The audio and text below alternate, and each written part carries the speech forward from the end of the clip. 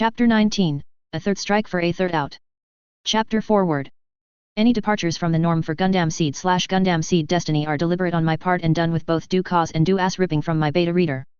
Further explanation will be given in the author's chapter afterward. Chapter Notes. December 21 CE 71, 1400 hours UTC. Office of the Chief Representative, Emirate of Orb Administration Building. Chief Representative, the party for the 1400 hours engineering briefing is here, her secretary informed the room after the intercom buzzed. I would like you two to remain, please, Lady Kagalai told Athrun and Rondo Mina Sahaku.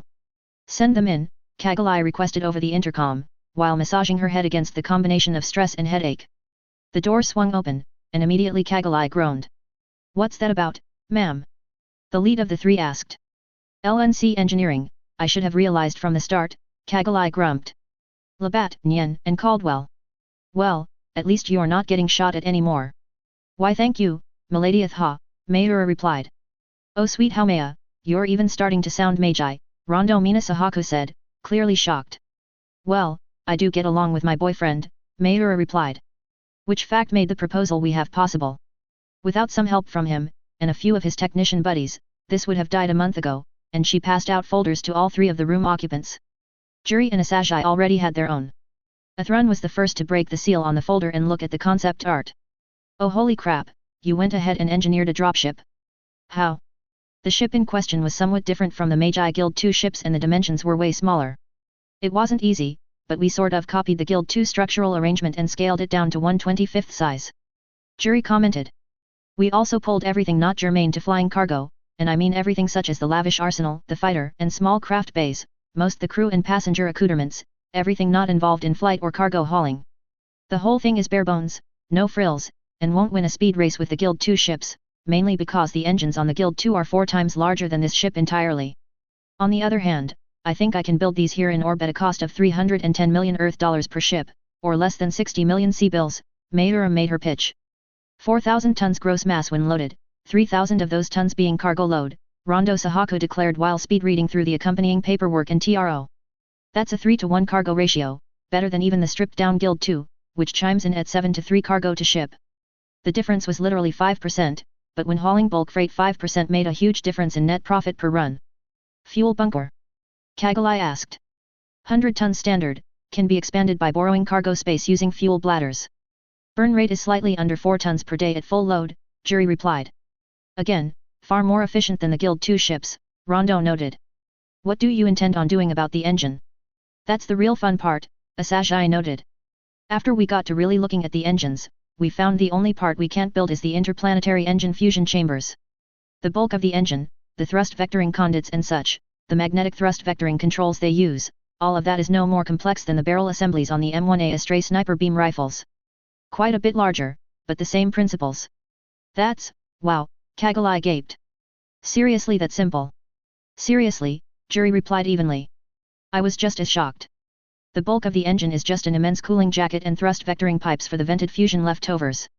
We do the same thing for the barrels of our beam rifles, nothing stopping us from doing the same here. Except for the fusion chamber itself, Athrun commented. Mendel can't sell or give those away, it's in the Junius Treaty. We checked, dropship engines, especially civilian-grade dropship engines, have never fallen under the heading of military hardware by the most liberal definition of the phrase, Mayura replied. The Century Commander even said outright to my boyfriend that the dropship engines are the most wildly inefficient engines still in use by the Magi, but are kept in place because of their simplicity and reliability. An antimatter drive would be 50 times more effective for their purposes, but we all know what happens to antimatter when it gets loose. That, and they really can't dampen enough of the inertia from such an engine to make it survivable for the crew of the ship, Athrun commented. Their amazing gravitic lattice system only goes so far before even it can't do the job. True, sir, Asajai replied. Still, by the wording of the treaty, capital-grade engines are not restricted. Otherwise they could not make jump ships legally under the treaty. Each of those has to have a rather large fusion reactor for powering onboard systems and sometimes to charge the jump core, after all. A point, Rondo noted. Can you get some engines past Mendel's watchdogs, or is this something we need to negotiate for? We have a possible pipe for the engines waiting for us right now, a manufacturing firm that is making engines for other civilian dropships and small craft. All we need to do is get the structural end set up and file the paperwork through Mendel. Since LNC Engineering is officially a resident of Mendel, getting that permission should not be a huge problem, since they'll probably purchase for themselves or sell to the junk guild just as readily. This is a good way to clear up a headache, Kagalai noted. Something effective getting done. Now, which of you three do I talk to about an order for these dropships? Actually, you may want to talk to Dirka Elsman about that, we shanghaied him into doing our purchasing and accounting, Jury admitted. You didn't get Clotho out of Magi service? Kagalai asked, stunned at the thought. Certainly not, ma'am, Mayura replied. He's flying 3 times a week, having the highest time of his life while getting his butt kicked royally by the Century Commander. I couldn't pry him loose with a crowbar, but him working on the Dominion has some advantages. Kagalai sighed deeply when she realized that not all intelligence wars were won by the pros. Amateurs, like the 3 astray pilots sitting in front of her, were both wildly unpredictable and less suspect than the professionals. And they just managed a coup de main of no small proportion. XXX. December 21 CE 71, 1600 hours UTC. Mendel Administration Building, Mendel Colony. While a purist would say these matters take time when indoctrinating Abtaa, the 4 standing in front of Gerald Lightbringer were only somewhat Abtaa per SE, and these 4 showed no real need for extended conditioning. All 4 had even placed at veteran rating, no doubt due to the fact that they would have been elite or ace among their homeland's respective armies. Most importantly of all, though never to be discussed, Kalamira had confirmed that none of the 4 were plants from their home nations. These were die-hard converts, not spies. The first in line was Cole James, a former ZAFT-MS pilot. Physically not very significant, even to the point of being less so than the Century Commander, his arsenal was all inside his head. There were pilots in the Magi armed forces that had the ability to use more and more powerful remote weapons than Gerald, and it followed that pilots existed capable of such on this world. It also followed that some of those pilots found themselves in the services of one of the major powers. Cole James was one such pilot, and though easily capable of manhandling anyone with the right arsenal, he had been relegated to a Ginhai maneuver, due to lack of better machines, and had done battle against an Eurasian hotshot driving a 105 Dagger with gun barrel striker pack. Both were promptly shot down by Diamond Element. No fault of his, as the story went, his whole unit had been subject to a veritable Macross missile massacre, acute alliteration for several hundred micromissiles deciding 12 mobile suits needed to die. Needless to say, the missiles won. No good story simply ends with the ignoble defeat of such an ace, and Cole James was no exception. His machine drifted to a point where he could see first the battle between the Archangel's contingent and the USSA Shanghai Brigade, including the fight between the Blood-Red Sword Calamity and the Freedom. This was his first evidence that something wasn't right, a Gundam hijacked and now being used against a force hijacked to attack the plants. With some more drifting and creative use of his 4 working thrusters, Cole was witness to first the launch of the Earth Alliance missiles, then the intercepting of one by anti-aircraft fire and the block of the second by the Mjir. His second evidence that something was wrong, the forces crushing ZAFT like eggs in front of a steamroller, took the time to intercept 2 stray nuclear devices, one of which by way of parking a warship in front of the missile and taking the hit on the chin. Further drift took Cole's beat-up Gin to the site of the battle between Cruzet and Angel Team. Unlike the others around the battlefield, Cole could hear the conversation between the 2 aces of the respective forces, and was rightly disgusted by the banter. Third evidence that something was wrong, Cruzet's continual railing that he had passed judgment on humanity as unworthy was evidence enough that he was playing both sides for the annihilation of all. The anguished shout from Gerald, heard by everyone still living on the battlefield, was the final straw for Cole, someone that actually cared existed in the universe.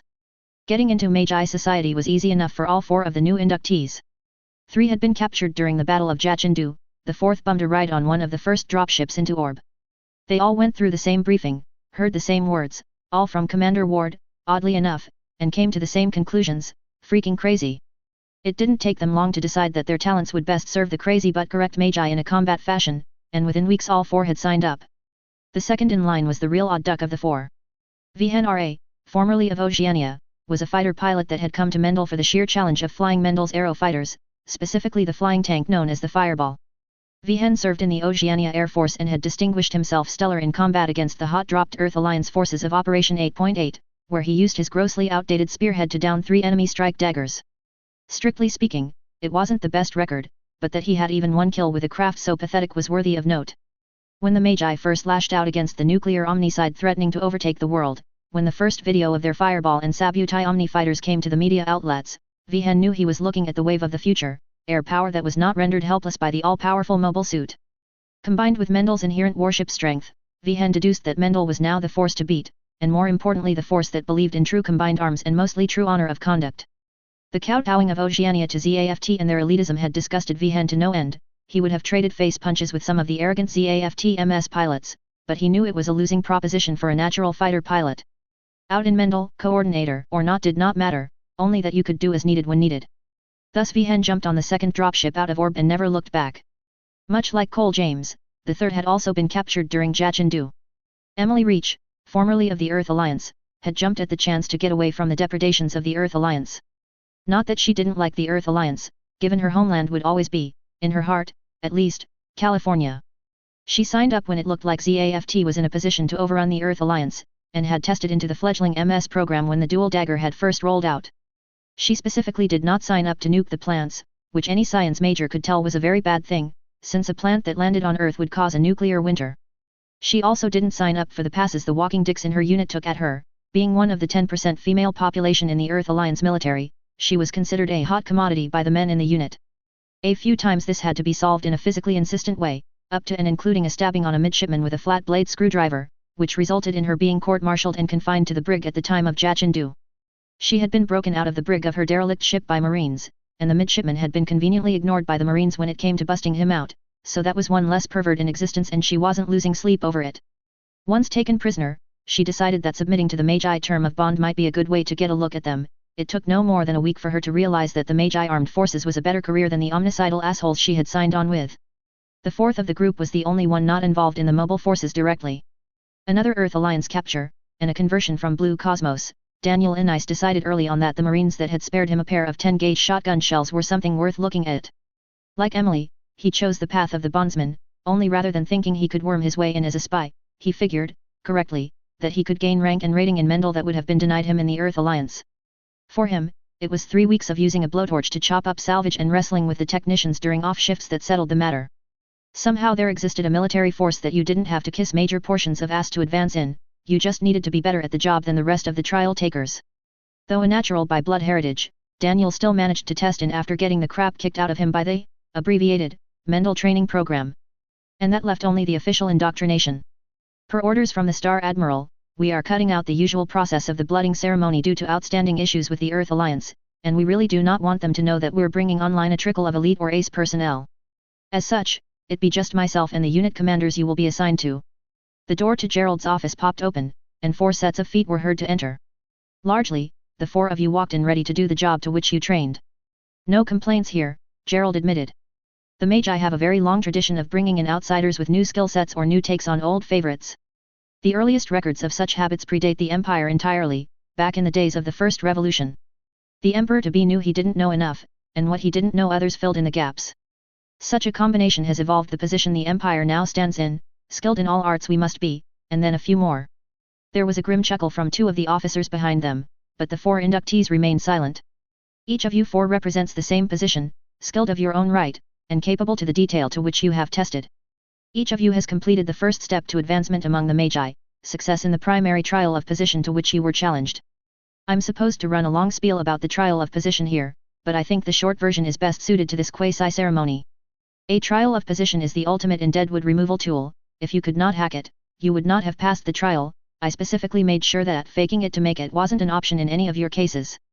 You passed worse than real combat challenges, which means you beat out 90% of the Earth Alliance forces, 70% of ZAFT forces' expectations, and are matched to or better than half of Orb's forces at a minimum.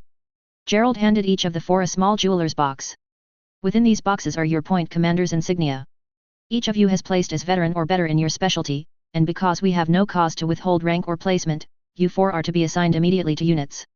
Therefore, you may now apply your insignia and stand to for placement.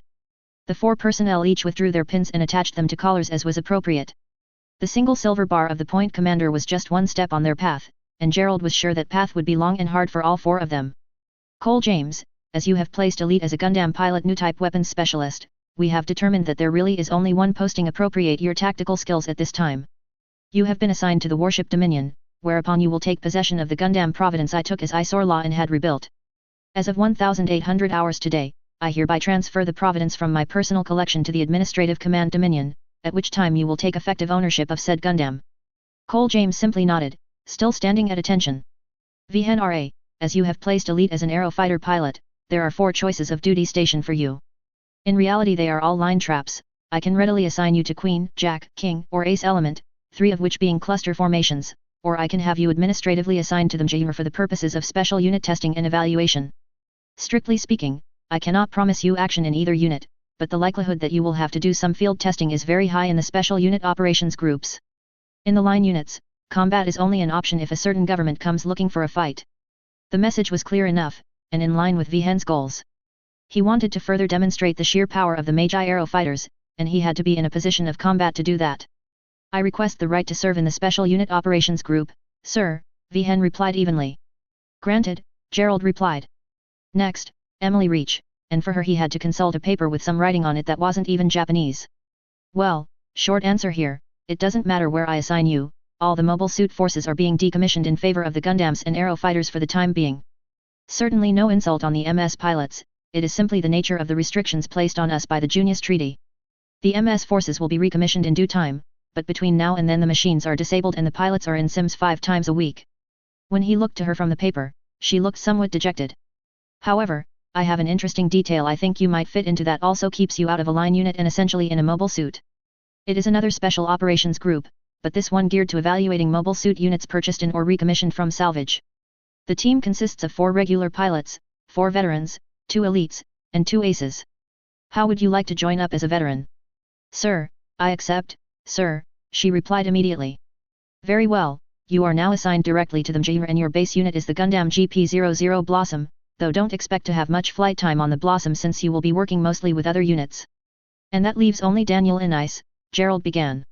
Sir, Daniel replied. Well, in your case, I have a genuine problem. You passed your battery with little fuss, just a slight drop in effectiveness when you get close, but with very high marks on special weapons and equipment. Your Earth Alliance MOS was Sapper, no? Sir, yes sir, Daniel replied. I can work with that, but keep in mind that some commanders are rather anal about acknowledgements. You 4 really need to get into the habit of using AF or I as your primary response. Personally, I don't really care one way or the other, but most commanders do have an opinion. Back on subject, the major problem with the way you tested out comes down to a lack of armor after the lead is finished flying. You had to borrow one of the shipboard Marine's armor to do the job, and unfortunately I cannot dislodge that Marine from his armor since he is under a somewhat separate command structure. That being said, your combination of placement ratings and prior MOS opens up a possible for you that I need right the hell now. Anyone ever explained to you the difference between Marine assault armor and battle armor? SNEG, sir, Daniel answered immediately. The Marine or infantry armor systems are form-fitted to a soldier, and can be refitted with a little work if the pilot expands or contracts in places. Battle armor is, for the most part, one size fits all. The major catch is that battle armor is a lot less advanced than the infantry armor of any of the 6-star empires, but is still widely used because it is relatively inexpensive and easy to manufacture. Gerald knew, somewhere in existence, a Hell's Horses scientist cast team was rolling over in their graves because he called the process of manufacturing BA easy. Ton for ton, a battle armor trooper is not as effective in direct combat as the Marines, but the battle armor systems have some interesting features that we could really never translate to the infantry armor properly.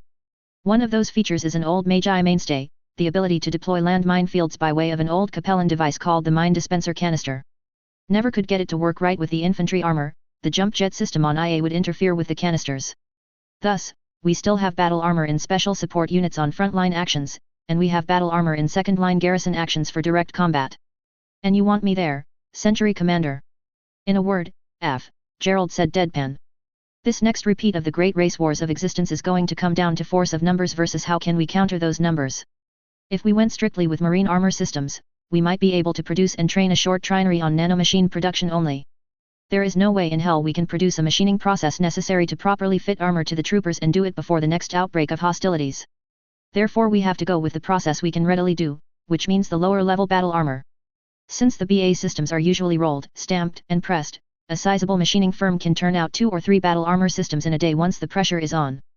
Just for shits and grins, battle armor systems are just as capable of ripping apart a mobile suit by hand as an armored marine is. I am in, sir. Where do you want me? For now, here. I have 4-point formations of battle armor, different types, in storage on the Mjir.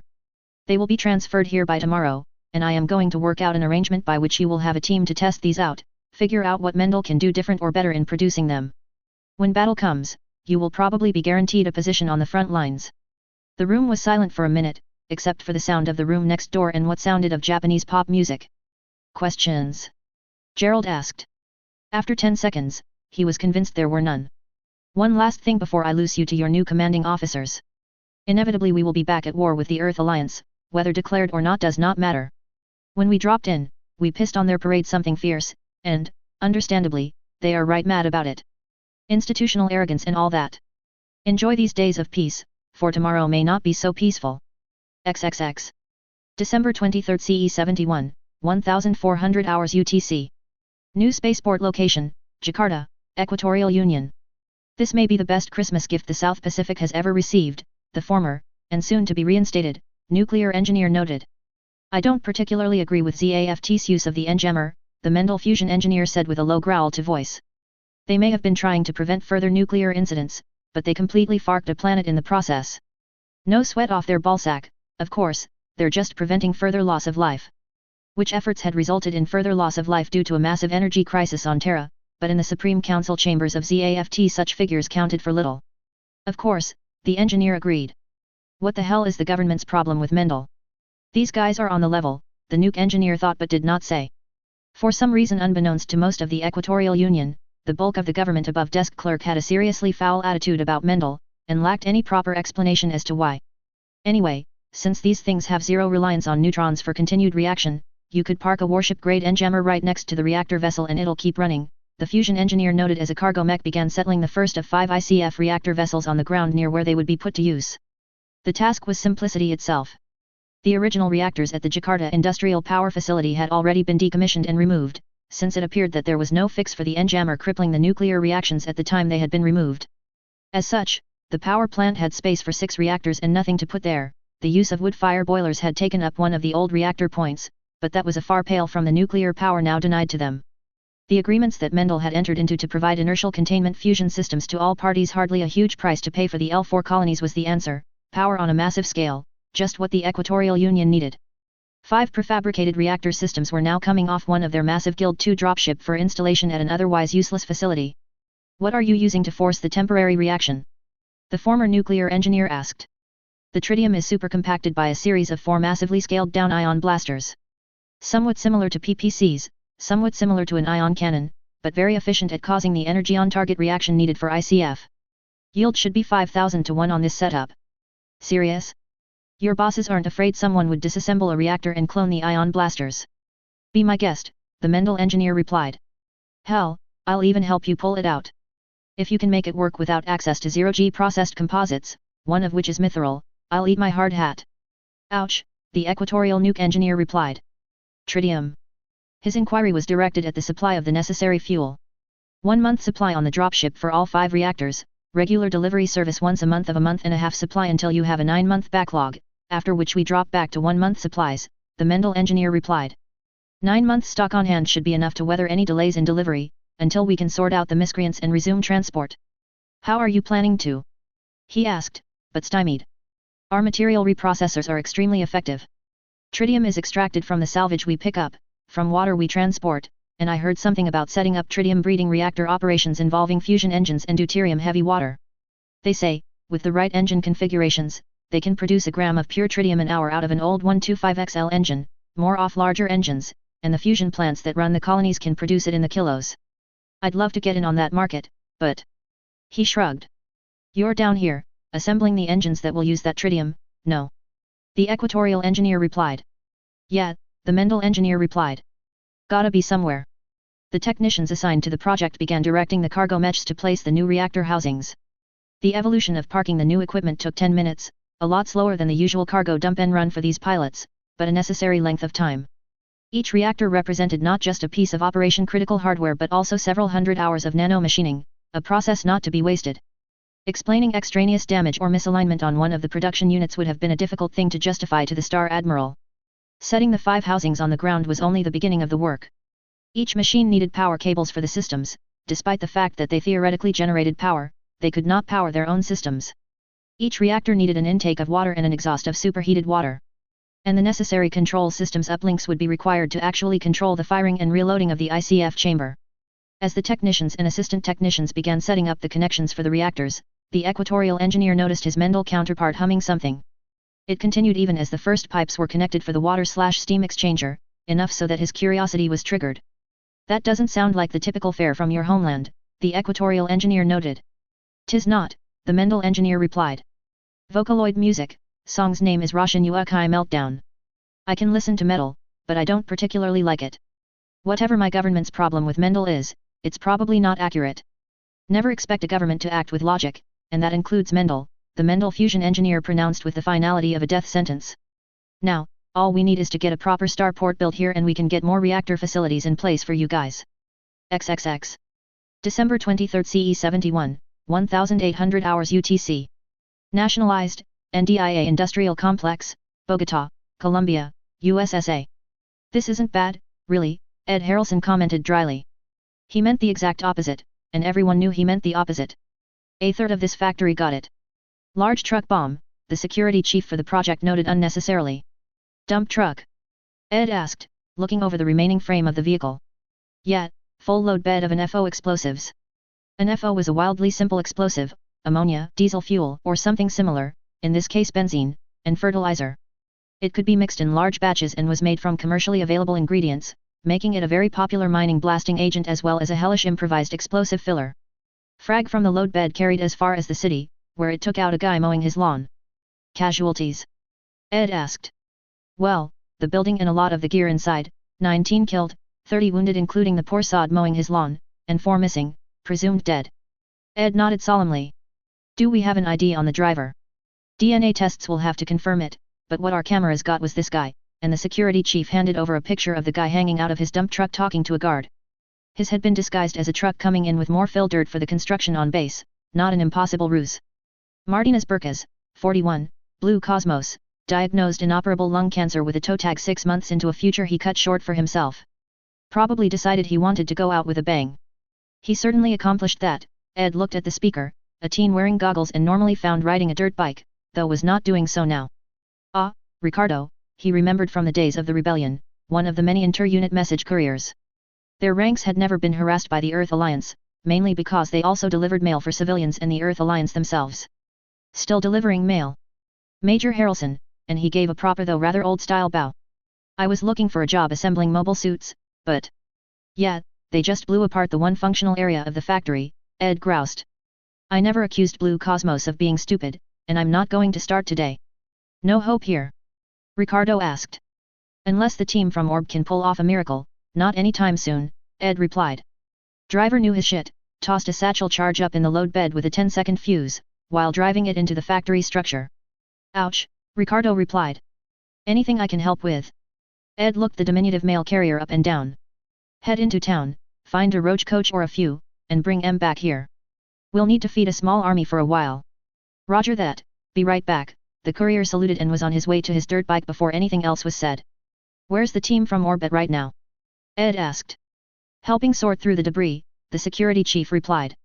We asked the chief rep to bring his machine in to help, since our forces are on perimeter detail right now. Ed did not make the common aspersion of closing barn doors after the horses were loosed, mainly because military operations really did work like that, hit them once to distract them, then slam them from another direction. That should be him now, Ed noted as the sound of flight-capable engines approached. Wait, is that Justice? Gundam Justice? The security chief asked. He never said. Athrun Ed Harrelson commented. Despite his loss at the hands of Century Commander Lightbringer, he probably is the best close-quarters Gundam pilot out there.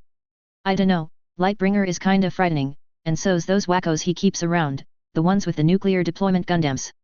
Hell, he may have a good-size nuke on his own machine, it's the same base type. Both watched as the Justice landed and began assisting the cranes in removing the large structural members of the partially collapsed building.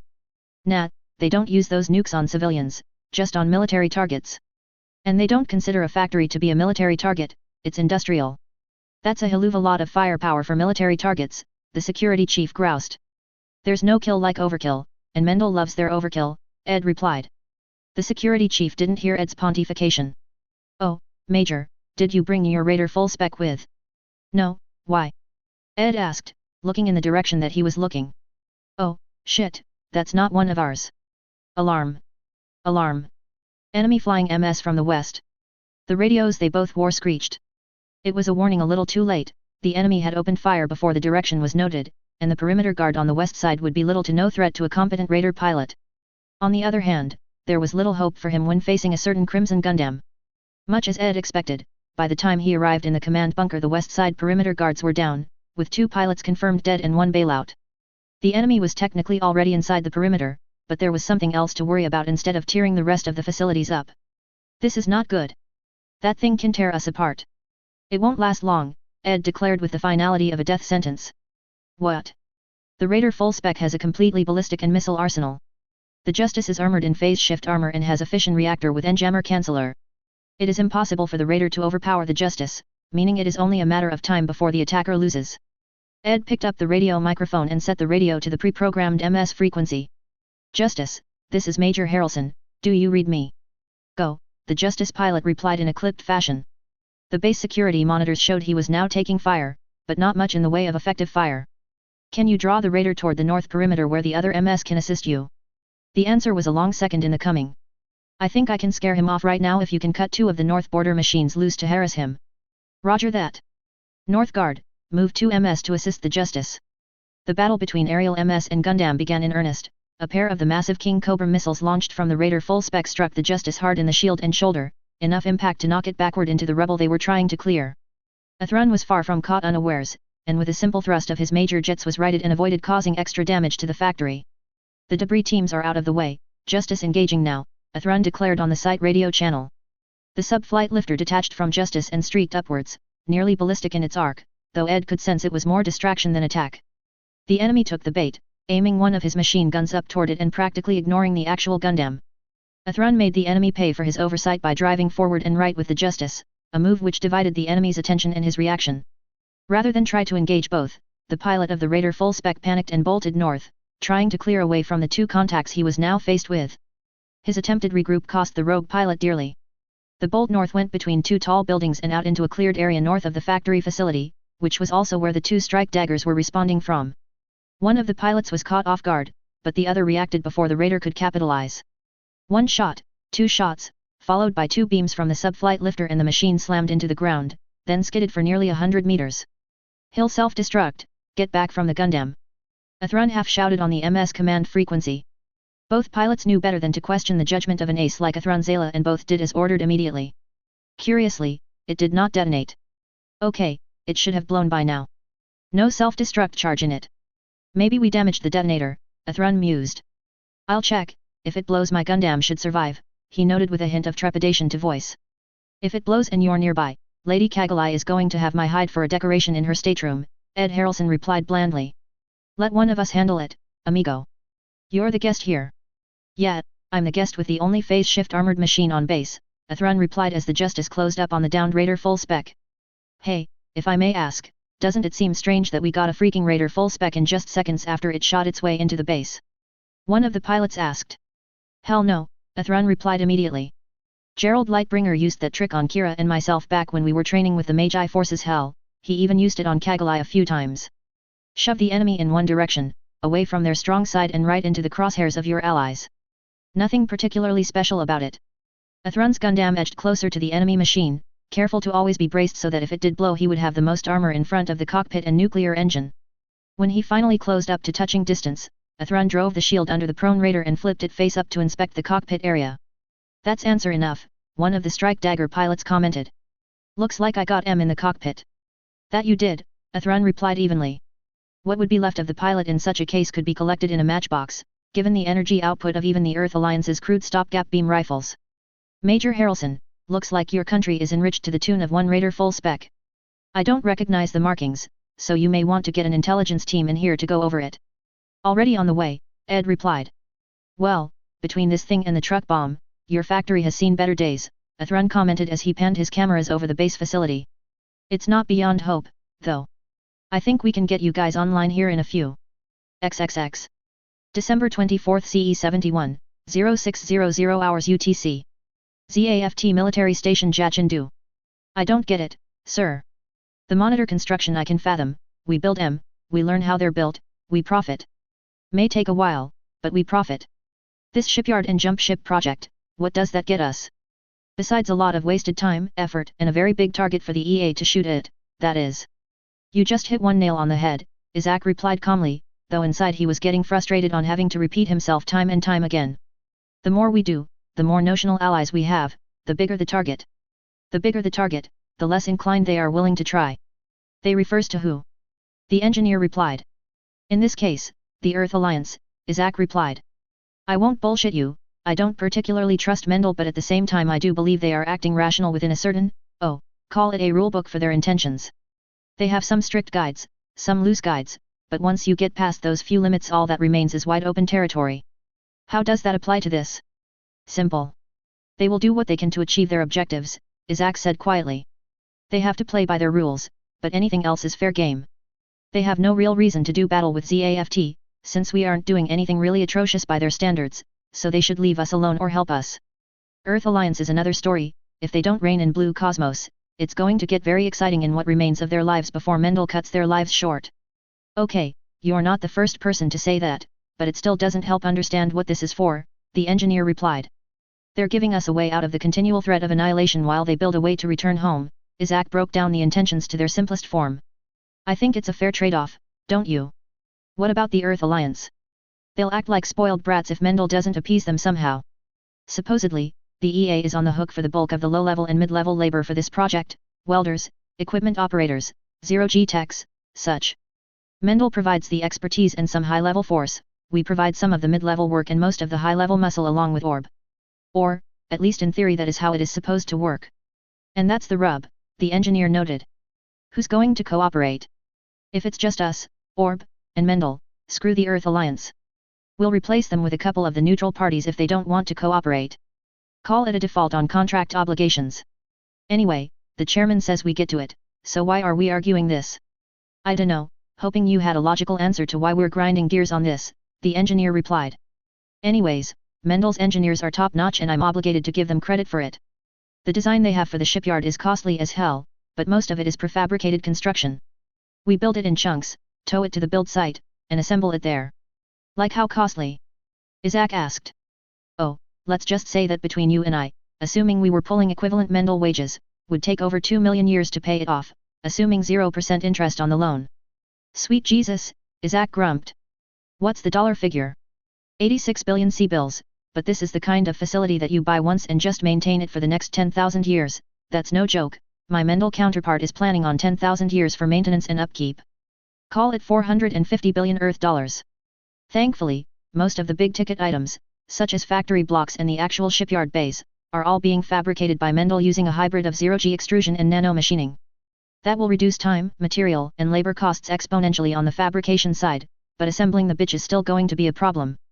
Did they ever have a shipyard that lasted 10,000 years? Isaac asked. Nobody in particular. I asked. The answer is most assuredly yes according to them. The main shipyard that built the Sendai-class monitors was over 12,000 years old when the Mjir jumped bat and landed here, and that's just one example among many. Their oldest shipyard is the Hessian Light Shipping Dockyard around Tranquil in their primary dimension, with the date of commissioning that makes it 14,883 years old as of the day the Mjir disappeared. Lovingly maintained, as they say. We build it right, they will come, and it should last us at least that long. Okay, Chairman Durandal says we're go, so what do you need from the military? Manpower, the engineer immediately replied. And, if you can spare him, I need mobile suits to help maneuver and hold materials as we weld them together. I can do a lot with worksgens but I don't have nearly as many as I need, much less as many as I want. Tactical gens, CGUE, GUAIZ, all just as good for the same purpose.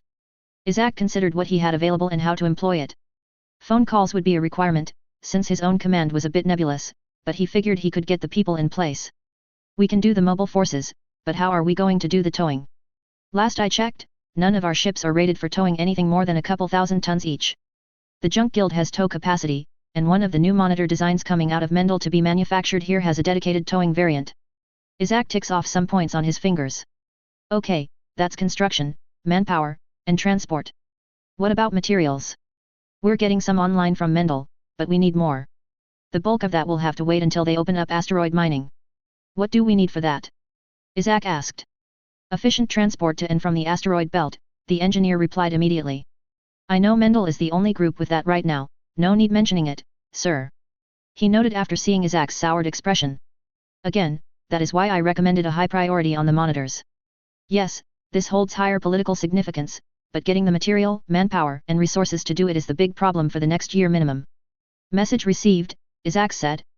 I'll see if I can shift some weight up top, get the monitor projects some more leeway.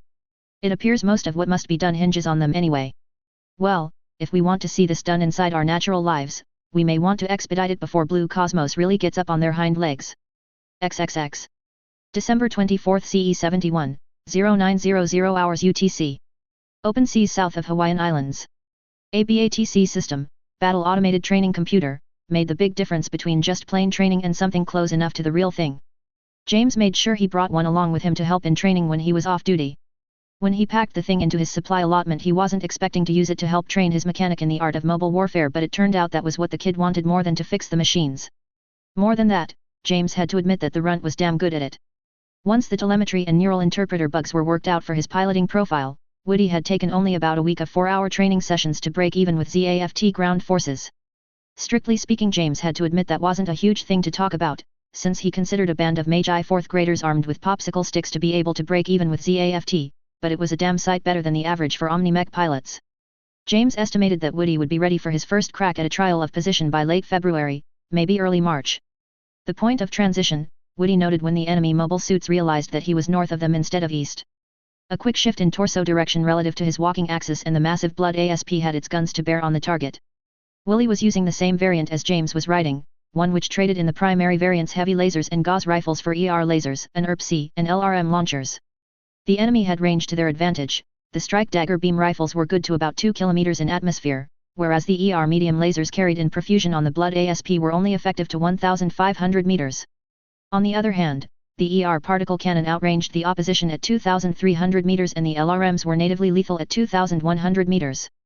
Thus, when the first beam started passing by his machine, Woody simply locked up the first of the enemy strike daggers and loosed the PPC at 1950 meters, a head shattered and the enemy pilot stopped, now temporarily blinded by the loss of his primary cameras. The crosshairs fell on the next of the tangos, and with only a second's delay to achieve missile guidance lock, he released 30 LRMs to silence the foe. "How's the Greenhorn doing?" Star Commander Tiffany asked as she approached the cockpit and the training system. "Reasonable, but he is driving a blood ASP, so the results are a bit foregone," James admitted. "Just a matter of time, so long as the enemy doesn't put a beam rifle round in the cockpit." "Everyone starts somewhere," she admitted while looking over the training console. "Okay, looks like 2 down, 1 damaged and 2 maneuvering now." "They will maneuver, but not well enough. They're trying to close to beam saber range, but the closer they get the easier it will be for a blood ASP to kill them." "Yeah, that quad of ER mediums you carry in the right arm can tear up even the 105 daggers with 1 or 2 good bursts," Tiffany said. "And the PPC just makes things tough for them outside of their own weapon ranges." "Except for the launcher strike packs, yeah," James commented. The radio Tiffany was wearing crackled.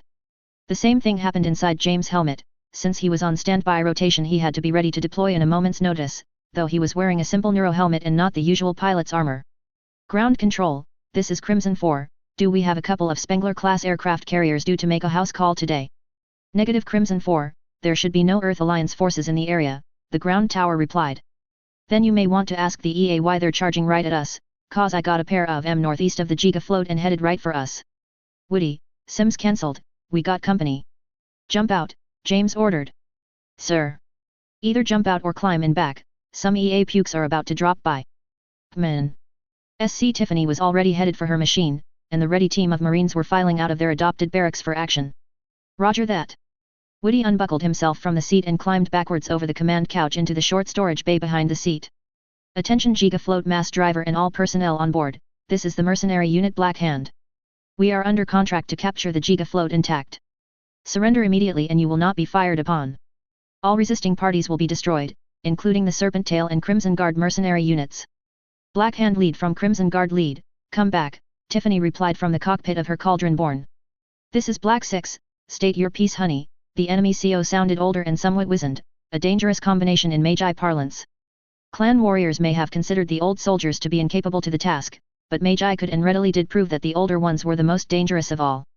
"Sounds like you boys have done your homework, you know what the OP4 is and you know you're riding a pretty good position. Got some bad juju for you boys though, our contract does not allow us to surrender, and as you have the superior speed we cannot retreat. Battle is inevitable, I suggest you prepare for it. You had your chance. Don't whine to St. Peter when you find yourself standing at the gates. It's 39 degrees outside, winds from the west at 10 kilos, we've got 35% cloud cover, and I am on pretty good terms with God. It is a very good day to die, amigo, and a better day to ensure I have company in hell when I get there. Come and get me." Tiffany changed settings on her radio, content with that much to intimidate the enemy force structure. Serpent lead, Crimson lead, you active? Tiffany asked on a channel reserved, and encrypted, for the mercenary guards and security forces. Roger that, what is your plan? Guy Murakumo asked. He studiously didn't comment on her prior transmission. We let M board and disperse on the eastern edge, then fight M as they come west. How say you? Excellent, if they board on the east their ships can't provide fire support without ripping up key facilities on the Giga float. They have to engage us separately.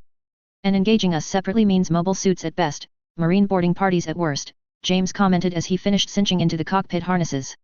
How do we want to do this, boss lady? I want you and Ami down on the south side, if they're going to try a blitz that is the best side of the Giga float to do it on. Jesse and I will take the north perimeter of the floater and Rick needs to hold about the area of the ground tower for close RD support. Already moving in your direction, ma'am, Rick replied in the silence thereafter, given that he was the deployed mech patrol for this watch. I only have 20 rounds on board, 10 standard, 5 homing, and 5 cluster. Call your shots, but make sure you're not wasting rounds or I'm fucked. Artillery mech, this is ground control, I can have worker MS units feed you artillery rounds between fire calls unless something special needs to be done to load your machine up, the ground director declared. NEG, nothing special except one brave sod to make sure the cellular ammo baffles are loaded and seated right, Rick commented. Command, Crimson 3 reporting ready for battle, Jesse announced on the radio.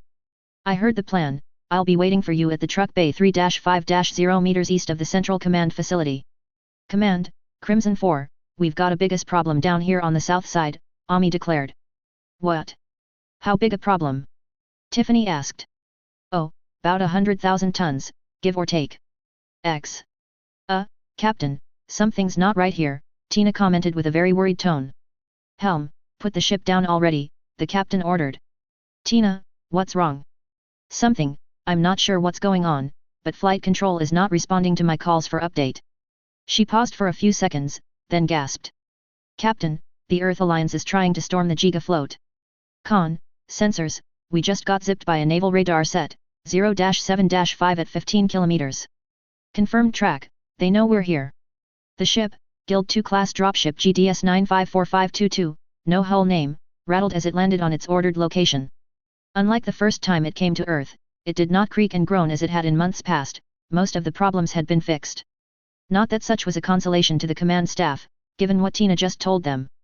Tina, find out what the hell is going on around here. Are they invading or not? Are they hostile or not? The captain asked with a worried edge to voice. Captain, you need to hear this, Tina transferred the audio stream to the main bridge speakers.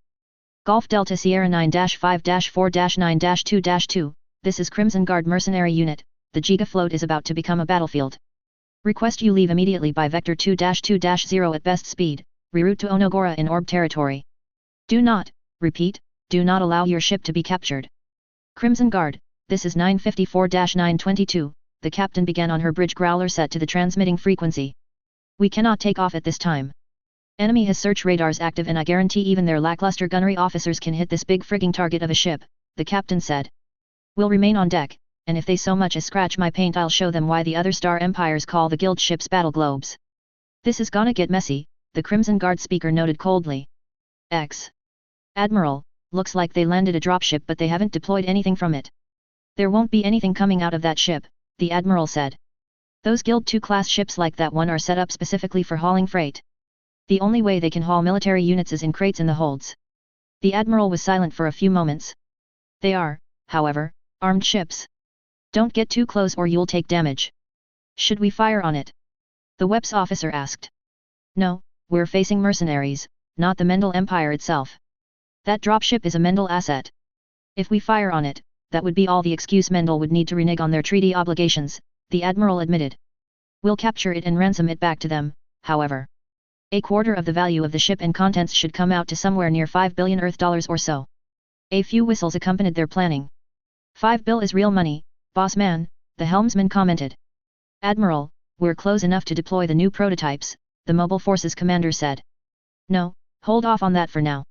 I want the new capabilities to serve as a surprise for them, the Admiral ordered. Helm, time to arrival at Giga Float. 10 minutes, Admiral, the helmsman replied. Radio, signal the Halsey to deploy spearhead teams, we need to soften up the enemy forces before we land our mobile suits. Flight control, launch our fighters.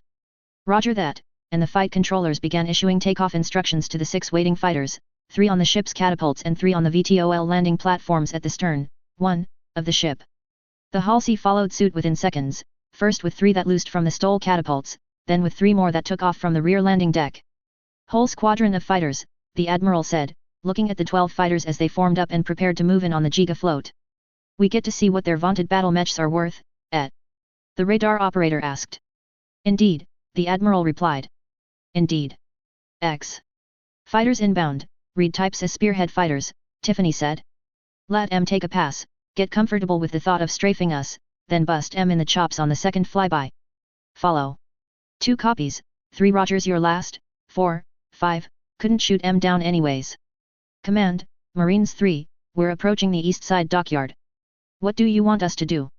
Hole up and wait for orders, Tiffany replied immediately. This is an armored assault operation, they're probably thin on infantry. You boys may have to go boot to mech, too, before this is done. With pleasure, ma'am, the same Marine replied. Enemy fighters in range, and all 5 pilots cringed when the 12 fighters screamed overhead, strafing with light machine cannons and in 2 cases missiles. Holy shit! I took a missile in the leg. Jessie shouted. Nothing serious, I'll live, but that thing sheared a good chunk off my leg. No shit, a chunk off your leg, I can see the mimers for your foot actuator, Tiffany commented. Ground forces, authorized full unload on the enemy air assets when they come back for round 2, left alone those missiles will cut us to ribbons. Their machine cannons were pretty much useless against us, though, James commented. 20mm is for use on battle armor, not on battle mechs. Tell that to them, James, Tiffany said. And then what? Spearheads with improved guns? Not happening, ma'am, James said. Can you really get their fighters in this thing? Willie asked James. Yeah, kid, here, and he threw a switch on his targeting control panel. Now my sensors are showing only airborne contacts with non-friendly IFF systems. There were 12 contacts in their air under that designation, 6 pairs of fighters moving in 6 different patterns. Serpent lead from Crimson 2, you have any preference on their air threat right now? Elijah and I are going to take out the element that is coming in from the southwest right now. You guys. We've got a plan or two, James replied. Approaching outer air defense range, guys. Get ready to give M hell, Tiffany ordered. Send your shots. Her phrasing was a minor but very critical nuance of military lingo. A command to fire would have entailed all 5 shooting immediately, which result would have been less than useful as none except her were really on target. Her command to send your shots was a common command for snipers, and a distinction that the gunners should shoot when they were assured they had a solid hit. As such, Tiffany was the first to fire and the first on the scoreboard, though Guy Murakumo and Jessie were not far behind in scratching other fighters. See, I knew they would start with the fighters, thinking they could soften us up, James said before he loosed his shot. A Cruz Clan Canner ERPPC in his Omnimecha's left arm was the first defiance he gave the incoming fighters, and in this case the only defiance he needed for the moment. The Azure Semi-Lightning Semi-Beam intersected the lead enemy fighter in the left engine nacelle, and herein the power of a Battlemecha's weapon worked to his advantage. The entire left half of the enemy craft from mid-fuselage outward was sheared off and broke up, the rest of the fighter nosed into the waves without enough time for the pilot to eject. James with 1, other puke broke off and is running home to mama. Tiffany with 1, and myself with 1, Jessie commented. Plus Guy got 2, that makes for over a third of their mobile air headed down to David Jones. He'll be back, you just scared the shit out of him, Ami groused. The element she had been preparing to shoot up had also broke off when they saw what kind of firepower they were facing. I hope I scared him shitless, that is what the Blood ASP was designed for. Bullshit, Tiffany called. Well, next to the Atlas, of course, he appended. Nothing beats the fear factor of a lance of Atlases coming right at your face. I still call bullshit, but we can save that argument for later, Tiffany replied. Oh yeah, of little faith, James replied before he let off the radio switch. What do you think so far, Willie?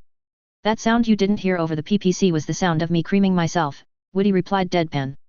Dude, I knew this thing had some serious firepower, but I never imagined it tearing a fighter in half in one shot. Oh yeah, of little faith, James said again. Just wait until we go head to head with their MS forces, then it gets interesting. X. Well, if nothing else, we've seen they can do anti-air work real easy, the Mobile Forces commander groused, watching the IFF repeaters for the fighters zero out one after the next, 5 in rapid succession. Have the fighters orbit outside their gun range while the rest of the fighters form up to join them, the Admiral ordered. The second wave, of 2, was just positioning on catapults and takeoff pads to deploy. What do we know of their locations? Sir, Two enemy machines believed to be the Cauldron-born and the Timberwolf have been sighted on the North Strip, Blood ASP and Black Lantern confirmed to the south. Position of the Naga is unknown, Serpent Tail appears to be holding in the area of the command tower near the center of the island. They read us pretty thoroughly, the mobile suit commander said with a clear smile to Tone. They definitely don't train in fools among the Magi. What are you planning? The Admiral asked the mobile forces commander. I'll go in with the teams, Neo Roanoke replied. Formerly of the Eurasian side of the Earth Alliance, he considered himself very lucky that the Magi had intervened in the 2nd of Jachindu, even to the point of thanking them for shooting him down. Had he not been swatted by a massive missile attack by Diamond Element, it was extremely likely that Ra-Le Cruzet would have killed him for real less than 5 minutes later. The Ginhai maneuver unit he was fighting was no pushover, but he knew his limits, and one of those limits was Cruzet. The Timberwolf and Cauldron-born is the heavier pair in terms of firepower, so I'll go south. Once we take out the Blood ASP, we will have their flank. Think you can do that? The Admiral asked fairly. By all accounts, the Blood ASP was big, burly, heavily armored, and carried enough guns to slag a platoon of mobile suits into scrap in one volley. Morgan Chevalier and that traitor Mullah Flaga aren't the only pilots capable of handling remote weapons, and most Magi aren't trained to deal with them. I think I can get him cold with a little work.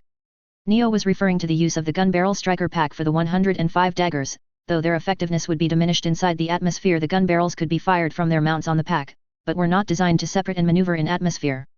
Better you than me, Neo, the Admiral didn't say. Do it, he finally ordered. Time to docking.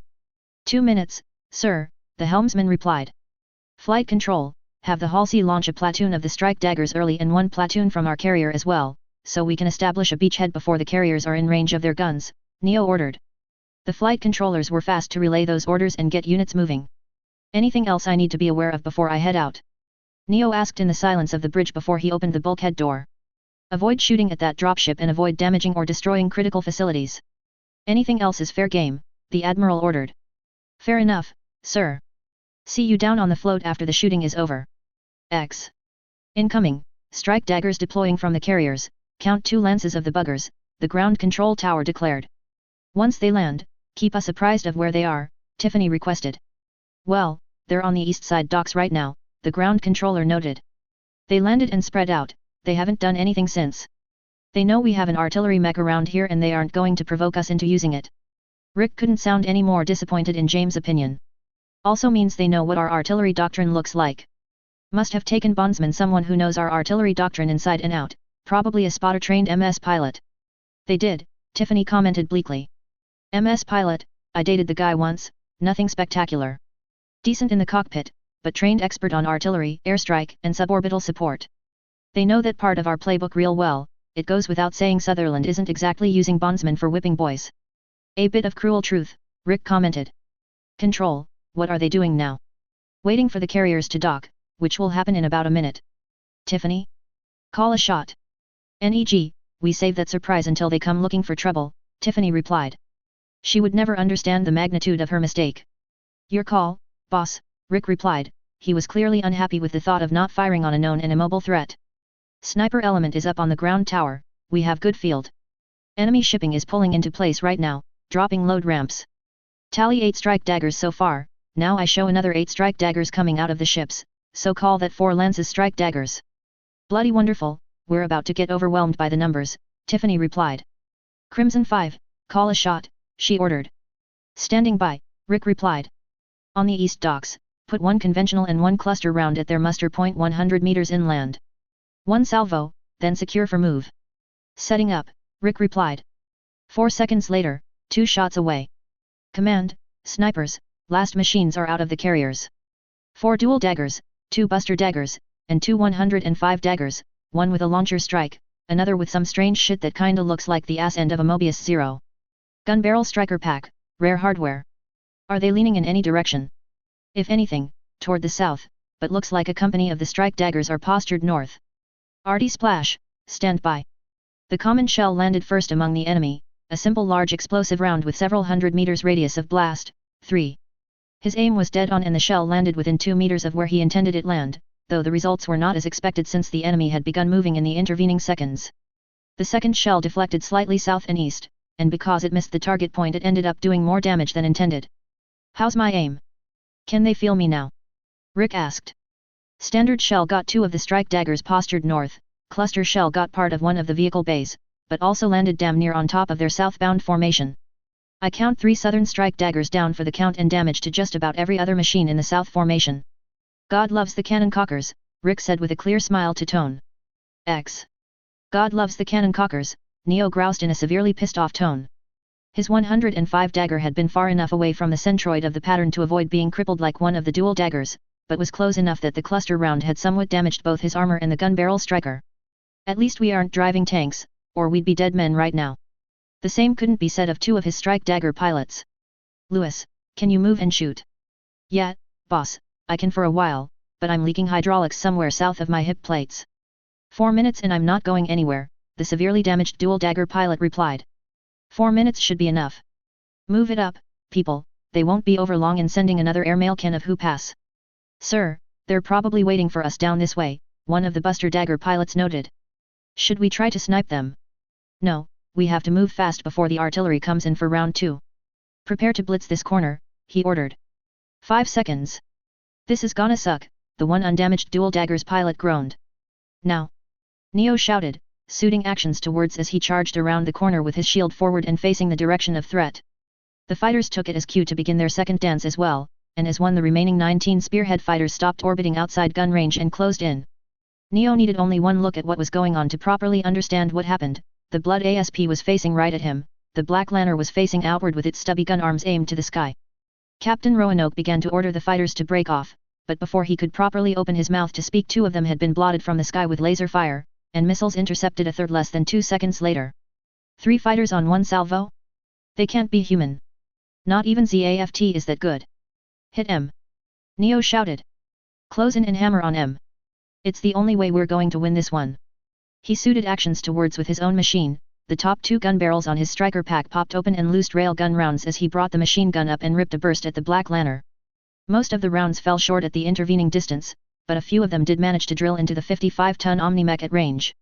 The Black Lancer never turned to face its erstwhile attackers, instead it continued to focus on the significant air threat in the skies to the south.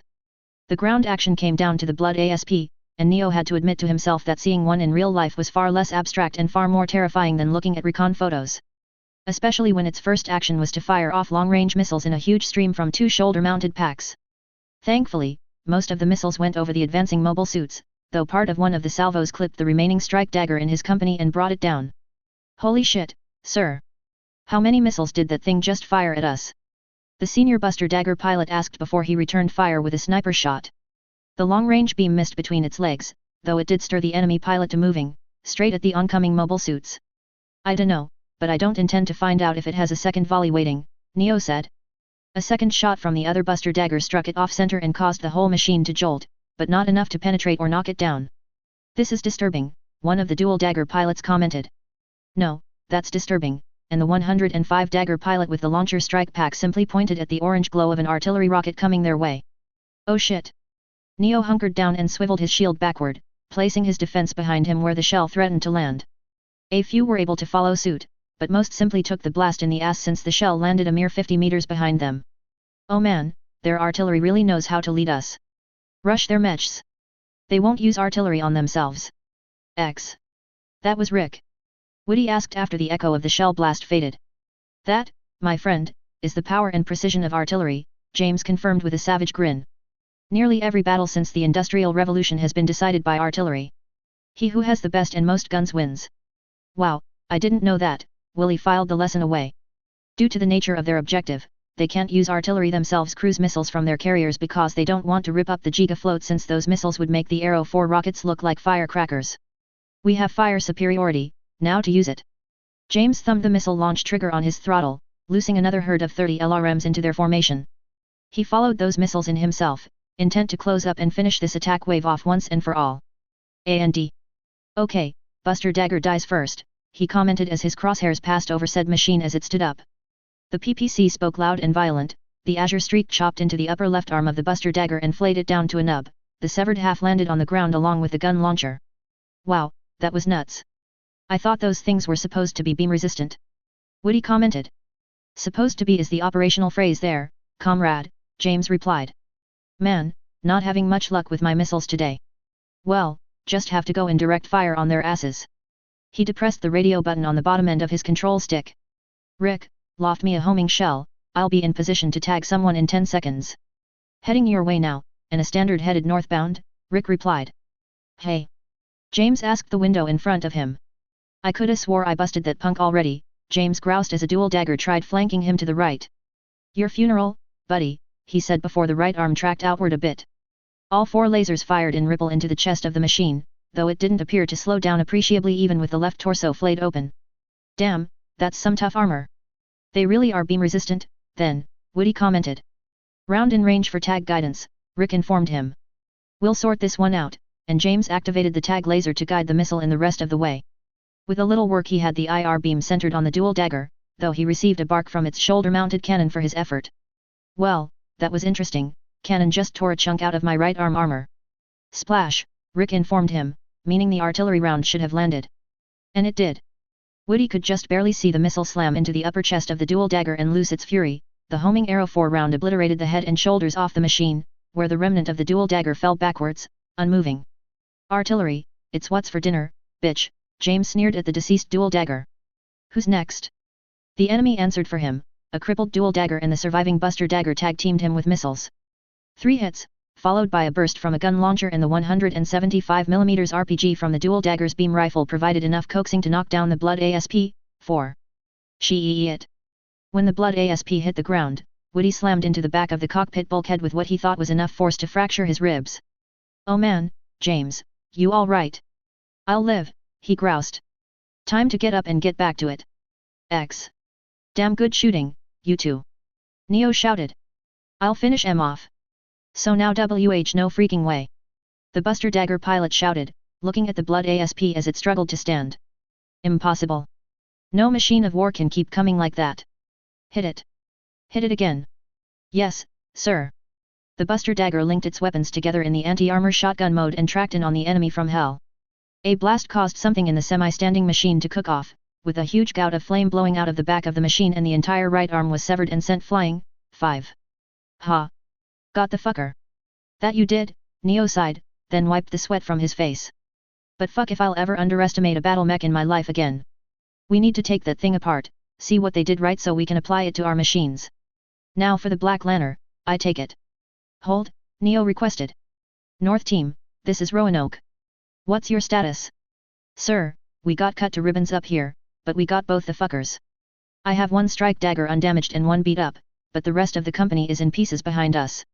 We're returning to the ship, we can't do any good out here. Roger that, Neo sighed again. Jesus, sweet Jesus, these battle mechs are a tough nut to crack. No joke, sir, the one surviving dual dagger pilot grumped. Think their artillery mech can fight in close? The buster too, the buster dagger missing the arm, pilot asked. Well, we gotta find out, and we still haven't seen Serpent Tail yet. This is going to get hairy fast. X. James. Woody asked. James. He shook the pilot's shoulder and got no response. Damn, Woody checked for a pulse and got none. The why was easy enough for Woody to figure out. Shards of metal had been loosed from a hit to the Omnimecha's head and had impaled the pilot. How Woody managed to avoid a similar fate was beyond his reasoning, but he could still tell the mech was powered up and partially functional. The damage board looked bleak, the whole right half of the mech was gone from the engine housing outward, and the right leg was showing multiple actuator failures, but he still had the left side missile launcher and left arm with its Cruise Clan model PPC. Woody's first action was to unbuckle and drag James' dead body backwards and down into the storage area. It took him 15 seconds, the whole time nerves began fraying in Woody's entire being, hoping that the enemy didn't come by and see him still alive. When that was accomplished, Woody slid into the horizontal seat and strapped himself in tight, then connected his own neuro helmet to the machine's computer. The feedback was instantaneous since Woody's brain acted way different from James' thought patterns, but he remembered how to change pilot profiles in the DIS system, shut down the DN gyro, access the pilot config panel, change it over to his profile cartridge, and reactivate the DN gyro. Another 10 seconds and the machine was ready to move without the common problems of using an unfamiliar mech. Wisely, Woody started out by doing nothing except using the surviving external cameras to look around. The enemy had bypassed his downed machine, convinced it was dead, and moved on to the Black Lantern. He had some doubts about the scout mech of the unit, but those doubts didn't last long as the final dual dagger bought it from a combination of artillery damage and lasers. More than that she could not manage. The Black Lantern was designed as a speed machine through and through, the lack of armor and, relative, lack of weapons didn't give her much option in a 4v1 close quarters scrap. James, can you hear me? Rick asked over the radio. James isn't with us anymore, Woody replied over the same radio band. Woody? You were with James in there? Rick asked. Jesus kid, you all right? No. I think I have 3, maybe 4 fractured ribs. James is dead and I'm technically behind enemy lines now. I don't think that counts as all right even in Magi lexicon, any. Rick laughed heartily at the thought. Well, no, but it's not an unheard story to us Magi, he replied heartily. I know where Ami lost it, where are the enemies now and how are they moving? They're limping along, nearby truck shack S4, westbound at about 10 meters a second. Can you compute a hit with that? Easily. Where are you it? Rick asked. 1,000 meters east of Ami's dead mech. Fire for effect, I'll adjust your fire after the first hit. Oh, shit, too close, Rick said. I'm going to have to get up close and personal with them, I can't range at this angle. What do you want me to do? Woody asked. Can you range to them? If I can stand this half-dead hunk up, yeah, I've still got a PPC and one of the LRM packs on this thing. Okay, I'll draw their attention west, then you hit M from behind. But please don't shoot me while you're at it. Roger that, give me a yell when you're ready. Woody gripped the controls and steeled himself for the inevitable, he was either going to die here or make a name for himself, and he hoped it was the latter. Damn, I wish my launcher pack hadn't bought the farm back there. We'd have his ass for sure. You know what they say, Ralph. No plan ever survives contact with the enemy. Hey. Ralph thought he saw the control towers they were approaching flashlit in orange. Oh shit. For Neo, the world flashed white-orange for a moment before his mobile suit was thrown east for nearly 100 meters. Several different alarms began ringing and buzzing on his control panels, though when he gave a quick glance to his damage panels, everything showed green, undamaged, or yellow, damaged but functional, except for the gun barrel striker, which showed red across the board. What the hell happened? Direct fire artillery barrage, he got us with 2 common shells. Daisy, the pilot of Buster 2, was herself just levering her machine to standing, much as Neo was doing the same. Buster 1 and Dagger 1, the 2 remaining machines other than theirs, were now catastrophic kills due to artillery damage having rendered them pretty much derelict and beyond economical repair. This operation's a bust, we need to cut our losses and head. Neo never finished the sentence as his machine was thrown to the ground again, this time due to the propellant in Daisy's machine cooking off in something very akin to an explosion. The fail-safes vented the fuel blast away from the rest of the machine and unfortunately right toward his heavily abused 105 Dagger, resulting in another knockdown and this time the loss of his right arm. The 105 Dagger had landed on its right side, staring east at No Way. How many fucking times do we have to kill that damn blood ASP before it stays dead? That was for James, you dumb son of bitches, a kid said on an open channel. Neo noticed that the left arm on the machine was smoking from the barrel housing and PPC mount, indicating it had just fired. And this last party favor is for the Crimson Guard. What? Neo couldn't get his machine to move, and both CIWS guns jammed when he tried firing them, making the remainder inevitable but dreadful just the same. The Blood ASP loosed a volley of missiles from its remaining missile pack, and all Neo could do was watch the missile arc up to 500 meters before they nosed down and slammed into his mobile suit. This third impact inside the space of a minute was the least of the 3, but the most damning of them all. Nothing on his damage panel remained green, and most of the critical systems were all red by the time his world stopped shaking. Even 2 of his LCD monitors were fractured and a third spidered to unusable. So ends my short life as a mercenary, Neo groused. Hope the kid is fast at killing me, though. I hate long waits. Crimson 5, Serpent lead, you still have ammo? Guy Murakumo asked. Roger that, Serpent. Call your shots, we have no enemy MS in deploy. I have good position on the carriers. I would like to cluster shell their deck guns in preparation for boarding and capturing them. Put 2 shells downrange, 1 centered on East 5 and 1 on East 7 piers. 2 shells loosed, flight time 15 seconds, Rick replied. Marines, Crimson 5, prepare to go boot to squid. Sniper element, sights are hot on CIWS guns, requesting permission to fire. Wait 4 seconds, then send your shots, Guy Murakumo requested. 4 seconds elapsed, then 4 20mm armor sniper rifles barked. 2 rounds struck the small CIWS guns halfway up the conning tower of the ships, followed by strikes to the radomes on the main anti-air beam cannon batteries on the bow of the ships. The guns knew they had something coming in, but without their radomes they couldn't track and make the shots off the low-resolution search radars attached to the ship. Effectively, without mobile forces and without their CIWS batteries, the ships were defenseless. It only got worse for the mercenaries playing pirate. 3 seconds later, the steel rain commenced on the decks and conning towers of the carriers, as each Arrow 4 shell loosed 330 softball-sized explosive charges over an area 3 football fields long and wide centered on their mid-deck elevators. By the time the smoke cleared, both ships were in terms of flight operations and point defense. All that remained was the takeover. Marines, move in now. Guy cleared out of the building he was covering in and immediately closed on the northernmost carrier, the Port Arthur. The only two MS still active in the OP4 had hangered up while he was watching, one damaged and the other scorched. Neither was in real condition to fight. Elijah moved to the other carrier, Halsey, and jumped up on top of the flight deck with a Caddis recoilless rifle in right hand and 5 Marines hanging off his armor. Once Guy landed, the 5 Marines on his machine dropped off and immediately began a loping run toward the superstructure of the conning tower. Attention Black Hand Carrier Group, this is Mercenary Guy Murakumo of the Serpent Tail. Your carriers have been boarded by mobile suits and Marines, your mobile suits are trashed and your fighters are settling on the bottom of the sea. You can continue to resist, but there is no profit left to claim from your contract. Surrender now, and you will be allowed to disembark the Gigafloat in a peaceful manner. In front of Guy, a few of the carrier's crew had come out of various ladders and portholes to challenge the boarders. Guy now knew intrinsically why the Magi considered their first strength the infantry. The ferocity that the Marines brought to battle, even against unarmored opposition, was almost sickening to even the veteran mercenary. Even hand grenades in close proximity didn't slow the armored Marines down. The combat claws, beam sabers, or heat knives carried by each were easily capable to chopping limbs off anyone dumb enough not to surrender. Serpent lead, Marines lead, we're inside the ships. 3 minutes to objective. Guy could also tell this was an open channel broadcast, used as an intimidation tactic. Serpent Tail and Marines, this is Black Hand. We officially surrender, please cease combat action at this time. XXX. December 24 CE 71, 1500 hours UTC. Office of the Chairman of the Earth Alliance, 1600 Pennsylvania Avenue District of Columbia. Ladies and gentlemen of the Earth Sphere, at 0900 hours today, forces under the command of the Protectorate of Mendel have engaged in battle against Earth Alliance forces in a pitched battle over the sovereignty of the Gigafloat. In conjunction with the rogue mercenary unit Serpent Tail, these forces have violated the neutrality of the Gigafloat and have engaged in the wholesale slaughter of Earth Alliance personnel and equipment sent to defend the neutrality of the Gigafloat. This unprovoked attack against a neutral facility throws into question the entire intention of the Mendel Protectorate, why they are here, what they are doing, and who they intend to be next on their unseen but active hit list. I call upon the nations of Earth to condemn this action by the rogue state and take forceful action against Mendel to prevent further incidents. X. This is so bullshit. Kagalai half screeched. I find myself surprised that the front row of reporters are not caked in brown material, such as it were, Rondo Mina Sahako replied as a joke. Captain Ramius suppressed a snigger at the mention.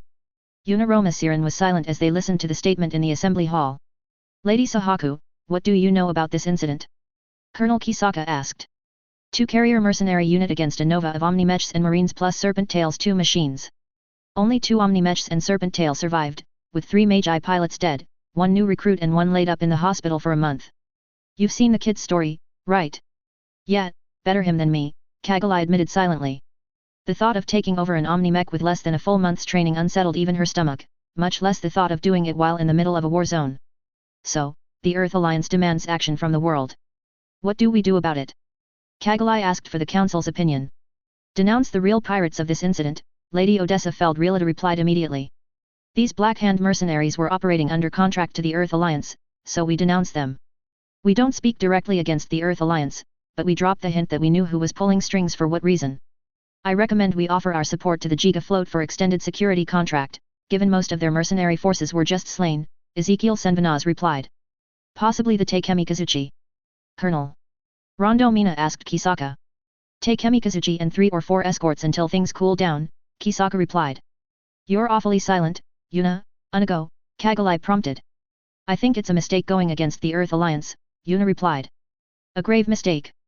They see their position as cornered, and they are going to lash out at their threats, Kagalai. The rest of the world is being cornered or maneuvered by them, Yuna, Ezekiel replied immediately. They are losing their death grip on the Earth sphere, and this is their gambit to restore their power. Lord Senvanaz looked to Kagalai. Milady, you know what is being played here just as well as the rest of us. They will attempt to make Mendel the pariahs just prior to annihilating them. Shortly thereafter, the rest of the world will be told to fall in line or suffer the same fate. Naval action against Mendel would be next. Kagalai asked. It is not outside the realm of possibility, Representative Kagalai, Captain Ramius replied evenly. I consider it more than likely, Rondo Sahako replied. We cannot be involved, Kagalai admitted. We can defend the Gigafloat, but Mendel must defend themselves. X. Ed Harrelson had been awoken by his aide-de-camp to see the reports. That's one badass half-pint, Rico admitted with some admiration for Woody, the mech tech that received a brevet battlefield promotion to mech warrior by the Crimson Guard. More than that, he's humble about the whole thing, Ed replied. He didn't think he did anything special, compared to what the original pilot did. What's got me is the disparity of forces involved, the president of the USSA commented. 5 Omni-Mechs went up against 2 companies of mobile suits? Whose leg do I hump to get a division or 2 of those things? Ed couldn't completely suppress the snickering over the president's comment. Rico didn't try concealing the laugh. Seriously, why not? What's stopping us? The president asked in a serious tone. Way too complex, and we don't have the base industries or technologies to manufacture them, Ed replied. We'll be doing good to build fighters for ourselves using whatever Mendel can spare for us. Battle mechs are out for everyone, including Mendel, what they have is all they have, and once that runs out, they've got problems.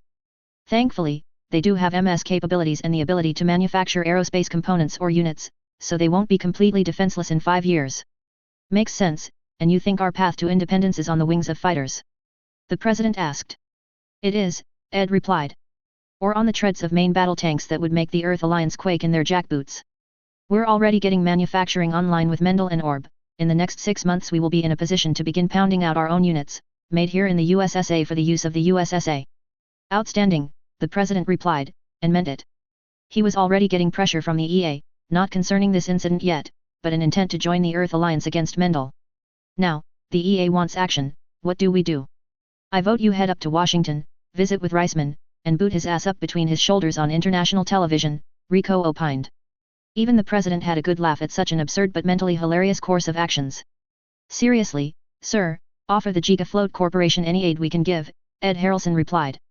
I heard the 2 mercenary units are planning on selling the captured carriers off to the highest bidder. I recommend we pick one up, it won't be much but it would be a good start for our naval branch. Should I put out a statement against the EA? The president mused. Orb will do that soon enough, Athrun replied from behind the president. They'll also move something to help protect and escort the Gigafloat until their mercenary forces can be rebuilt, probably the Orb supercarrier Takemi Kazuchi. The only people they be fooling is themselves, Rico commented, meaning the Earth Alliance. X. December 24 CE 71, 1600 hours UTC. Chairman Durandal stared at the chessboard on his desk, envisioning both moves on the board and moves in real space. Talk to me, Talia, he said finally, never lifting his eyes from the chess pieces. Well, we now have a good idea what it takes to do a Soviet-style steamroller attack against their mobile forces, Talia replied. The cost of such an attack is literally too high for ZAFT to pay, she admitted quietly.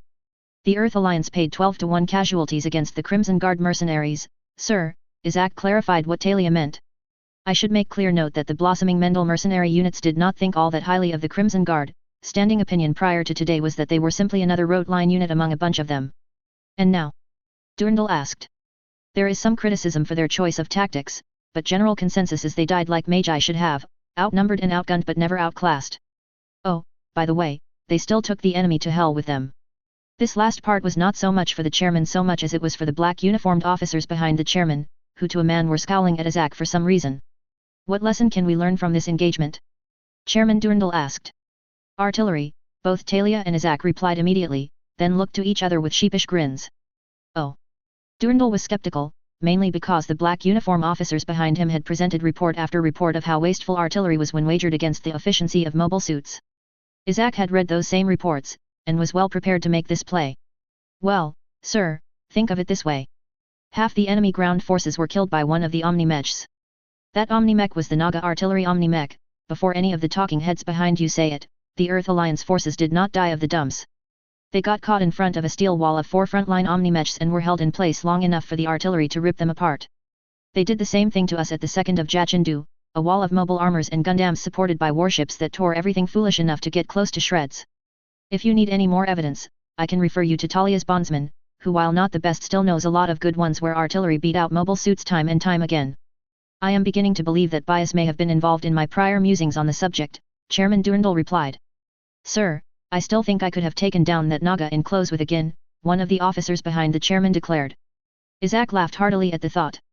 Sorry, Adjutant Wesley, my money is on the Naga pilot, he commented. You all saw the battle ROM of the final blow just the same as I did. He direct fired 2 Arrow 4 missiles into the deck with the intention of using the blast wave to knock down the last 4 suits. He managed to do just exactly that, and the Blood ASP finished the 2 survivors. Think about it, 500 meters travel for the missiles, 3.5 seconds from trigger pull to blast. That's not even enough time to stick your head between your legs and kiss your hindquarters goodbye. After a second, he considered a different tack. You know, I think I'll give you the gun to do it with. Really? The chastised officer replied sarcastically. Yeah, sure, I need to get one gun off my books and swap it out for a GUAIZ anyways, Isaac replied. Tell you what. Come down to my dock area after the meeting, I'll give you the gun and your choice of arsenal. Just be sure to take 2 aspirin before you set out, and call me from the grave when you get there. Isaac, Chairman Durandal warned. Sir, Isaac replied immediately. Okay, their artillery section truly won the war this time around, Chairman Durandal provided his take on the analysis. What can ZAFT do to mirror this capability? If it worked for 5 Omni-Mechs, it definitely can work for us. Isaac was not prepared for that question, and he showed it. Our training doesn't really reflect a reliance on artillery, or specifically any form of fire support, Talia replied. As such, whatever we do we need to ensure the capabilities mesh with our current and proposed systems. Preferably, something that can be used by anyone we would retask to artillery duty, since the capability would have to be variable and redeployable. One of the otherwise silent adjutants stepped forward. Sir, we're planning the Wizard interchangeable equipment system for the next generation systems, why not make an artillery Wizard system? I'd recommend an MLRS system, similar to the Arrow 4 system just demonstrated, Isaac replied. Use MLRS drop packs, fire uneject launchers that fit over the other Wizard packs for temporary artillery duty. This would allow us an opening salvo from multiple units that can eject the packs and continue the battle in their native fashion. We can also do a static mount Wizard pack similar to that, with reloadable tubes instead of a one-shot ejectable array for more permanent artillery duty, the same adjutant replied. Now, MLRS would be good for moderate range support, we need something for long range, preferably tube artillery. X. December 24 CE 71, 1700 hours UTC. Star Admiral Centura adjusted the microphone and verified his note pewter was working properly before he began. He looked up and saw many eyes, many curious, but some furious. Of the latter, there existed 2 camps, those who believed the EA rhetoric, and those who saw through their smoke and mirrors. Today he would knock the props out from the former, and reinforce the latter. Ladies and gentlemen, I'll be the first to say today that we have seen some extraordinary action in the past 12 hours. Before we get down to the perceptions of what has happened, allow me to be the first to give a full-on briefing of the events that transpired on the Giga float. To accompany, I will also release both the radio logs from the captured mercenary carriers and from the Omni-Mechs on the ground. Full copies of these transcripts will be provided in paper, electronic, and audio format to any requesting press agency, government, or corporation, and copies will be available for general download within 20 hours. Wayne took a deep breath, and looked to the main view screen in the press room. You all know this silhouette, the Giga float. At 0900 hours UTC, the deployment of mobile forces on the Giga float was as such, and 2 contacts were highlighted. The unit to the east is the Naga Omni-Mech, call sign Crimson 5, the contact near the towers is Serpent 2. You will note that at this time, the supposed point of invasion of the Giga float as per Earth Alliance claims, there are no other mobile forces in deploy. 2 machines, with 5 more in hangars around the Giga float, does not an invasion make. This deployment is confirmed by Giga float logs and radio chatter for an hour prior to 0900. The picture zoomed out a bit, and 2 more contacts were highlighted. At approximately 0904 UTC, these 2 aircraft carriers were sighted approaching the Giga float from the east. At this time, the carrier task force identified itself as the mercenary unit Black Hand. Radio records show clearly that the Black Hand clearly declared their intention to board and capture the Giga float, and that they were prepared to kill any forces that resist. They specifically declared that they would engage and annihilate the Crimson Guard and Serpent Tail units in the Giga float should they resist. For reference, this is on pages 1 and 2 of the radio printed transcripts, lines 22 to 38. The timer advanced and the 2 carriers approached the Giga float. At 0915 UTC, the carriers arrived on site and disembarked mobile suits. You will note from this freeze frame that there are aerial contacts, and if we rewind a couple of minutes you can see here, Wayne highlighted a dozen contacts circling the floating man-made island. An air assault was launched prior to Black Hand landing operations. 5 fighters were scratched on the initial attack, and more were dropped as the shooting began in earnest at about 0917 UTC. The playback continued from where Wayne said, and indeed 2 of the Mechs and Serpent Tail were clearly seen to be facing off against 19 enemy fighters. Wayne recentered the view to show the eastern half of the Giga float from the control tower's back. As I said, the combat began in earnest at 0917 UTC, with 2 companies of Black Hand mobile suits against 1 star of Crimson Guard Omni-Mechs. The opening shots were fired by the enemy air forces, though the ground battle was preempted by this unit here, and Wayne highlighted Crimson 5 again, Crimson 5, an artillery Omni-Mech, with a conventional shell here and a cluster shell here, and Wayne highlighted the impact points as the display showed the Arrow 4 launches. Wayne prepared for the next part of the briefing, which was a rundown on the complexities of mobile warfare in such a small and dense packed area. The terrain involved here and the nature of the Black Hand's contract favored the defense at every turn. You can see here that the eastern docks are shielded from direct line of sight due to the rail launcher and the support buildings all along the eastern side of the island. As such, the only way to clear this facility is exactly how the Black Hand did it, one soldier to another. I give props to the Black Hand for doing their job even against all odds and probably knowing they were going to bite the big one. Still, as soon as they rounded the corner at this vehicle bay, they are in direct line of sight to these units here, Crimson 2 and 4, and in range for long-range attacks such as LRMs and PPCs, like what is fired at 0918. The display showed the attacks in question, as well as enemy contacts going down from the hits. At the same time, the northern attack had to cross into the open jetty around the northern perimeter, and in the same fashion came into direct line of sight and limiting terrain entrapment from Crimson 1 and 3. Basically, these 2 jetties, and Wayne highlighted the open platform areas north and south, are what military personnel call funneling terrain.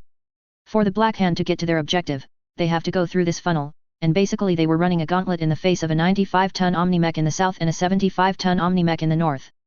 No 2 ways about it, the Black Hand paid in blood to get close enough to even return fire on the Omni-Mechs. Wayne let the analysis play out a little more, including another artillery attack. This is where it gets interesting, at 0920. Most of the strike daggers had bought it by now, and so had Crimson 1 and 3. The remaining strike daggers reported combat loss grouping and began withdrawing to the carrier.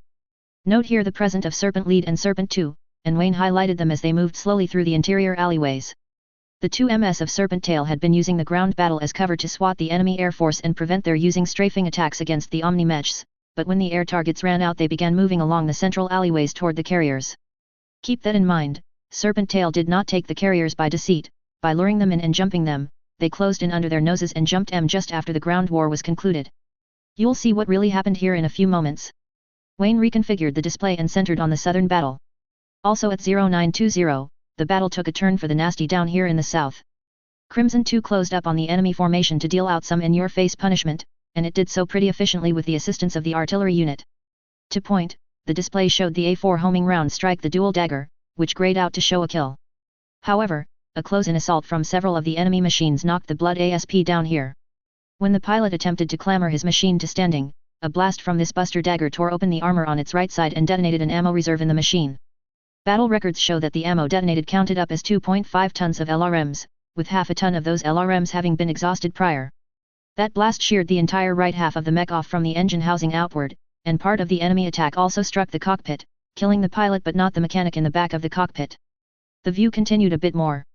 The last major datum point to be shown for the ground combat is this part, where the southern attack finally befell the artillery unit. The Naga, call sign Crimson 5, launched a direct fire attack against the unit by targeting the ground just in front of them while they were still out of sight, obscured by this generator building. The blast caused this, and Wayne drew a circle around the expected blast shell, and that encompasses all 4 of the surviving machines. These 2, a 105 dagger and a Buster Dagger, didn't get up again. The trailing machines, a heavily damaged Buster Dagger and their commander's 105 dagger, did get up. You will notice at this time that the Blood ASP is standing and moving again, albeit poorly. A particle cannon shot to the rear of the Buster Dagger blew through and detonated its fuel reserve, which blast knocked down the struggling 105 dagger. The ground battle was ended by the rookie pilot in the Blood ASP with this launch from the remaining LRM launcher, and the salvo could be seen on the God view as it was loosed and eventually terminated in the 105 dagger. The final action of this engagement is over here, at the ships. The view recenters on the ships. At 0925, an impromptu attack was staged in 3 phases.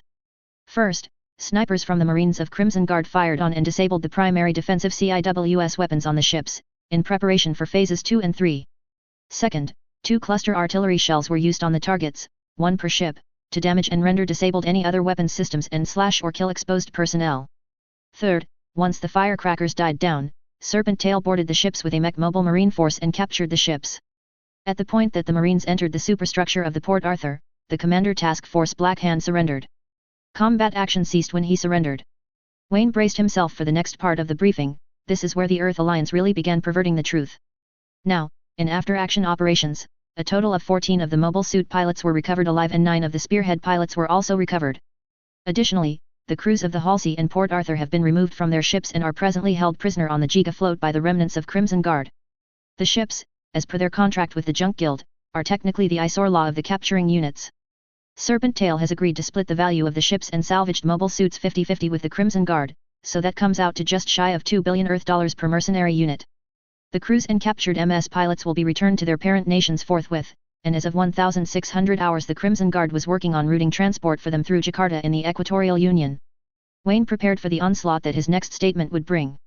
The first claim made by the Earth Alliance, that Mendel had somehow taken over the Giga float, is patently false. Included in your press packets is a copy of the garrison contract signed by Star Commander Tiffany, requesting her unit defend the Giga float. Second, also included in your packets is the release to contract forms for all 5 of the mech warriors and all 25 of the Marines involved in the battle. As of the date of signing of that form, the involved personnel are not Magi or Mendel soldiers and are not in the command structure of the Mendel Protectorate. Wayne took a deep breath after that emphasis.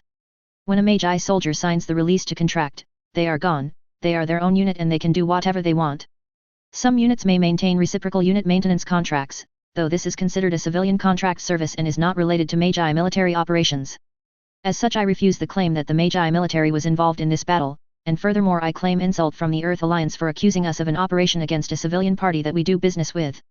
Mendel's contracts with the Junk Guild are public record, and we have no desire whatsoever to forfeit those obligations which are profitable to both us and the rest of Earth.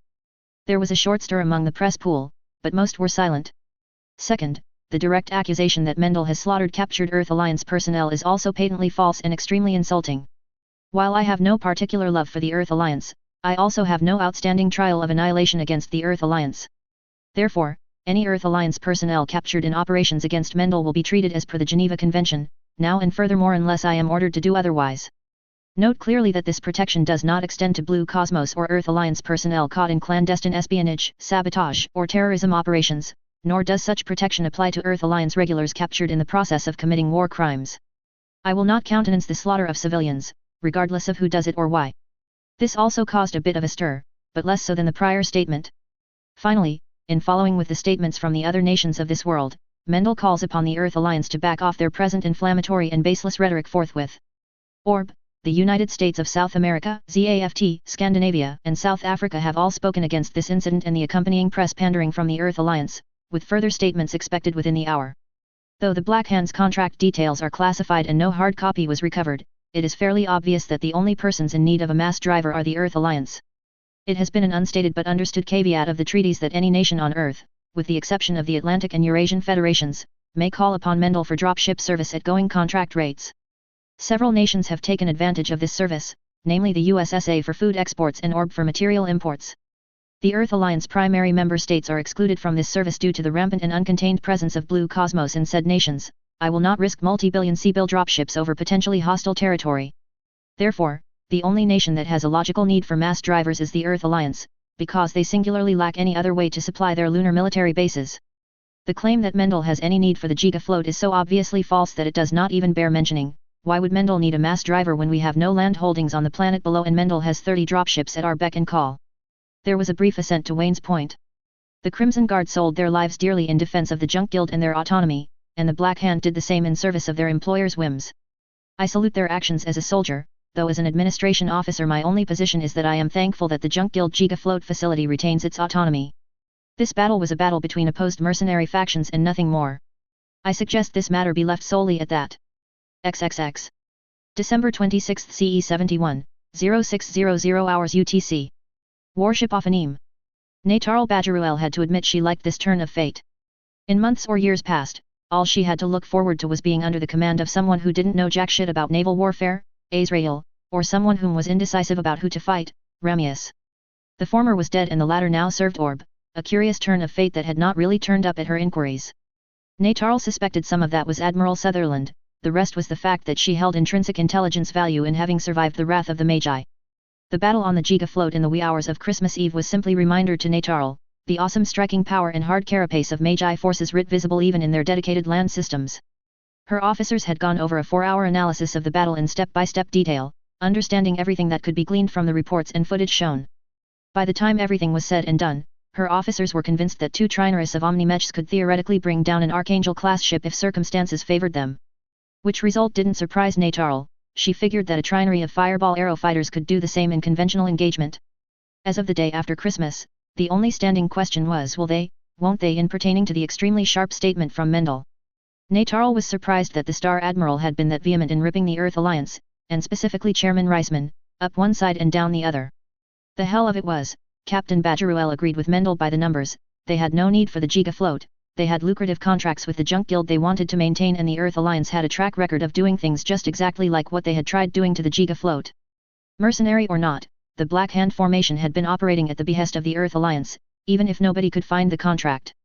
Thus Natarl was putting on combat drills every 6 hours, with brief stand-downs in between to simulate the real exigencies of battle. If ZAFT had not given the Archangel much in the way of break, for sure the Magi would do far less to the Ophanim. Thankfully, the Ophanim was capable of providing full simulations on just about everything except battle damage, which made training both more rapid and more comprehensive. They would need it, in her opinion. The Magi didn't give second chances to dumb enemies, as she had found out once prior. Con. Sensors, 4 marks, Blue 22 Mark 8. Classify contacts as Fireball Omni fighters, unknown configurations. Time to intercept 6 to 5 seconds. Helm roll 15 degrees right and 20 degrees down, weapons load all missile tubes with Wombat missiles. Activate CIWS and set to Special Auto, prioritize enemy missiles over fighters. Sensors, power up ECM and prepare to jam all enemy radar sets. Chief of the boat, sound collision. Wombats loaded, the WEPS officer replied seconds later. Time to intercept. 5 to 0 seconds, ma'am, the sensors officer replied. Launch Wombats, deploy Valiants for follow-up attacks. Sensors, any shipping contacts nearby? Negative, no shipping in the area, the sensors officer replied. Con. Radio, we have incoming landline transmission from fleet headquarters, the radio officer replied, briefly reminding them that they were still tied alongside in Ptolemaeus awaiting final determination on what was to happen. Missiles have struck enemy craft, I show 2 kills and 1 damaged. Remaining fighters are still closing. 3 kills out of 12 missiles was about what Natarl expected in Sim, though she had no real clue as to whether or not they would be effective against the real deal. Radio, read that message, Natarl ordered. Messages to all fleet units at Ptolemaeus base. The Earth Alliance Central Command has determined that Mendel is a rogue state and requires pacification. All naval forces will prepare for deploy within 24 hours to move to Mendel and bring said state compliant. Natarl sighed. She expected as much, but hearing it was less than friendly. This was the moment of truth, and there wasn't enough in the cupboard to get the job done. Do they really, honestly believe that? The weapons officer asked. Nobody in particular. Someone, somewhere believes that. Natarl sighed again. I highly doubt those orders came from inside our command structure. Admiral Sutherland knows better than to risk an attack with only one Archangel-class ship. These orders are coming from way above the Joint Chiefs of Staff. And that can only be from the chairman, El Presidente Reisman himself. So now what? From the sensors officer, Natarl could not figure out if it was sarcastic or real. You prepare for war. I go to prepare to speak to the Joint Chiefs of Staff. If I'm lucky, I'll be back and maybe we can survive this. If not, do you jobs as I trained you and maybe your new commander won't get you killed. XXX. December 26 CE 71, 0900 hours UTC. The buck did not stop at the Joint Chiefs of Staff. Natarl made it no farther than Admiral Sutherland's office by way of the laser line communication system that the Earth Alliance had just established parallel to Mendel's commercial system. Sir, we both know how this will end, Natarl declared coldly. I know, Natarl, unfortunately this is from NCA. We can't dodge it. I have a skull session with the JCOS scheduled for 1100 hours, and I'll plead my case then, but the problems are only beginning. William Sutherland looked even more grim than his tone suggested. We can't dodge, can we? Natarl asked after a moment of silence. No, this is political, I don't think we have an option to dodge, Sutherland replied. Wonderful, Natarl groused. How do we do this? Single conventional strike, overwhelm them by the numbers, Sutherland replied. Your ship, Ophanim, is going to be the fleet flag and primary striking platform. I wish we had Seraphim active as well, but without the Lohengrin cannons it is useless to us. Sutherland was referring to a delay in getting the last few parts from the manufacturer to complete the cannons. Provided we are ordered to continue, you will be departing Lunar SDIZ no later than 2000 tomorrow with the maximum available fleet forces. Understood, Natarl said bleakly. It would be about 2 weeks flight time to Mendel, which journey she had made before, and then the inevitable battle. Undoubtedly, they would know the Earth Alliance was coming, which meant that Natarl would be walking into a trap in no uncertain terms. Restrictions? None at all, Sutherland replied immediately. The only thing not on the table is nuclear warfare. Since I don't want to experience firsthand how easily Mendel can hollow out the Ptolemaeus crater back to its natural state, we are not going to provoke a nuclear incident with them. Keep it conventional, and ensure the other forces keep it conventional, my orders. Sir, I doubt any of the senior captains are going to listen to me, regardless of what you say, Natarl replied. Sutherland sighed. Very well, on my authority, you are now a brevet rank rear admiral. I'll have the paperwork in the system within the hour. The shock on Natarl's face was severe and immediate. She had jumped 3 ranks in 2 months, now a 4th rank in just under 3 months. Such promotions usually didn't bode well for the officer in question. I know, it's a long jump from lieutenant commander, and a farther jump from plebe summer back at Annapolis. That's the truth, sir, the freshly frocked rear admiral Badgeruel replied. Well, the Brits had an old lament for these kinds of things, here's to bloody wars and sickly seasons, if I remember it correctly. You aren't stepping over someone's grave for the rank, but I hope you don't have to step over anyone's grave to get the job done. Natarl snorted. What are my parameters? Move to and engage. Attempt to sink enemy shipping priority, do not, repeat, do not try to force the line unless you have mobile forces superiority. If you can establish control of the near space field, you may attempt to force entry on Mendel itself. If you are stalemated in the outer air battle, maneuver on the enemy as best as possible and kill them off by the numbers. If you find that you cannot establish force superiority over the enemy, you are authorized to retreat to preserve fleet integrity. And what happens when I will need to retreat? Natarl asked. I figured you'd ask that, Sutherland replied. Best case, we take some heat but we can present objective circumstances to cover our butts. If you can sink any one of their ships or cripple it, even losing half the fleet is a small price to pay and may be worth an extra promotion if I can swing it right. I think the Joint Chiefs finally realized what we are facing due to this Black Hand incident, so I don't think they have too high a list of expectations on this one. Worst case? Natarl asked. Worst case, 2 months from now we will both be looking for new jobs. XXX. December 26 CE 71, 1000 hours UTC. For Admiral Sutherland, the communications lag between the Joint Chiefs in NORAD, North American Aerospace Defense, Cheyenne Mountain, Colorado, and his present location, Heavens Base, Reykjavik, Iceland, was a matter of hundredths of seconds as opposed to 4 seconds from the Moon to Heavens Base. That only meant that the anger translated faster and more furious between the parties.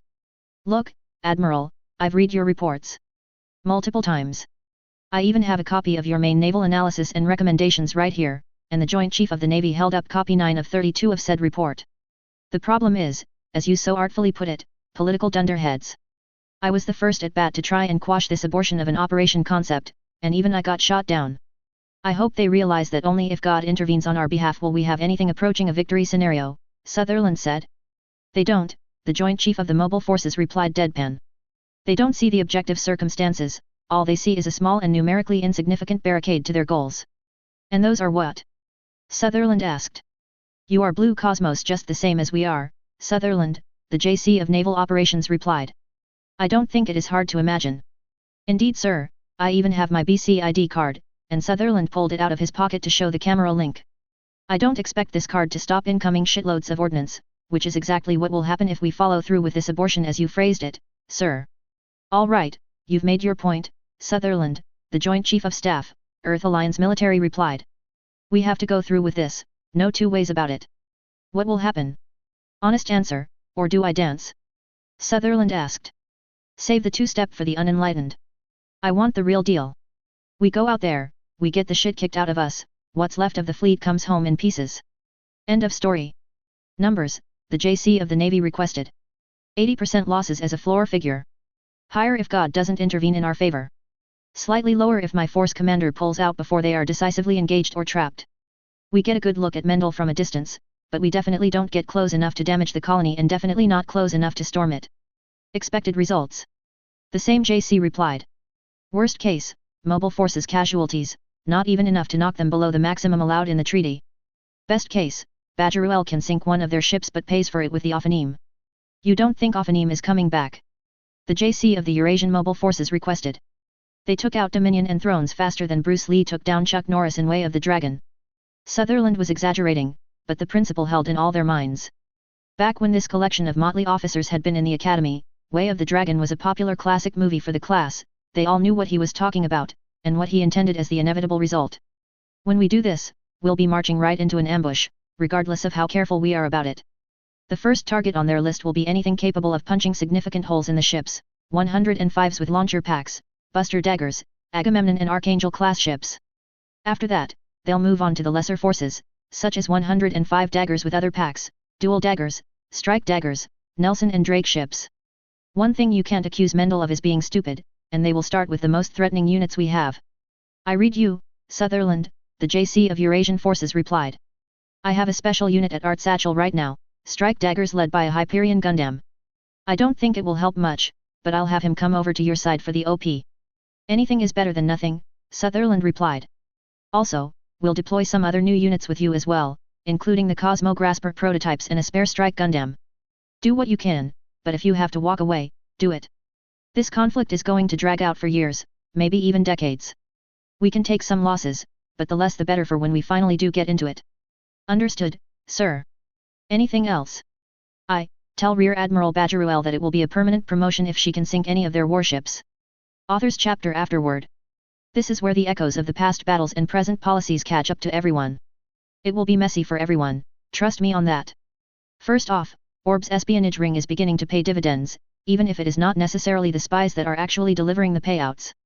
You see herein that they now have everything they need to begin building their own small dropships except for the fusion chambers for the engines, and Mendel is willing to give out such low-tech devices as that without restraint. The why is simple, it would take decades for even ZAFT to reverse engineer those fusion chambers into something small enough and reasonably safe for use in a mobile suit, since a dropship's fusion engine is massive and redundantly overprotected, to the point of safety over efficiency. This won't stop anyone from trying, but decades the parties do not have. The major departure from the logic of the day is in the new pilots and in the mercenary battle. Two elite new type pilots scrapping it, Neo Roanoke of the Earth Alliance against Cole James of ZAFT, and they both lost it to the mobile armor forces of Diamond Element. Had they been driving better machines than a Ginhai Maneuver and 105 Dagger, that may have turned out slightly different. Read this before flaming. I know Neo's origins in Gundam Seed Destiny. The fact that he exists here as a separate person is very deliberate on my part. Where he came from and how he got there will be covered a little more in detail in the opening of Chapter 20, so save the fire and brimstone for that time, please. As to Mew, you saw Captain Ramius in this chapter and now serving as an advisor to the Orb military, so you can probably guess Mew isn't far off. He'll get a short stint toward the end of next chapter, and a good load of action in the second set, rest assured. The mercenary battle was the fun part, in my opinion. The Magi and Serpent Tail, outnumbered and outgunned, against a mercenary force from the Earth Alliance, confined in a somewhat fragile space with terrain obstacles and a Haluva prize at the end of the rainbow for the victor. Such is the life of a proper mercenary in the tales of BattleTech and the Multimage Chronicles. Warfare is not just confined to the regular armies, after all. The brutality of the battle is the main thing that sticks out for me after the reread. The amount of abuse the Blood ASP took would have killed nearly a company of mobile suits, but by the numbers that is how it would go down. Battle mechs are engineered to take a metric assload of pounding and still keep fighting. Many is the game of BattleTech where my team walked away from the battle with half their mechs blown off and damage to the rest, such is the nature of mechanized warfare as I execute it. Woody got lucky that they didn't cause more damage to the Blood ASP, and is also lucky that James never operated with auto-eject active in his machine. The rest of the unit paid for it, though, 3 dead pilots, 1 undamaged Omnimech and 2 that can be rebuilt, with a few months' worth of repairs and a shitload of duct tape, is a serious loss to any formation. If the artillery seems skewed in this match, well, welcome to the real world. What James said during the battle is the cold, hard truth that Gundam ignores: artillery is the queen bitch of the battlefield, end of story. Artillery has been the deciding factor of every major battle and campaign since the Industrial Revolution, 1850. He who has the most of the best guns on the battlefield is usually the winner of that battlefield. United States military doctrine since WW1 has been reliant on the power, accuracy, and speed of their cannons, and in very few cases have enemies found ways around the steel rain. Even in losing battles has artillery made it hell for the winner of the conflict. Vietnam is a good example. General Ho Chi Minh put a very high priority on taking out American air power and artillery forces, because he knew they would tear the VC to shreds if left unchecked. Saddam Hussein got a very good lesson in American and British artillery and air power doctrine in January 1991, and a repeat lesson in 2004. I dare say you should already know that Saddam no longer rules Iraq, and he had the 4th largest army in the world at the outset of Gulf War. The Communist Chinese army was bled almost white from artillery and stubborn defenses in Korea in the early 50s. World War I was entirely about artillery for the first several years. The tank didn't show up on the battlefield until 1917 and 1918. Nazi Germany was extremely reliant on artillery and close air support to overrun their enemies, more so than their panzer divisions, though you won't read that one in a history book. The list goes on. I hope I don't need to explain this any further to your readers. There are multiple forums on FFN that cover this topic, and how Gundam doesn't quite get the artillery question right. If you want to read our old arguments on the subject, message me and I'll direct you to the right material. As to the oncoming Earth Alliance operations, well, if you think they're going to get cut to ribbons, think again. I have some surprises in store that are going to cause bricks to be cracked on all sides of this conflict. Of course, far be it from me to spoil surprises, so you'll just have to read through when that comes along. For now, I have a BattleTech TRO below for the 105 dagger, with the TRO for the more generic strike dagger to show up at the end of next chapter. Next up, it is often said that history pivots on the most perverse of axis. This being relatively true, the outcome of the Earth Alliance campaign to pacify Mendel will have a very perverse outcome for many years to come. Of course, this fate won't stop everyone from giving it a very good harangue before someone calls time out. Review replies, 6 reviews, a far better fate than even I expect. Much thank you all for the continued motivation to do the really weird things. Nightblader 1021, I forget what I originally told you in answer to your question, but the answer comes down to a simple problem. The Earth Alliance puppet masters are essentially old world aristocracy, persons for which the words entitlement and peasants are still in common use. To them, even a whole state such as the Earth Alliance is nothing more than a tool to which they use to maintain power in their world, and they will do anything to maintain that power. Mendel is their big problem as of right now. If the jump ship project becomes reality, they will have no way to maintain effective control over Orb or ZAFT, and the loss of that control is viewed as a personal failure and dishonor by the heads of Logos. Therefore, Mendel has to be squelched. I hope that is clear enough an explanation. Phrase Remedge, if the Rehome operated planetside, I'm not sure in what media it did so. I haven't seen it yet. As to Mendel's opinion on the Forbidden Blue and Underwater MS, they respect them but don't really play in that environs by default. As to the Blue Frame 2nd L with Lohengrin, well, the Mage I have a deep-seated respect for anything that can turn a warship into a smoking hulk. That also means that they tend to pay real close attention to something like that when it shows up on the battlefield. Alex Yamato, Alicia's true combat debut will be in the next chapter, and for good reason. I'll save the surprise there for that chapter, of course. The stage is set here in this chapter, so you can guess her machine is going to get a workout. Smiley face. Death Zealot, I am in awe of your technical acumen. As to the EA having the Cornelius, I would like EP numbers and timestamps if possible. That is an interesting fact if true. I thought the EA logistics was handled with the Marseille 3 class. Still in all, a very good rundown, and you may see some of that info creep its way into the stories to come. On the length, now that I know how to properly express myself and my thoughts, and how to weave one hellish battle, this is what you get. Rick rolled, I am always interested in Spec Forces units. If you have ideas, I want to hear them. PM me if you have more, I'll see about working the designs in with someone's side. Necroblade, much thank you again for the beta work. Your efforts are probably the only thing keeping this monster from collapsing due to its own inconsistencies sometimes. Flay will get a real workout in the next set, for now she is just a bit player but she will come alive in the second story. I'll save the details for that time. The Klein faction have not gone silent, and you will probably see them hard at work early in the second set of the Joker's Wild, but for now they are silent and unobtrusive, watching and waiting for the proper time to act. As to Gundam 00, I have not made any official determination on that series yet and it is not considered canon to the MMC in any fashion. You won't see any of the GN Gundams in Magi/Mendel deploy, and you may not see them in this story for some time. Well, here is a round for a few of the old favorites. Dirka is shuffling papers for LNC Engineering while his girlfriend does photojournalism. Mew I covered above. Maru is now consulting for Orb, and I'll save some of the others for a surprise for another day. Keep one thing in mind, my friend, when I rewrite part of a history, the bulk of the succeeding timeline will change. Shin's family still got wiped out at Onogora, the Mjir had just arrived as that battle was being concluded, but it is likely that the battle over the Atlantic between Athron/Marin versus Shin and Rei will happen is pretty close to zero. And, keep in mind that if it does happen things will ento go so easily for Shin since Athron still has the justice and Kira probably will have the freedom at that time. It is still in overhaul at this time. Your spiel has merit and is probably the most logical analysis of the relationship woes of Gundam Seed Destiny, but keep in mind that the two were actively wedged apart by a certain manipulative bastard Yuna. Without that wedge effect here, the present Kagalai would rip Yuna's crank off and beat him to death with it should he try. Things are likely to turn out a bit different in that department. I won't deny that there will be trouble, plenty of it, in fact, but so far things are on track. Where this train leads, only the dice know. Thank you one and all for the reviews. The insanity continues for one last chapter, then I take a break and prepare my material for the second set of the Joker's Wild. The gripe sheet, My only outstanding gripe is a technical matter, mostly relating to the TRO for the Cornelius-class ship. Nothing major in the story. Thanks due to Death Zealot for the technical update. Footnotes. 1. Stern refers to the rear of the ship, as opposed to the bow, front, of the ship. 2. Boot to mech is an old Magi aphorism for anti-mech swarm attacks, whereby armored infantry or battle armor will climb up a mech or mobile suit and attack the machine from point-blank range. This tactic is extremely devastating on any form of mechanized unit, given the power of infantry-carried weapons and the relative weakness of these machines to close-in demolition attacks. This phrasing is related to boot to ass, which is commonly used to describe close-quarters battle with other infantry, and boot to tread for swarm attacks against ground armor vehicles, tanks, armored cars, etc.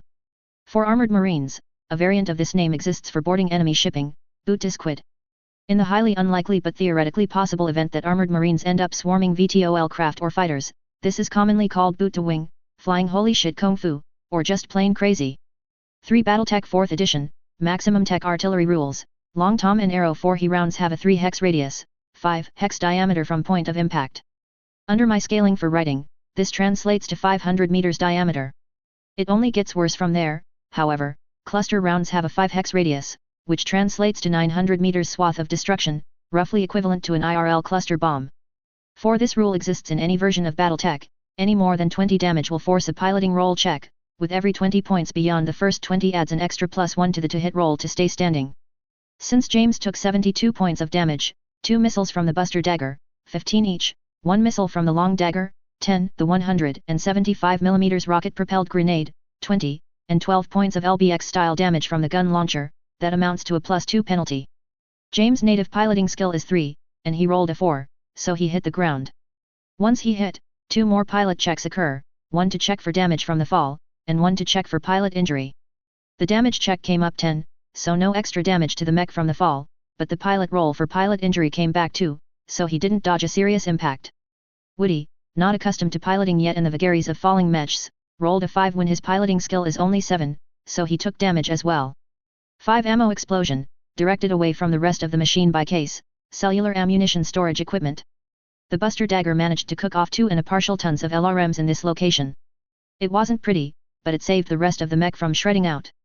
TRO section. Today I cover the extremely complicated but versatile 105 Dagger. Included are rules for all the CE-71 striker packs as well, so you can throw this monster into a BattleTech game fully loaded and ready to kick ass. BattleMech technical readout. Custom asterisk weapons. Type/model, GAT-01A1 105 Dagger. Tech, Mixed Tech/3060. Config, Biped BattleMech. Rules, Level 3, Standard Design. Mass, 55 tons. Chassis, Standard. Power plant, 275 high-cap energy battery. Walking speed, 54.0 km per hour. Maximum speed, 86.4 km per hour. Jump jets, 4 standard jump jets. Jump capacity, 120 meters. Armor type, Standard, see rules below. Armament. 2 strike pack hardpoints asterisk. 2 beam sabers asterisk. 5 fuel tanks asterisk, 400 points space thrust or 800 points jump thrust. 2 anti-missile systems, C. 2 light machine guns, C. Manufacturer, National Defense Industry Association. Location, Atlantic Federation. Communications system, NDIA Valkyrie 1 CS. Targeting and tracking system, NDIA Valkyrie 1 TDS. Overview. As a successor to the X-105 Strike, the GAT-01A1 Dagger simplified said Gundam's costly manufacturing processes into a mass-producible and efficient package that would continue to see service as late as CE-74, proving its viability as a weapons platform even then. With the right pilot and striker pack, a GAT-01A1 Dagger, called the 105 Dagger by the Earth Alliance forces, can bring swiftly lethal capabilities to the battlefield. Capabilities. The 105 Dagger is the base machine to which many other Dagger variants were adapted, and to which many sets of add-on equipment can be added. The later variants of the Dagger series, namely the Long Dagger/Dual Dagger, Buster Dagger, Slaughter Dagger, and Dagger N, and Dagger L machines are directly derived from the frame of the humble 105 Dagger.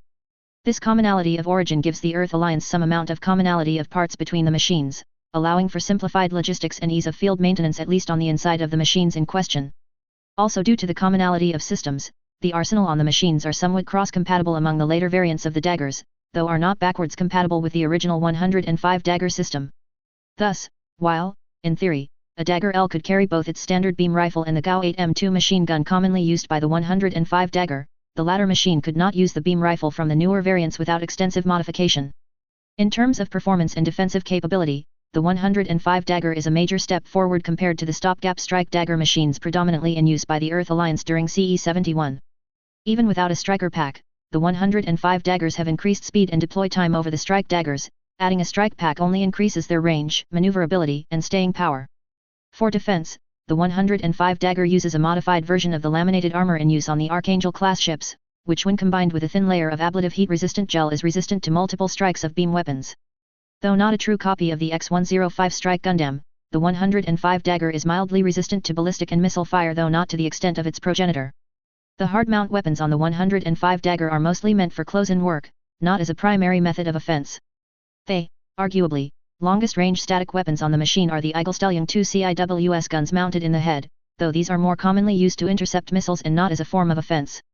For melee combat, a pair of ES-02 beam sabers are hard-mounted on the hips of the machine, and are hand-carried in use. This replaces the armor Schneider knives of the original X-105 strike Gundam. The most unusual feature of the machine is the paired 12.7 mm, .50 caliber, anti-infantry guns mounted in the feet of the machine. Though of limited use against armored targets, the inclusion of machine guns in the feet provides a pilot with a defensive measure against infantry forces that may attempt to swarm the machine. The primary method of offense by the 105 Dagger is its capability to mount strike packs. Each pack comprises a backpack module and optionally shoulder-mounted accessories and slash or a different shield from normal. The 105 Dagger specifically retains the capability to mount and utilize any strike pack designed for the original X-105 strike Gundam, allowing for a wide range of mission-specific options for the pilot. Details on the strike packs are covered below. A notable exception to this principle is the fact that the 105 Dagger cannot use the standard beam rifle carried by the X-105, and instead uses a GAU-8M2 55mm machine gun in place of the standard beam rifle. Battle history The 105 Dagger was little heralded during the Operation Elvis campaign, but instead saw more action on the ground than it did in space. The enhanced striking power and mission variability of the 105 Dagger made it the weapon of choice for Earth Alliance commanders when units were available and with the right striker pack for the mission. Variants As listed above, the Buster Dagger, Dual Dagger, and Dagger N, and Dagger L are technically variants of the 105 Dagger, though are more appropriately considered separate units due to their varied arsenals and capabilities. See the striker pack notes below for modifications pertaining to different mission equipment. Notable mechs and mech warriors Morgan Chevalier, Moonlight Mad Dog. Morgan Chevalier, a former Eurasian tank commander, is one of the few surviving Earth Alliance pilots capable of using gun barrel weapons. Initially the pilot of a simple linear tank, he later promoted up to the rare combination weapon platform 105 Dagger with gun barrel striker pack, which gave him more offensive capability than the old Mobius Zero system and arguably more combat capability than all but the most advanced ZAFT units. He would conduct battle several times during Operation Elvis against some of ZAFT's most dangerous pilots, and would also lose one of the rare gun barrel striker packs in battle against rogue pilot Kennard Pars. After the First War, he would use the 105 plus gun barrel combination once more to good effect, this time against former comrade Edward Harrelson in an abortive battle in low orbit. Edward failed to cause significant damage to Chevalier's 105 Dagger before he was drawn back into the atmosphere. Deployment The 105 Dagger is less common than the Strike Dagger, but would go on to replace the latter machine in the interwar years. It would be supplanted in late CE72 by the Dagger L, an upgraded version of the 105 Dagger. BattleTech Special Rules This machine conforms to the BattleTech Level 3 rules for handheld weapons, with one notable modification: the weapon and shield used by the 105 Dagger are single-arm weapons only, and conform to the firing arc for their respective arms. When rolling a center torso hit against the 105 Dagger, roll an additional 1d6 for the carried weapons. On a roll of 1, the right-hand weapon takes a hit, on a roll of 6 the shield takes the hit, and the center torso takes no damage unless the shield is penetrated. Additionally, this arrangement does not block weapons fire from the torso locations. When determining damage from weapons, all ballistic, missile, falling and melee damage is resolved normally, all energy weapon and beam saber damage is treated differently. For the first hit from an energy weapon against a given location, the damage is resolved normally. Every successive hit against that same location the damage is increased by 50%, round damage up on 1/2 point. This reflects the laminated armor resilience compared to standard mobile suit armor, but also reflects the disadvantage this armor holds when compared to battle mech armor. For aerotech use, the 105 Dagger has thrust MP of 4, no flanking MP, and carried 5 tons of fuel, 400 points. Roll all hits against the 105 dagger as per normal BattleTech rules, ergo a shot from behind would strike the rear torso, shots from the sides affect the given side, etc. Fuel should be recorded in the margin of the record sheet, along with weapon and striker pack information. GAU 8M2 machine gun, treat as a light AC/5 for purposes of range and damage value. The weapon has a magazine of 20 rounds, 1 ton ammo, and extra magazines may be mounted on the hip armor, up to 4 mags. The weapon is considered to be protected by 1 ton of armor, 16 points, which follows the above rule for determining damage from energy weapons. If using a striker pack, the GAU 8M2 may be racked on the rear armor for storage while the pilot uses a different handheld weapon. In such a case, if the MS takes a hit to the center torso, rear, while the weapon is stored, roll 1d6, on a roll of 1 or 6, the weapon absorbs the damage up to the remaining armor value before damage is recorded against the CTR location. Cost, 170,000 C-bills, BV edition 67. Magazines can be reloaded during the movement phase with the expenditure of 1 MP and the machine cannot run or jump during that turn. Earth Alliance Hyper Bazooka, treat as a Thunderbolt 15, from Maximum Tech, for purposes of range and damage. This weapon has a magazine of 8 rounds, 2 tons, ammunition, extra magazines may be carried on the hip armor, up to 4. The weapon is considered to be protected by 2 tons of armor, 32 points, which follows the above rule for determining damage from energy weapons. If using a striker pack, the GAU 8M2 may be racked on the rear armor for storage while the pilot uses a different handheld weapon. In such a case, if the MS takes a hit to the center torso, rear, while the weapon is stored, roll 1d6, on a roll of 1, 2 or 6, the weapon absorbs the damage up to the remaining armor value before damage is recorded against the CTR location. Cost, 435,000 C-bills, BV edition 281. Beam Saber, treat as a sword attack for to-hit rules, but with 15 points damage instead of the sword's normal damage. When fighting against another Beam Saber equipped unit, attacks with the Beam Saber are treated as opposed action checks using the piloting skills of the 2 pilots. Both pilots will roll an unmodified piloting roll, and the margin of success, or margin of failure, determines the outcome. If one pilot fails the roll, he takes a hit from the enemy's Beam Saber and causes no damage himself. If both pilots fail their rolls, no damage is inflicted. If both pilots win their rolls, the pilot with the higher margin of success, the higher number above the required to hit, inflicts damage on the enemy. In the case of a Mose tie, neither pilot causes damage. Shield, mounted on the left arm, the shield provides a defensive blocking and offensive shield check action for the mobile suit. At the beginning of the weapon's attack phase, a unit with a shield may declare what hex side the shield is blocking, 1 hex side, left arm firing arc only. All weapons fire entering through that hex side is subject to a piloting skill roll for the MS pilot. A successful roll means the shield took the hit instead of the underlying mobile suit. Failed rolls strike the MS as normal. The shield is rated to take up to 160 points of damage, though the shield follows the rules for hardened armor when counting damage, does not take double damage from energy weapons, and up to 60 points of beam rifle, beam saber, and PPC damage is ignored per turn, due to magnetic coating on the shield. Once the shield takes 160 points cumulative damage, after the hardened armor bonus, it is considered destroyed and all further strikes against the MS follow normal rules. A pilot may drop the shield and slash or pick up another shield from a different unit, provided it is a friendly unit or in the case of an enemy unit has been disabled or destroyed in some fashion. When performing charging or punching attacks with the shield, add a +1 penalty to the to-hit roll and apply any damage to the shield instead of the carrying MS. Cost, 300,000 C-bills, BV edition of 480. Striker pack effects AILE Strike. The AILE Strike provides an extra jump MP of 4 in atmosphere and an extra 2 MP in space flight. The Striker pack confers an additional 3 tons of fuel to the machine for space flight, and fuel is consumed at a rate of 1 point per 2 MP of jump in atmosphere. The Striker pack has a total of 3 tons of armor, 48 points, and hits to the rear of the machine, any rear torso location, will strike the pack first. The 2 beam sabers mounted on the AILE Strike conform to the beam saber rules listed above and can be used by the 105 dagger. BV edition, 162. Sword Strike. The Sword Strike does not provide a jumping or thrust bonus, but adds 3 weapons. The beam boomerang is treated as a beam saber with the range brackets 3-6-9, and has 2 chances to strike a target, once on the way out, once on the way back. Note that this weapon will scatter as per swarm LRMs and may strike friend or foe. Once it hits a single target, all damage is applied to that target and the attack ends.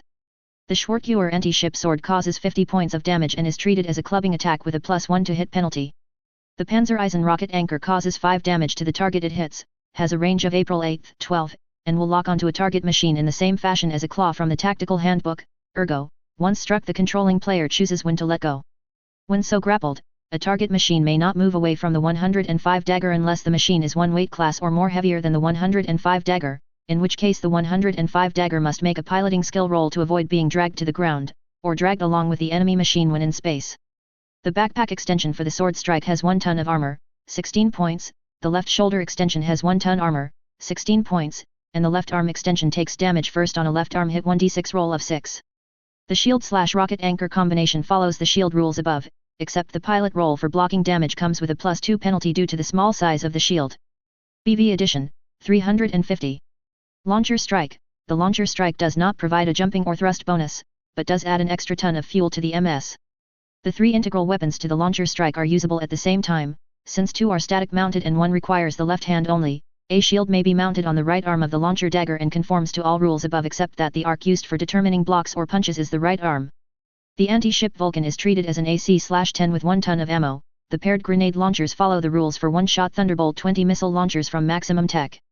The Hyper Beam Cannon, Agni, is a very powerful weapon, and conforms to the following rules. It causes 100 points of standard scale energy weapon damage, has an atmospheric range bracket of 20-40-60, and has an aerotech range of long, capital.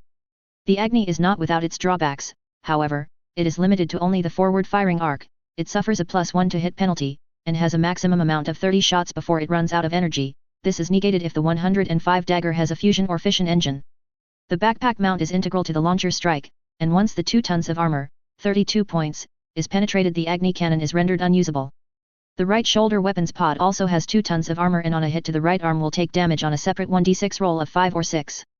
BV Edition, 4311. No shit, you read that right, 4000 plus just for the launcher strike. That gives a launcher dagger a higher BV than 2 of the classic AS-7D Atlas assault mechs. On the other hand, this does give you the weapon's capability to seriously damage or destroy anything smaller than a warship in one shot, so. Lightning Strike. The Lightning Strike provides a +2 MP jumping bonus in atmosphere, +1 MP in space and an extra 4 tons of fuel. The only weapon integral to the Lightning Strike is the M rifle, which follows all rules for a light gauze rifle, has 4 tons of ammo, hard mount, no interchangeable magazines, and has 3 tons of armor, 48 points. The Lightning Strike is so large that a missed shot from the front or sides, so long as the miss was only 1 point off a hit, may strike the Lightning Striker pack. Roll 1d6 in the case of a near miss, on a 1 or 6 the Lightning Strike takes the hit. BV Edition, 249.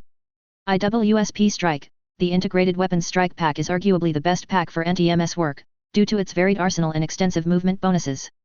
The pack provides a +3 jumping MP bonus and +2 thrust in space, with 5 tons fuel to boot.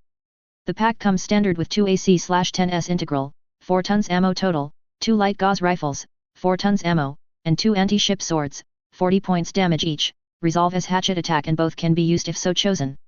The shield comes with a beam boomerang, see the rules for the sword strike, and a rotary AC/2, 3 tons ammo, and follows all shield rules above. The pack has 4 tons armor value, 64 points. BV Edition, 1392. Type/model, GAT-01A1 105 dagger. Mass, 55 tons. Construction options, fractional accounting. Equipment, crits mass. Int. Struct, 91 PTS standard, 05.50. Engine, 275, standard, 615.50. Walking MP, 5. Running MP, 8. Jumping MP, 4. Heat sinks, 10 double, C, 20, 0.00. Gyro, 43.00. Torso mounted cockpit, life superintendent, sensors, 64.00. Actuators, L, SH and UA and LA and HR, SH and UA and LA and H. Armor factor, 112, 07.00. Internal structure/armor value. Head, 3/9. Center torso, 18/16. Center torso, rear 5. L/R side torso, 13/12. L/R side torso, rear 5. L/R arm, 9/12. L/R leg, 13/12. Weapons and equipment. LOC, heat, ammo, crits, mass. 1 strike pack hardened asterisk. RT, 2, 0, 4, 4.00. 1 beam saber asterisk. RT, 4, 0, 1, 0.50. 3 fuel tanks asterisk. RT, 0, 0, 3, 3.00. 1 strike pack hardened asterisk. LT, 2, 0, 4, 4.00. 1 beam saber asterisk. LT, 4, 0, 1, 0.50. 2 fuel tanks asterisk. LT, 0, 0, 2, 2.00. 2 anti-missile systems, C. HD, 2, 48, 4, 3.00. Ammo locations, 2 HD. 1 light machine gun, C. LL, 0, 200, 2, 1.25. 1 light machine gun, C. RL, 0, 200, 1, 0.25. Ammo locations, 1 LT. 4 standard jump jets. See below, 4, 0, 2.00. Jump jet LOC, 1 LT, 1 RT, 1 LL, 1 RL. Totals. 14 heat. 58 crits. 55.00 tons. Crits and tons left, 20, 0.00. Calculated factors. Total cost, 6,951,181 C-bills, dry cost without armaments or strike packs. Battle value, 811, dry BV. Cost per BV, 8,571.12. Weapon value, 82/82, ratio equals 0.10/0.10, dry WV without arms or strike packs. Damage factors. SRDMG equals 6. MRDMG equals 0. LRDMG equals 0. Battle Force 2. MP, 5, Armor/Structure, 3/5. Damage PB/M/L, 6/-- Overheat, 0. Class, MM, Point Value, 8. Chapter 20, The Art of War, Final Chapter. December 25 CE 71, 0700 hours. Gigafloat Mass Driver, Eastern Docks. Christmas Day would be a day of funeral and loss for many families, inverting the normally joyous 25th of December in minds and hearts all across the Earth Alliance. At the same time it was a day of loss for the Crimson Guard, who paid in the blood of 3 dead pilots to defend the sovereignty of the Gigafloat. For Neo Roanoke, formerly of the Eurasian Federation and later of the Black Hand Mercenaries, it hurt just the same as it did for the Crimson Guard. Over half his team had been outright killed in the abortive assault on the Gigafloat, all were veterans of Operation 8.8 and some were veterans of Operation Elvis. He had expected casualties on this campaign, the Magi weren't exactly considered pussies by anyone, smart, on planet and Neo factored that into his plan. He never expected them to be able to take down his fighters so effectively or quickly, which was the big monkey wrench thrown into his operations plans. Without the air cover, his mobile forces on the ground were sitting ducks for their heavy star of Omni-Mechs and mostly for their artillery section. The casualties for his side were nasty. 8 survived from the fighters, 10 from the mobile suits. With 28 killed in action in the mobile forces and another 31 killed on the ships, the Black Hand had 59 deceased to see to, a process to be handled by naval burial at sea. The Crimson Guard would do the same, with their 3 dead. The turnout was impressive, to say the least. The Crimson Guard's 2 uninjured mech warriors and 25 Marines stood as the honor guard for the procession. The entire Black Hand unit stood as the mourners, and indeed some were mourning with the loss of friends, lovers, and relatives. The Gigafloat personnel that could be spared from operations had turned out as well, to pay tribute to both units for their duties executed in days past. Serpent Tail provided overwatch from their mobile suits, adding an eerie feeling of battles past to the scene. The process was somewhat mechanical, but simple. Pallbearers comprised of 2 Marines, Crimson Guard, and 4 midshipmen, Black Hand, would take a casket from a conveyor belt normally used for cargo loading on the ships, heft it and take it to the edge of the docks. Waiting for them was a small platform that they would walk out onto, and in this platform was a hole shaped roughly of a casket. Once in place, Neo Roanoke would read off the deceased's name, military rank and position, honors received, home state, and close it with a naval benediction. After that was completed, the pallbearers would lower the casket into the hole and release, which allowed it to drop through into the water. It started first with a buoy tethered to a metal weight by a long chain. A second buoy stood by to mark the end of the procession, and the boys themselves had placards attached that would tell of why the boys were there. Manufactured of titanium, ostensibly the same titanium used in the frames of the salvaged dual daggers, the boys and tethers would last thousands of years in optimal conditions, a fitting tribute to a battle that looked to be the undercard match for the fate of humanity on this planet. Like any case of human endeavor, Murphy's Law was in effect, the caskets had been disarrayed and out of order, so what was supposed to be an orderly burial by sea turned out to be a random mix of both units. Thankfully, someone had put a post-it on the side of each casket with the names of each of the deceased, so Neo knew who was who when the time came to speak of their lives. In time, only 2 were left, one of them being the enemy commander that had stiffed his unit. Maiko Saizawa, ensign, naval fighter pilot. Neo sighed quietly, he had dated her off and on for almost 2 years. Her life had been brought to an abrupt end when a rack of ATM missiles entered the superstructure of her fighter and blew out the fuel tanks. What was left of the cockpit plowed into a truck hangar on the Gigafloat, though caused no extra casualties. Recipient of the Purple Heart, twice, once for action in Australia, once for action here. Home state is North Korea, Eurasian territory, city of Pyongyang. From the eternal ocean from which we came, to the eternal ocean we now consign her mortal remains. Aten Hut. The military personnel came to attention and saluted in their nation's style before the casket was lowered. With it done, the pallbearers moved to pick up the last of the deceased, the Crimson Guard's commander, and the way was cleared for Neo to look directly at the architect of his defeat. With the sale of the Halsey, Serpent Tail became $2 billion Earth dollars richer. The Kingdom of Scandinavia now had the first ship in what was threatening to become a significant fleet. Likewise, the Port Arthur had turned into a serious money haul for the Crimson Guard, and the USSA now had a new carrier with which to deploy its forces. In the case of Serpent Tail, the money would mostly go into a trust fund for the unit's children to finance higher education and for retirement funds for the mercs. In the case of the Crimson Guard, Neo had found out that the money was being split strangely, with each of the warriors involved getting 1% of the cut, 20 million Earth dollars. The other 72% to go to the purchase of a small dropship, Orb would be manufacturing them soon enough, and for the preparation of an academy on the Gigafloat. The academy would be used to train both civilian and military mobile suit pilots, and the occasional battle mech pilot for the unit. In due time the pallbearers were back, and the last casket was the expected lady. Tiffany, of the Blood Heritage Rommel, Star Commander of Omni-Mech Forces. Recipient of the Radiant Sunburst and Fallen Sword medals for her action on the Gigafloat.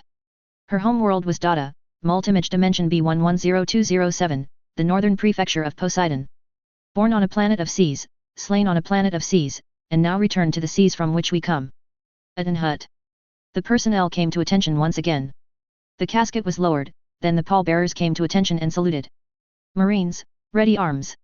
7 bolts slammed forward on 7 MAR-22C armor assault rifles. Marines, shoulder arms. The Marine Star Commander ordered, 7 of the massive AAR aimed north at 60 degrees into the sky. Fire. Before the burial at sea began, the Marines issued earplugs to all, with the express recommendation that they be used during the rifle honors. After the first shot, anyone who had not put them in groped for the plugs to protect their hearing.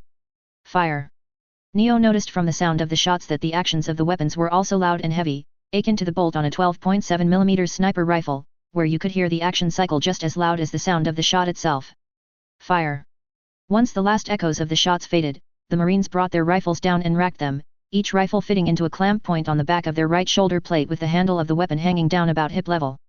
I don't think you've been told this, but the transport ship for your unit will be here in 6 hours, the surviving uninjured Crimson Guard pilot said. My offer still stands, Captain Roanoke. Sorry, no, Neo replied immediately. It was a fairly generous offer to join the unit, but joining the Crimson Guard would put him at odds with both its members and the Earth Alliance, not a happy work environment by any interpretation of the phrase. I'm going to head home and try to clean up some in the Eurasian Federation. By which he didn't mean politically, he meant militarily. Neo did not want to see the Earth Alliance defeated like this again. I don't think we'll be going head to head again, but I don't think it would be impossible, either. Rick nodded, he had been expecting the answer all the same, but it was worth a renewed try. Good luck, then. You'll need it. XXX. December 27 CE 71, 1800 hours. Ptolemais Military Base. As the Ophanim shook somewhat, the conning tower began clearing the lunar surface and then the moon began receding behind the ship. Not the first time I did that, Natarl reminded herself. Admiral. Commander Gray, her CIC duty officer, asked. Natarl ignored the question temporarily. Sensors, anything yet? Yet, definite passes from them Jair's long-range sensor suite.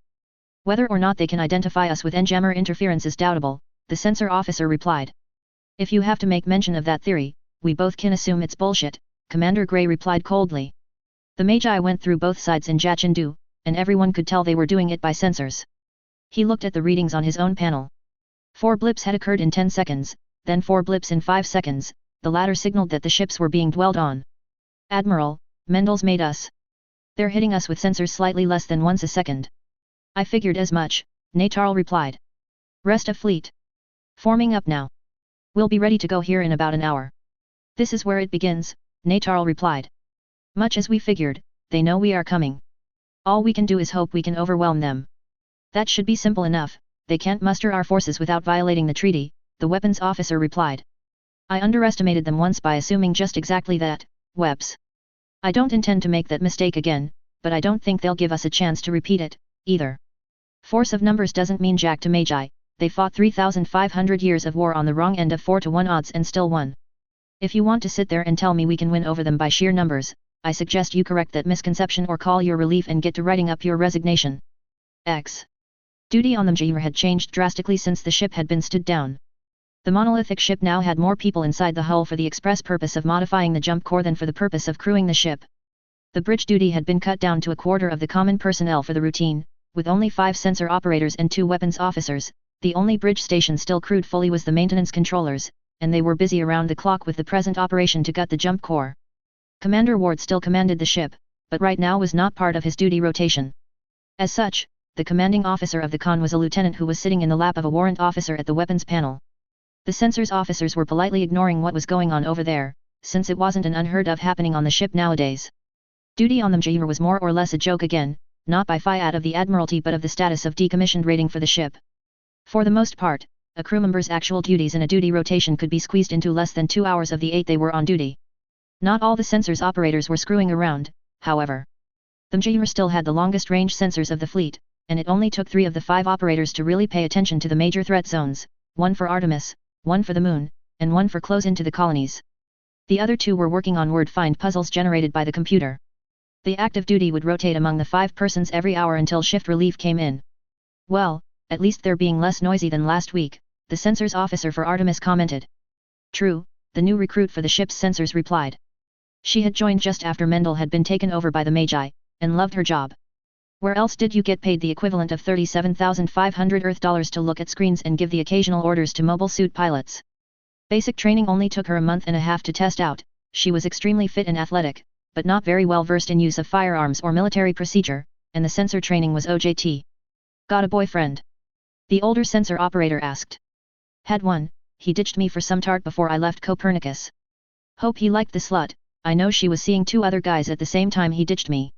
The bum will probably wake up one day with the gift that keeps on giving, the elder sensor operator replied. Well, here's the gift from the EA that keeps on giving, the new recruit commented. Con, you done with the latest from your poor abused boyfriend? She asked in typical Joker's wild fashion. Make it as strange as possible, and nobody will comment. Yeah, what ya got? She took a few seconds to stand up and a few more to approach. Activity at Luna, launches from Ptolemais. Out of range to classify, but if I'm doing the math right it looks like a fleet group forming up. IDVE just noted it and let you keep getting it, but they're maneuvering to join with this fleet here, and that puts almost 25 ships in a very small area. Yeah, that's not normal, even for the Earth Alliance dunderheads, the lieutenant replied. Keep an eye on them. I'll be back in a few minutes. Chief Warrant Indra has the con temporarily. Warrant Indra was another of the death-trapped old hands of the Mjir, demoted 3 times, veteran of 20 years, he knew more about the ship than most the rest of the crew and was fated never to gain rank because of the Admiralty review. Star Admiral Centura had promoted him to Chief Warrant for actions rendered during the 2nd of Jachindu and issued a commendation for his part in the Junius Treaty negotiations, but so far he was not showing much chance to make it to a real officer's rank yet. Warrant Indra had mysteriously appeared behind the sensors officers, silently, mysteriously, but there nonetheless. Some believed he was part witch, some believed that he was a powerful Chinook, but the common explanation was that Indra was descended of both Apache warriors and Gurkha commandos, an excellent pedigree of stealth and sneakiness. His codex backed up the latter, and specifically listed him as unrated for both wizardry and Chinook skills. This is their latest play. Sir? The new recruit asked. They are seriously pissed at us, Indra commented. We ripped them up one side and down the other over the battle on the Giga float.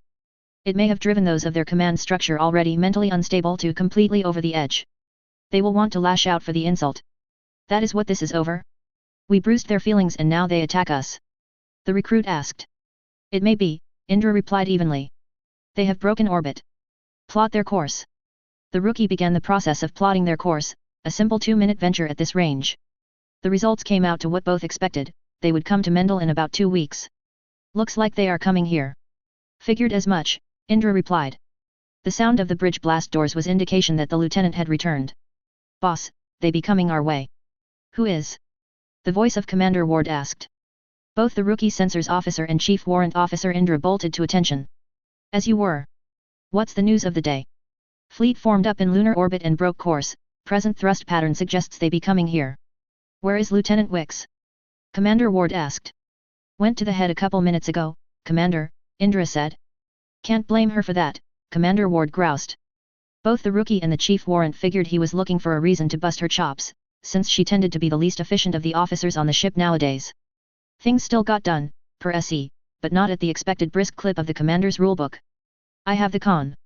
Commander Ward has the con, Indra replied. Radio, con, better tell administration that we're about 2 weeks from having uninvited guests. XXX. December 28 CE 71, 1200 hours. ZAFT Supreme Council. This emergency session is now in order, Durandal began. We will bypass the preamble in the interests of time. Commander Vault, please deliver your presentation. Commander Vault was one of the few commanders in ZAFT that fit all three of Durandal's preferences, knows how to lead troops in combat, knows how to analyze new or old methods and processes to apply to modern warfare, and knows that Mendel isn't leaving without a biggest fight.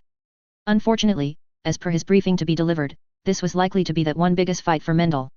Yesterday, as of 1800 hours, the Ptolemaios military base disgorged 12 warships, one of those ships being the new Archangel-class ship Ophanim, and 3 other Agamemnon-class ships as yet unidentified by our intelligence assets. These ships linked up with an orbital guard fleet of 10 ships, and the combined task force slipped their orbit as of 1900 hours. Without a doubt, Mendel knows the fleet is moving in their direction, though they likely do not know the orders under which the fleet has sailed. They know this how? We just got the intel reports. The warship Mjir has extremely powerful near-space sensors, Commander Vault replied. Were it not for our frequent use of enjammers, they could probably identify what our pilots are served in the mess hall on our ships. For sure, if we launch a fleet they will know within seconds. Okay, we'll disregard their sensor power for now, the Supreme Council member for Science and Technology said. What are the Earth Alliance fleet's orders?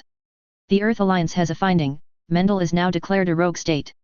The Earth Alliance fleet is to move to Mendel, to render compliant and eliminate resistance. That's pretty serious, the diplomatic chair replied. Can they do it? Possibly, Yuri Amalfi replied in a disheartened fashion. Mendel is no pushover, but they lack the numbers to truly stand toe-to-toe with the Earth Alliance. If the Earth Alliance forces the issue in a war of attrition, Mendel will not survive. Will they? For the answer, all eyes were on Commander Vault. Vault's answer was automatic. As they show no activity from Artemis and no fleet operations from the planet, this is not a battle of attrition. The enemy fleet, even comprised of 22 ships and likely centered on the Ophanim, lacks the sheer force of numbers to crush Mendel opposition. They are keeping in the strict parameters of the Junius Treaty, to which Mendel has a disadvantage of numbers, yet in all reality the Earth Alliance lacks the necessary forces to do the job. So, what are they doing? Durandal asked. I don't know, Vault replied. Unless their fleet admiral has a death wish, I cannot reconcile what they are doing or how they intend to do it. Could it be a feint, distract Mendel while they hit us or the USSA? The diplomatic chair asked. Unlikely, the cost would be too great to justify such a feint, Vault replied. Second point against, if this was a feint, we would have indications from other intelligence assets as to what their true operation was. Someone else is pulling strings, Chairman Durandal said. Given the looks from the council members, he would have elicited the same reaction had he said the crayon is yellow instead. Sir? Yuri Amalfi asked. The problem with the Earth Alliance is someone outside the normal election loop is pulling the strings. A power behind the throne, such as it were. Assuming this is so, please tell me what your thoughts on such a power would be, Durandal requested of Vault. Commander Jowl, I will want your opinion as well. Sir, Isaac replied, but did not continue. Whoever such a power would be, they would have to be a political animal with little grounding in military matters, Vault replied. They would have to be connected to Blue Cosmos or some further shadow of an organization, with enough assumed or real influence to push buttons at the highest level of the Earth Alliance. Third, this player would have to have the ability to at least silence a goodly part of the Earth Alliance Senate, or have the bulk of them in his pocket. Fourth, he or she would have to have a burning desire to wipe the floor with Mendel. The room was silent for a few moments. Your additions, Commander Jowl? Durandal asked. Only one addition to Commander Vault's analysis, Isaac replied.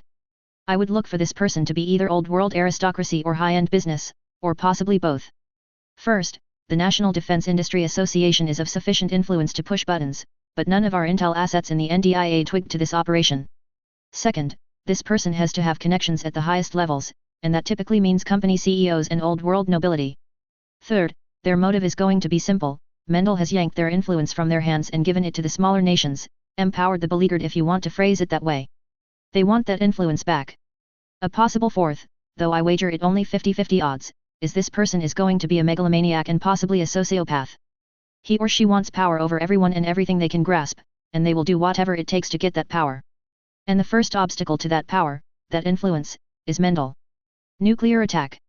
Yuri Amalfi asked in the silence thereafter. Possible but unlikely, Isaac responded. Vault picked up, they know Mendel has nuclear capabilities well in excess of anything the Earth Alliance can produce. One of the physical Alice machines they possess, with just one warhead, can annihilate everything from Trenton, New Jersey to Charlestown, South Carolina, and destroy every piece of glass on the eastern seaboard of the old United States territory, and all that in just one strike. You do not gamble against foes with that kind of power, even if you have reason to believe they would not use those capabilities. Not to mention we do not know if the Mjir itself has that kind of striking power of its own, and the Earth Alliance has already unwittingly proved it a nuclear-resistant platform. For what it is worth, I believe this battle will remain conventional. Could they be operating with some other kind of capability? Mirage colloid or something? The council member in charge of science and technology asked. Possibly, and God help Mendel if they are, Isaac replied in a clipped fashion. What are our options? The diplomatic chair asked. We have none, Durandal replied. This battle is Mendel's proving ground. If they are to survive, they must prove themselves capable of it. We must plan for two contingencies, if Mendel wins, and if Mendel loses. If Mendel wins, they will likely issue a statement and analysis as to the efficacy of Earth Alliance forces and intentions. Basically, a breakdown on their actions in the same fashion that the Star Admiral embarrassed the Black Hand survivors by showing where they went wrong and how they got their butts kicked. If Mendel loses, there probably won't be anything standing between us and the Earth Alliance, Commander Vault commented. Then we will prepare for both, Durandal replied. XXX. December 28 CE 71, 1600 hours. Mendel Administration Building, Floor 10 Conference Room. Short answer, sir, we got fleas but nothing more serious, Gerald Lightbringer said. The problem is, 22 ships, mostly escorts and one good-sized flagship, ain't shit. They're playing something else, no two ways about it. What are the other options? Star Admiral Centura asked directly. Sneak attack, nuclear missiles on dead fire, Mirage colloid ships, chem or bioweapons coming in by cargo delivery, these bastards are inventive. If we can think of it, for damn sure so can they. Cuts both ways, Calamira replied. If they can think of it, so can we, and we can see or sense them coming. Point, Gerald admitted. Either way, this fleet coming in is an actual threat, if not a large one. What do we do about it? 2 ships and mobile armors, Wayne ordered. Make it the Hyperion and Vladivostok plus Angels 2 and 3, and probably a binary of fighters. We'll keep the rest of the formation in close, rapid reaction defense against a secondary attack vector. Roger that, sir. I have an idea on how to get the fleet real good, if you're willing to completely embarrass the enemy. Talk to me, amigo, Wayne Centura requested. They're coming at us in the same old way, to quote the old cavalry lament. I say we lay an inviting trap for 'em. They come on to us in the usual fashion, and those 2 witches of mine guard the front door as a real inviting target. Once they're close enough, we have their force flanked by 2 powered-down warships, and we hit them from 3 sides all at once. Suck 'em into the fire sack, slam the back door closed, hammer until flattened. Wayne summed up the plan. Oh yeah, Gerald replied. I like it. Do it. X. Despite deploy orders, VNRA had never left Mendel. He now knew why. It's different, he gaped. It looks like the Fireball, but... The Fireball was intended as the air superiority fighter of a 2-fighter pair. It turned out to make a kick-ass jack of all trades, but the Fireball is overkill for what we need here, Century Commander Lightbringer commented. This is the Thunderball, slower and lower but with an extra 15 tons of pod space. This one fighter literally carries more battlemech equivalent weapons than 2 Spearhead fighters mass total. And this is why you called me to service as a test pilot, Century Commander. I need someone who's willing to push it good and hard to slag down the opposition's best. Out here in space, you'll get a good chance to do that here in a couple weeks. Oh? Uninvited guests? Vihen asked. He had heard some rumors about a possible fleet deploy from Ptolemaeus, but... You got it, Gerald replied. I've worked up a basic load plan for it, but I expect you have your own preferences. I do, sir, Vihen admitted. Gauss rifle and ER large lasers, for starters, enough firepower to cripple a mobile suit in one stroke. I find myself also partial to LRM-15 racks, but can they be used from a craft such as this? Oh yes, Gerald replied. You'll want to prepare a load balance sheet and omnipod requisition. Keep in mind that the Thunderball can carry 55 tons of internal stores and 20 tons external stores from a space launch profile. Also, keep in mind that weapons heat is going to be an issue. You will want to make sure you have ample heat sinks to cover your arsenal, and ammunition for any ballistic or missile weapons. You have a lot of experience building Omni fighter configurations, I gather, Vihen replied. I have a few hours in the Fireball, Gerald replied evenly. What's the maneuver profile compared to a strike dagger? Your safe thrust is half faster than a strike dagger with its foot down, max is nearly 3 times better than. Still, if they swarm, the arse of this thing is going to be a big target. I recommend either pulse lasers or streak SRMs for a rearguard. Farting missiles at the enemy. Vihen cracked the expected joke. What do Magi pilots do with explosive diarrhea? When that happens, it is a very bad day for any enemy fighters or MS tailgating a mage, Gerald replied evenly. He once lost a trial of grievance to a pilot who had armed his Fireball with a Thunderbolt 15 launchers facing rearward. Gerald had never underestimated a fighter's rear since that battle. I have some work to do, then, Vihen noted. Gauss, 2 ER large, LRM 15s forward, streak 4 packs backwards. Remember heat sinks, Gerald cautioned. And load heavy on ammo where possible. Nothing ruins your day like sighting up an enemy and your weapons won't fire because you're out of bullets. XXX. December 30th CE 71, 0800 hours. Stateroom, Warship Offenheim. Ma'am, I have the full write-up of available Mendel forces, broke down as you suggested, Commander Gray announced on the room's intercom. Natarl sighed as she placed a bookmark in her old copy of The Art of War, English translation. Enter, she ordered after a moment to compose herself. The art of war was something that every Magi soldier learned and implemented in battle, especially the tenets about recon and terrain. There wasn't much in the way of terrain out in space unless you were in an asteroid field, but recon they had in spades courtesy of the extremely powerful sensors on them. Probably also because of their strategic Chinook as well. The look in Commander Gray's eyes was answer enough as to what he was holding in paperwork. Grab a seat, Commander, Natarl said as she turned around to the credenza and the well-stocked coffee machine on it. 2 vacuum-sealed cups were pulled from the bottom of the credenza and connected to the machine for a fill. How bad? She asked as the cups filled. Bad enough that I hit the head before I came here, Gray replied. Where do I start? Start with the treaty caps and what you think they have shoehorned into those limits. She passed him one of the cups, which drifted over to him through the microgravity unimpeded. Well, the treaty says a maximum of 3 warships plus 1 for each inhabited colony. Given that much, they are running probably 3 of the Monitors and 1 of the Archangel-class ships. Absolute worst case from a naval standpoint would be Absinthe, Byzantin, Redland and Dominion. That's a Hiluva roster of names, Natarl commented, never having considered the names when mashed together.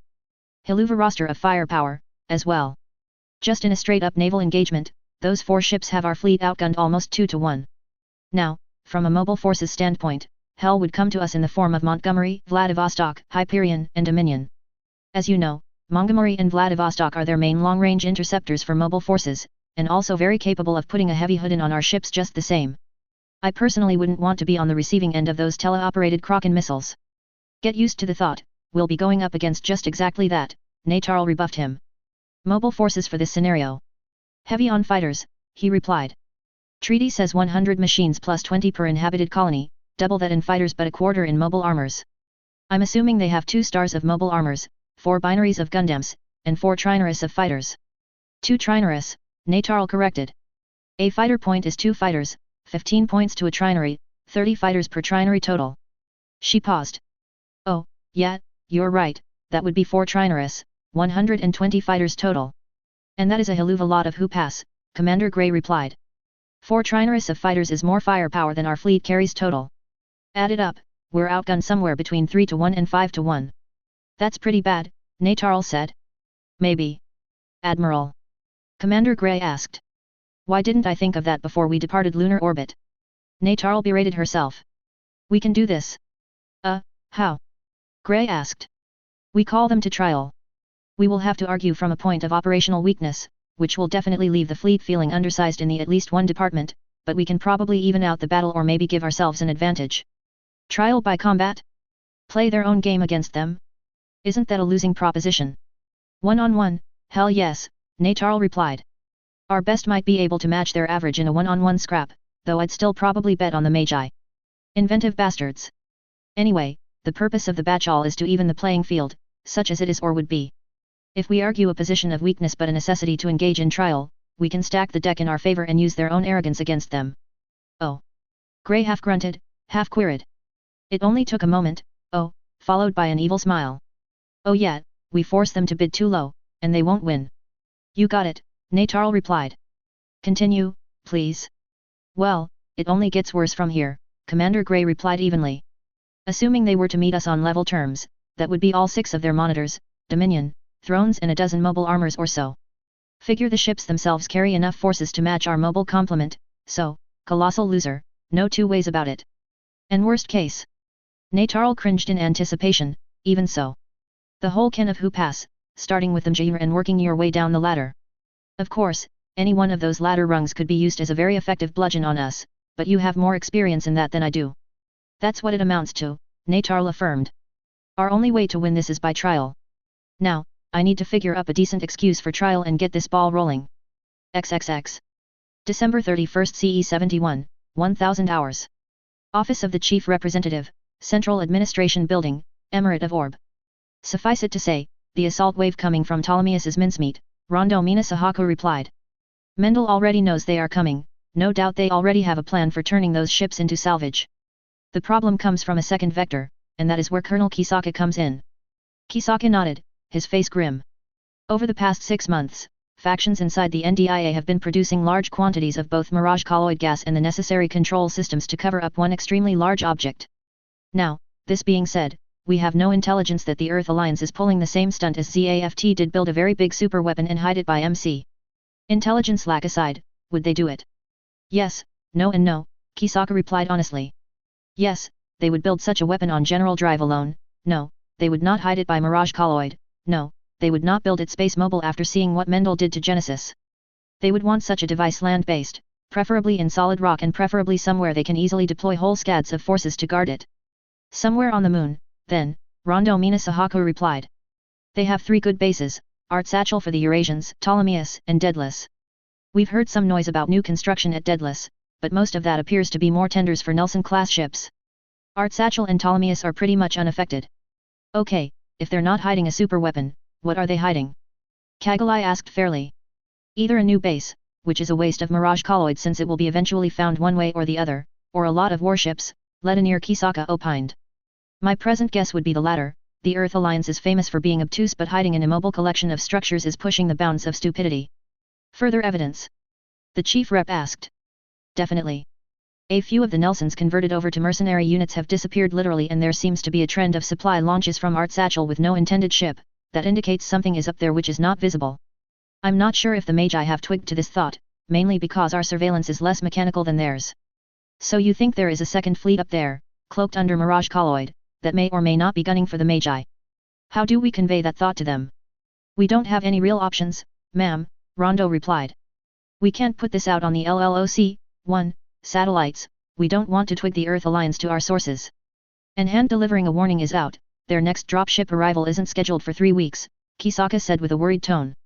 Since the Gigfa float was now the de facto material shipping point for anything headed to Mendel, or ZAFT by way of Mendel, traffic at the Onogora spaceport had slowed down significantly. All that can be done is hope that Mendel can pull off a lucky one and see the targets before they get close enough to damage the colony, Kagalai reiterated. Pretty much, I don't see a way to inform them without blowing our sources. If Rondo could sound any colder, how was lost on Kagalai? I have faith in the Magi. Even if they probably aren't being completely forward with us. Something worrying you? Kagalai asked. They say they have no mages in their ranks, but I don't think so. I have no hard proof, but I think Gerald is a commando and a bit older than the 43 his codex says he is. Could be, Kagalai replied evenly. He always struck me as someone who had been there, done that. And his understanding of events differed slightly from the history they reported, but I thought it was just operator's perspective. Maybe older, she replied. Maybe not. Not really sure, and I'm not sure I'd want to ask. Kagalai's reason was simple: if he was concealing his real age, there was a good reason for such concealment, and he probably wouldn't take kindly to someone encroaching on that territory. In extension, if what Rondo said was true and Gerald was a mage-trained commando, Kagalai didn't think so, there would be little stopping him from annihilating anyone that pushed the wrong buttons. Don't think so? Kisaka asked after a moment. No, I don't, Kagalai replied after a moment. A good pilot with a bad attitude, yes, maybe even a commando, but if he was mage-trained he would be a powerful one, something relating to that new type illusion he used. So I heard, and could probably have taken them Jair home himself. He's not a mage, but it won't matter, Ma'am, Captain Ramius concluded. Oh. Rondo Mina Sahako asked. Invisible or not, Strategic Officer West will sense them coming. It's her job to know what is coming and how to deal with it. On the other hand, if they don't have enough naval forces deployed, this could get ugly. XXX. January 3, CE 72, 1400 hours. Central Assembly Building, Manaus, Brazil. I think I'll stock up on beer and pretzels for the big match, Ed Harrelson commented to the assembled listeners. You know when Mendel flattens them we'll get a rundown on the complete ineptitude of the Earth Alliance forces. Computer simulations and color commentary. Quite true, the President replied. I learned quite a bit from the last presentation Admiral Centura did. He was right, the Black Hand had to walk into the teeth of a firestorm to get to their objectives and they paid dearly for it, Rico noted with a smile. Just that much less force they can use on us, and we get a salvaged carrier out of the deal. I don't see this attack doing any better, wonder if we could pick up a couple Nelson-class ships after they get mulched. It will have to go in for repairs, but we can do the job with it. The President had to sign off on the purchase order, but nobody inside or out of his political party begrudged him the chance to make the purchase. The aircraft carrier was the dominant form of naval warfare since the 1940s, the USSA was almost completely surrounded by ocean, so any warships they could acquire were repaired and commissioned as quickly as possible. Purchasing a salvaged Spengler-class carrier was both a military coup for the USSA and a good round of pissing in the eye of the Earth Alliance. Okay, shopping list, already have beer and pretzels listed. Who wants what?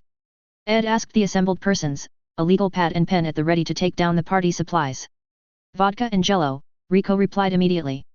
Jello shooters are one of the best party foods possible, he replied to the quizzical glances from some of the cabinet members. Tortilla chips, salsa, and a couple bottles of tequila, the defense minister requested. Ed continued writing as fast as possible. If I may ask, you're not worried they might lose? The Secretary of Hospitals asked. Nope, Ed replied immediately. The EA will cause some damage to Mendel, but definitely not enough to cripple them or even take them out of the game. This one is a foregone conclusion, which is why I'm preparing the party early. We've got a lot of years coming that we'll be working with them, might as well welcome the thought with open arms. He's right, Rico appended in the short silence thereafter.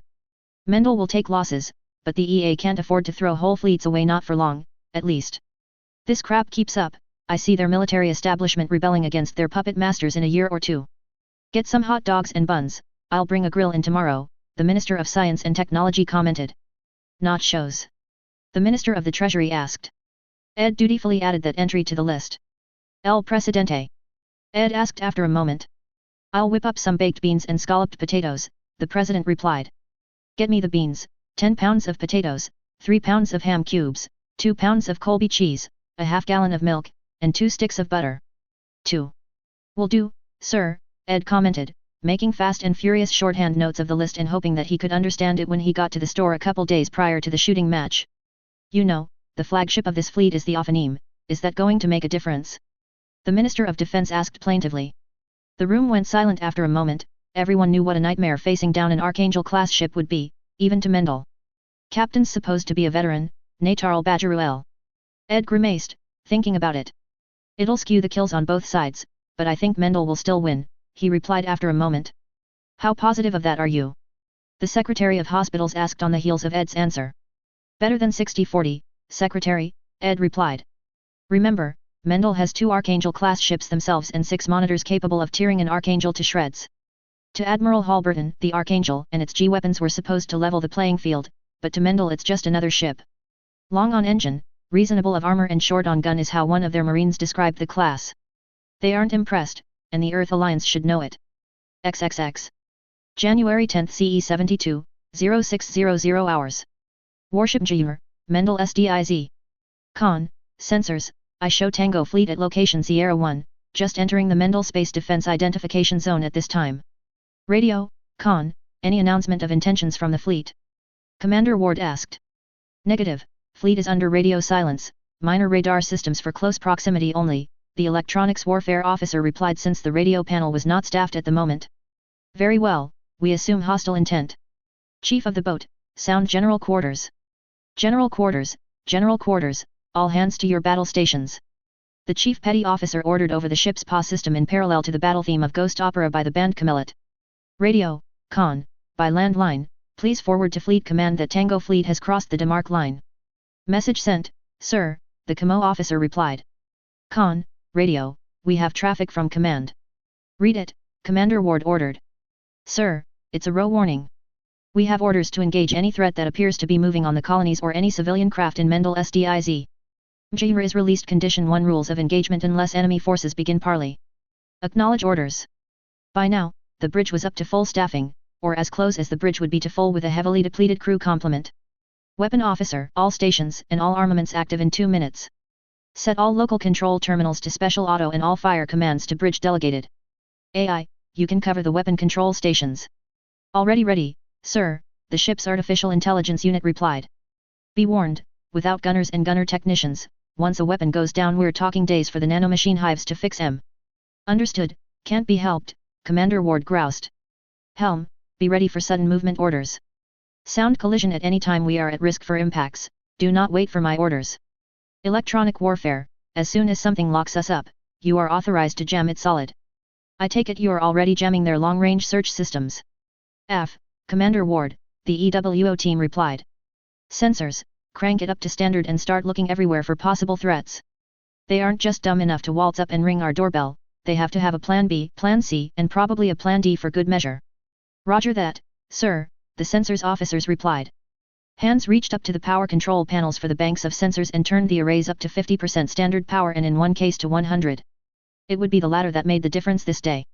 Cobb, all stations reporting manned and ready for action, or at least those stations to which we have personnel. Cobb, Glenn asked Ward II replied. Weapons, report ready status. Weps, all armaments are ready. AMS grid is in special auto and all guns are on manual command from bridge controls. Radio, fleet status. Ward asked immediately thereafter. Dominion has planetside guard, Hyperion and Vladivostok are out in the wings waiting for their grand entrance, and we have close prox colony guard. The Mjr itself was no longer hiding on the far side of Mendel with respect to the planet, it had been moved to directly below the colony, in relation to the orbital plane, to allow it the most effective sensor sweep area. Radio, enemy fleet is transmitting in the clear. What the hell? Enemy commander is requesting Batchal. Interesting, Commander Ward replied evenly. Descended of the warriors of Clan Wolf, he knew well the process of Batchal and the attempt at glory to be tried. Natarl figured it for a flanking trap when she could find trace of only 2 mobile armors waiting for her between Mendel and her fleet. Of the 4 ships allowed under the treaty, only 2 could be detected by their sensor emissions, the Dominion on the far side of Mendel and the Mjr parked under Mendel. However, she knew she could defuse the trap by playing their own game. Attention Mendel Forces Commander, this is Admiral Natarl Bajaruel of the Earth Alliance. I hereby call the Multimage Protectorate of Mendel to a trial of grievance for your insulting and derisive conduct in pertaining to the mercenary battle on the Gigafloat and subsequent press releases pertaining to that battle. Who stands to challenge the will of the Earth Alliance? Points for the effort, someone replied. Attention Admiral Bajaruel, this is Star Captain Wendy Barus, call sign Angel 3. Your request is heard but the challenge requested is not appropriate for your intentions. A trial of grievances between 2 warriors, not 2 governments. You seek a trial of possession for the right to censure the Protectorate, or am I mistaken on your intent? This is my intent, Natarl replied evenly. How say you to the trial? I will entertain Batchal, please state your intent. Natarl had to think fast. She was expecting just a small battle she could rig to her preference, but changing the form of the trial changed the necessary steps of the Batchal. I hereby request a trial of possession for the right to issue censure to Mendel at this time, and for the right to refuse political actions taken by Mendel at a later time as if the Earth Alliance was part of the Magi Tumen. A sharp bark of laughter was the response. You propose an interesting position, Admiral. To have the right to directly interfere in the policies of a Magi prefecture is a very serious escalation of political authority. I commend you on your choice of tack in this matter. Natarl remained silent, unsure if she should say anything or not in these circumstances. As this is a very big and very red line you just shoved this Batchal across, we will make the matter of significant personal challenge to you. I request as Isorlaw, in the event that you lose, you will turn over your fleet to me in its entirety, and you will submit yourself to me to serve as my bondswoman. How stands that as motivation to win? She can't be serious. Commander Gray replied. She is, Natarl replied immediately. Given what I just asked, the value of a small junker fleet is a small price to pay in terms of their policies. Natarl clicked the bridge paw back on. I agree to your terms, Star Captain Barus. Please name your forces. As a preliminary bid, I wager myself and my sister, Mina Barus, in piloting of Dendrobium mobile platforms. You may bid your level of offense, but be advised that I have far more forces at my disposal to bid at this time. Foremost, I would like to request that this trial be kept small, no more than 2 trinorists on either side and no warships in the bid, to minimize losses of life and resources during the battle, Natarl requested in the short silence thereafter. She knew that the purpose of the Batchal and the various trials was expressly to prevent massive losses of life and resources in unfettered battles, and she knew the Magi followed in the same principle. I will honor this request, Wendy replied. I sense, you have another request. Natarl replied. It pains me to do so, but I must request dispensation for operational weakness. I cite the Second Battle of Jachindu and the Battle of the Giga Float as my evidence. In prior combat against the Magi, our forces have been bled white, stripped of truly veteran or elite personnel necessary to match the Magi on even footing. Silence was the answer from the Magi for a few moments. Please wait. Such a dispensation must be authorized by a heavy force commander, typically no less than a galaxy commander, Wendy replied after about 10 seconds. I have been listening, Wendy, Gerald said from the cockpit of his heavily modified physical Alice, parked in the Dominion on the far side of the SDIZ. They are trying to force you to bid too low to win, though in all reality they do have a legitimate claim to operational weakness. We spanked them so hard they are still feeling it, Wendy replied. Do I grant that dispensation? You may, and remember you will have to bid cut down, 3, at the absolute maximum under such a dispensation. 2 stamens. Sounds close enough to fair for me, Gerald replied. Very well, Wendy groused. We did give her a crash course in playing our game, so. Well, give her a crash course in the arrogance of her superiors, then, Century Commander Lightbringer ordered. You know the drill. Sir. Wendy changed channels. Attention Admiral Badgeruel, this is Star Captain Barus. Your dispensation has been authorized by Century Commander Gerald Lightbringer. I bid 2 Dendrobium Stamen mobile suits, piloted by myself and Mina Barus, against your forces. What do you bid? I bid the mobile complement of the Archangel-class warship Ophanim, specifically, a Sword Calamity, a Buster Dagger, 4 105 daggers with varied striker packs, a Hyperion, and a dual dagger. What say you to this bid? I accept the terms of the force's bid, Wendy replied immediately, though with an edge to voice. The battle will be conducted here, between Mendel and your fleet. Keep in mind this is not a circle of equals, there is no hard defined limit to maneuver, though I advise you do not cluster with the ships or your bid may be voided. Additionally, the trial is null if your forces fire on Mendel or any civilian traffic. I agree to these terms, Natarl replied. Well bargained and done, Wendy completed the traditional process with the traditional phrase. Battle will begin on the launch of your 8th unit or upon the first shot taken by your side. Mina, pole rifle and shield, get ready to go in hard with just our Stamen units. Oh, fun. Mina replied in a sweet, almost sing-song voice. It only took her 4 seconds to collect the weapon and shield. Ready, sister. Let's do this, Wendy said. The first of the enemy machines launched from the Ophanim, a 105 dagger with a launcher strike pack, was easily targeted by Mina but was not fired upon due to the terms of the trial. Outstanding, the pawn has fulfilled her purpose with alacrity, Captain Helm noted. Indeed, his XO replied. Those arrogant fuck magi are looking in the other direction, while we slip by the Dominion and Mjir to attack their colony. In 10 minutes, there will be nothing standing between us and complete purification of the Earth sphere, the Blue Cosmos political officer noted with a feral smile. Weapons, Khan, begin arming procedures for all nuclear missiles at this time. Your primary target is Mendel, secondary targets are the engine blocks on the Mjir and the second Mendel colony, the captain ordered. Khan, Weps, beginning arming procedures, and the sound of breaking plastic could be heard in several locations around the bridge.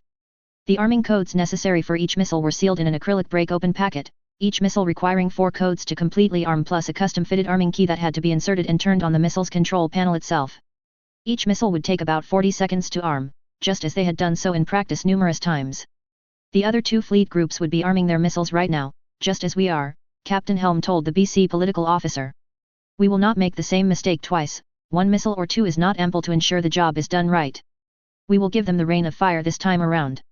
There is no kill like overkill, The BC officer chuckled mirthlessly in the silence of the XO's comment. Well, Captain Helm smiled savagely. I think we'll take a page from their playbook, set the mood with a little music. Radio, fire up Wolfpack, by Sabaton, if you will. Khan, radio, the ensign at the radio panel replied. It only took a few seconds before the cello strains began. And so it begins, Commander Ward groused. Oh, nice tactic, Wendy, he commented after he realized what she was doing. The running man. CWO Willie asked from his helm station. Indeed, mixed somewhat with the circle jerk, Glenn asked Ward replied. The disparity in movement rates between, say, the the Ale dagger and the Dual dagger is pronounced. By drawing them out in a linear or semicircular running battle, they become separated in the chase. When divided, Mina and Wendy will turn and apply the conquer phase of the old saw divide and conquer. They are notably skilled. I question why their commander cannot see through that ploy. Chief Warrant Officer Esmeralda, normally in charge of shooting at the surface of a planet, and thus without anything to do, was also watching the battle. Her console screens were given over to data links and sensor reads of the battle, whereas Commander Ward observed the battle in the commander's hollow tank. Indeed they are skilled. One of the 105 daggers just walked a burst of MG fire across Mina's leg. Nothing serious, but that is a pilot better than they claim, Ward noted. Operational weakness my ass, the forward sensor operator commented. Oh, he groused as a buster dagger appeared to side up the front of the MG, though was likely aiming at Wendy. Take the hit in stride, Commander Ward replied immediately. The shot missed Wendy by a matter of 2 meters but continued on and slammed into the front glassy plate of the MG. Ignore that hit, warships are not part of the battle, Commander Ward ordered before the WEP's officers could begin to issue fire commands. Minor damage, bow armor zone, the AI reported. Oh, there we go, Mina's on the scoreboard, Esmeralda reported with cheer to her voice, as the Ale dagger took first one, then 2 more beams for the kill. The pilot bailed and began using a maneuver pack to return to the offensive. And now they are on the scoreboard as well, she commented a few seconds later, as a 105 dagger sheared the right arm off Mina's mobile suit with a short skewer. Said tango did not last long, as Wendy came to her sister's aid with a beam saber and chopped the enemy 105 dagger in half about midway up the chest. That's 3, Commander Ward said as Mina moved on the buster dagger with a beam saber in her left hand. The shield on her left forearm was already taking a beating, more so as she closed with the target, but the enemy couldn't put enough hurt downrange to stop such a savage pilot. It ended with a beam saber against Mina's shield against Mina's beam saber in the upper chest of the enemy machine. What the hell? Sensors 4 asked her console. The new recruit was still getting used to the vagaries of Magi sensor systems, but her drilling 4 times a day was beginning to make her reactions to certain readouts automatic. Computer, isolate on anomaly in Sector 4-1 and run all passive systems. Do not sweep area with active systems any more than present. Isolating now, the console replied. Anomaly confirmed, background radiation reading drop consistent with energy-absorbing stealth technology applied to large object. Oh shit! She screeched. Con, sensors, cloaked shipping, port side. 9 o'clock, Sector 1, best range 8-1000 kilometers. Holy shit, how did they get that close? Commander Ward asked rhetorically. Sensors, max power, hammer those contacts. ECM full gemming, WEPs prepare to go live. Commander, should I turn towards? Willie asked from the helm station. NEG, not until we know what we are facing. Sensors. The rookie, a coordinator by birth, already had her sensors up to 100% power and began dwelling on the target. Sir, confirmed black hole reading, something's absorbing our sensors. Gross mass estimates, if it is a bubble cloak the ship's about 20,000 tons, if it's a hull cloak it should be near 60,000 tons. Mirage colloid is a hull cloak, and 60,000 is about the size of a Nelson-class ship. Radio, issue a raid warning. Con, sensors, more stealth contacts to starboard. X. Mina, we need to take down that gun barrel 105 or we're dead meat. Flank it left, I'll go up top. Who the fuck is this guy? Mina asked in retort, pausing just long enough to take a couple shots at the launcher dagger with her recovered beam rifle. 2 missed, 1 was blocked, an inconclusive result for her effort.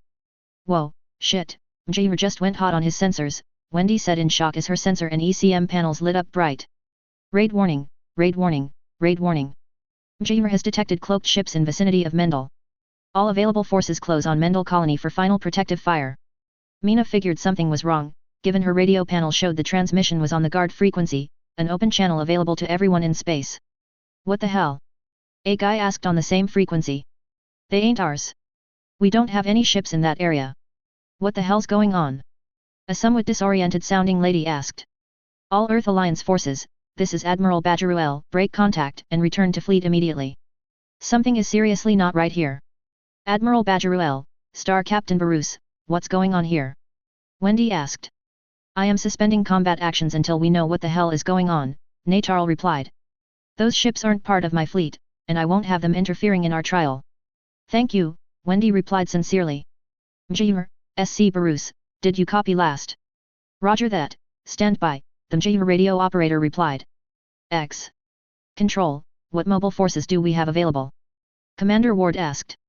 1 star aero fighters, 1 star mobile suits, 1 experimental aero fighter and 2 Gundams. Deploy all units. Weapons, begin firing on the nearest enemy ships, full weapons release.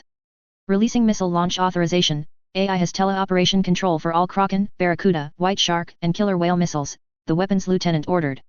Fire at will, full weapons release, she completed the order. With 5 contacts isolated to either side of the ship, the gunners had plenty of targets to fire upon with their whole weapons arrays. The bulk of the anti-shipping firepower on the Phalanx-class ships was contained in 6 batteries consisting of 2 300mm naval autocannons per broadside. Each gun could rend most dropships asunder in a single volley, and each broadside contained 12 of the cannons plus naval particle cannons, missile launchers, and even a smattering of lasers and autocannons for anti-air work. The first volley turned out to be the most spectacular, with the ship scoring 4 kills in 6 seconds and 2 more in the next 5 seconds courtesy of the missiles. The impacts of the autocannon shells turned out to be the most curious. The transit of the shell disrupted the Mirage colloid temporarily, followed by the explosion of the shell disrupting even more of the gas particulate to show the ship hidden below. Gun cycling. 50 seconds. Lieutenant Wicks shouted from the weapons stations. Con, sensors, contacts are dropping Mirage colloid count 7 more ships, 3 to starboard, 4 to port. Control, deploy mobile suits to guard the colony, aerofighters and experimental units to tackle the warships. Double time the launches. Enemy return fire. Sound collision. Given the short distance to them, few of the beam cannon shots missed their mark, but on the other hand few of the cannon shots did enough damage to talk about just the same. The Nelson-class ships were firing on a massive target that bore as much armor as half the mass of a fully loaded Nelson, making the battle more than just partially one-sided for them. Con, flight control, we're launching units now. Immediately thereafter, VNRA, Thunderball prototype, launching. X. Having been a primarily runway-based pilot, Vihen had only 2 cat shots in his life from a warship, both in the past week for check rides on his craft.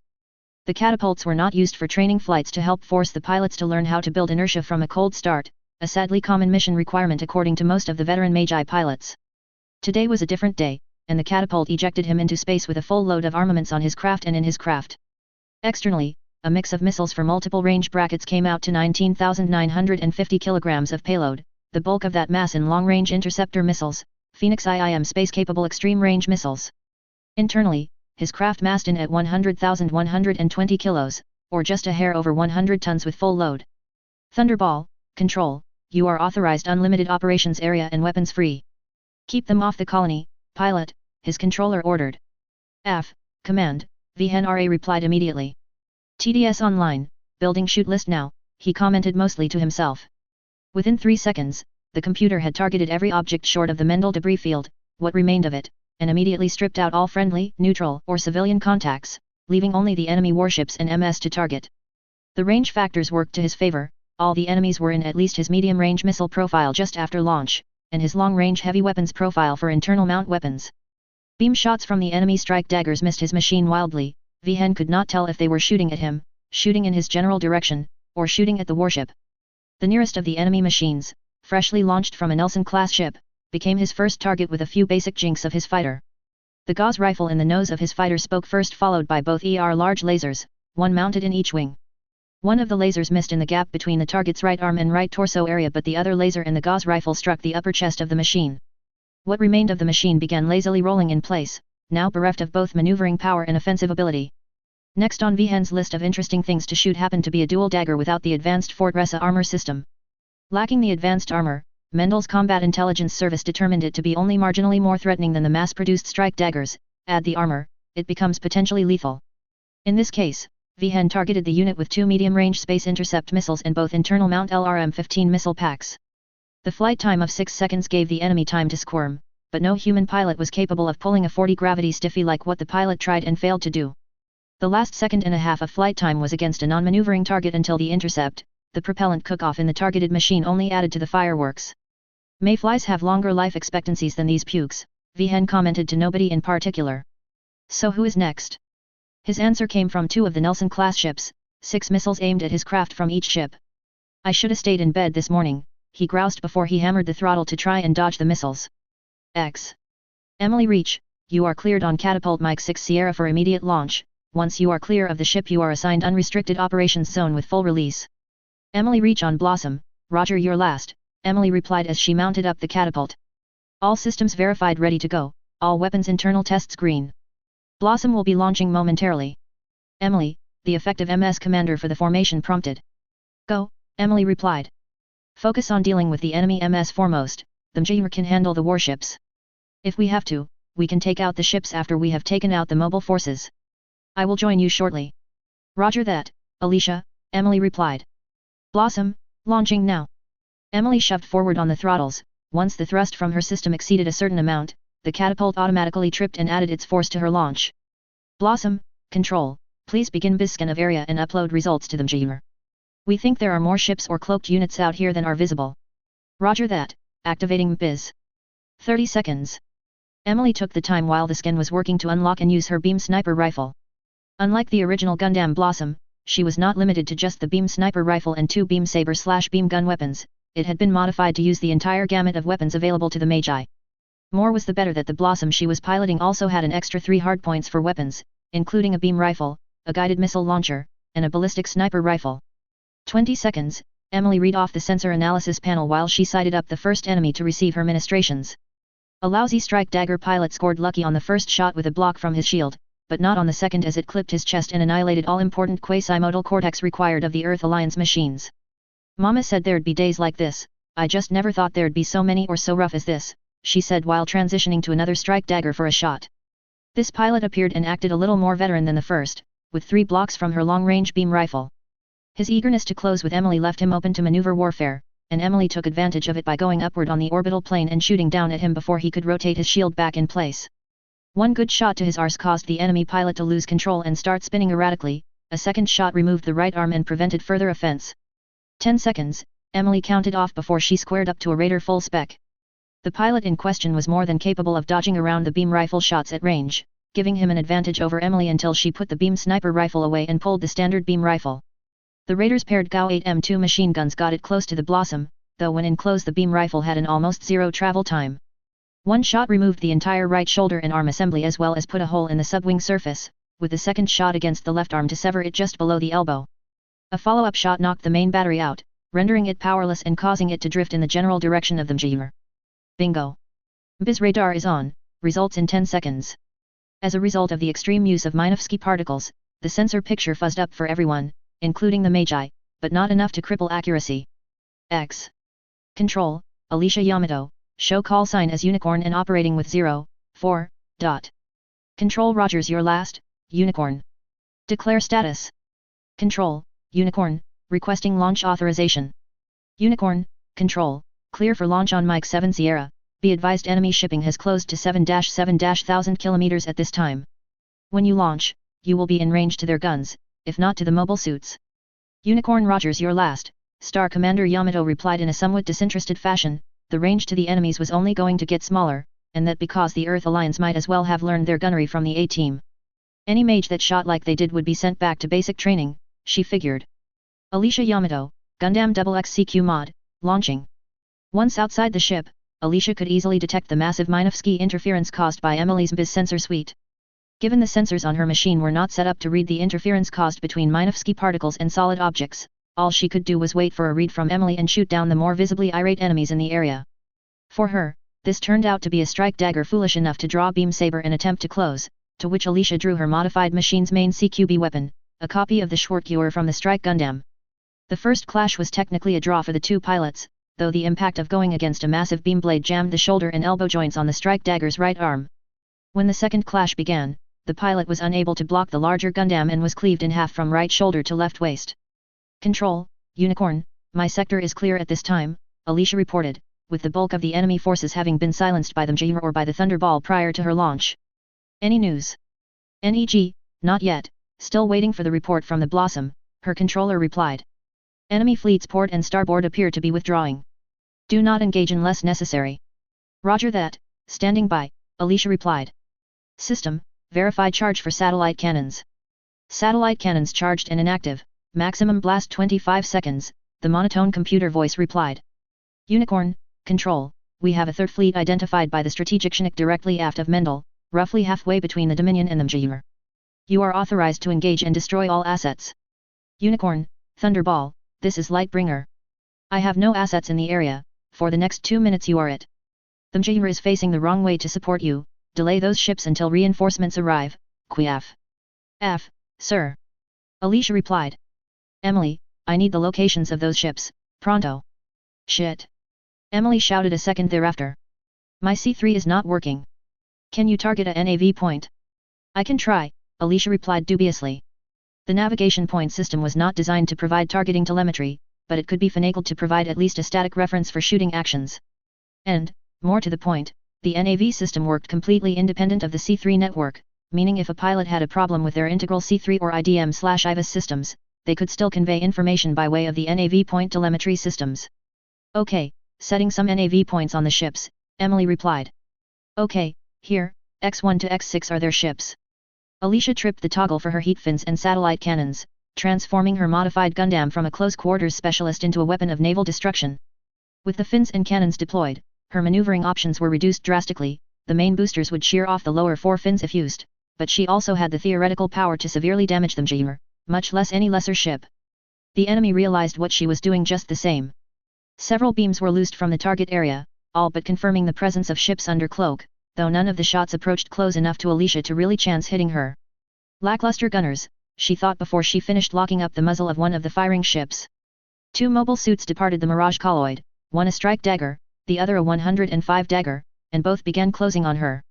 Though valiant of effort, neither of the enemy mobile suits approached close enough to stop her. The satellite cannons mounted to her machine were even temporarily blocked by the 105 dagger pilot, but this effort did not last more than 5 seconds before the cannons overwhelmed the shield and converted the foolish AL-105 dagger into a slagged heap.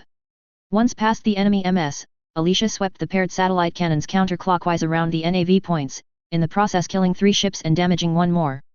Dude. You go girl. Just don't point that thing at me as you goin'. Shunny Andres noted as first one, then a second ship blew outward from cooked ordnance or fuel. Nothing like a weapon of mass destruction to get the enemy's attention, Oruga Sabnik noted as the 2 remaining ships dropped their Mirage colloid and fired missiles, some at the colonies, others at Alicia. Clotho. I got M, Clotho Bauer replied as he took aim at the missiles headed for Alicia. Between the beam Vulcans in her Gundam's head and the Zorn energy cannon in the mouth of the raider, none of the 6 missiles tasked to her Gundam got close. Gundams, MJR control, those missiles are all conventional. Ignore the ones headed for the colony, they won't be able to cause significant damage. Focus on the ships. I have an idea, Alicia replied coldly, though it required a bluff on her part. After considering a quick tack, she switched frequencies to an open frequency. Attention, defeated fleet forces in the proximity of Mendel, this is Star Commander Alicia Yamato, pilot of the Gundam XX. My cannons have recharged and not one of your ships is cloaked, the only thing stopping you from becoming space debris is 2 pounds of resistance on my trigger. If you surrender now, your fate will be determined after the conclusion of Admiral Bajaruel's trial of possession. Continue to resist and I will destroy all remaining ships. This is the Merrimack, Captain Helm speaking, ranking ship in the mercenary fleets. We will stand down at this time. Alicia sighed, her thumb off the radio transmit button. The bluff worked perfectly, with 2 minutes to go before the cannons were cool enough to fire a second time, she had the victory never expected. Not bad for a country girl from Port Arthur, she reminded herself in the silence of her cockpit. Wonder if that kid Kira Yamato could bluff M like that. X.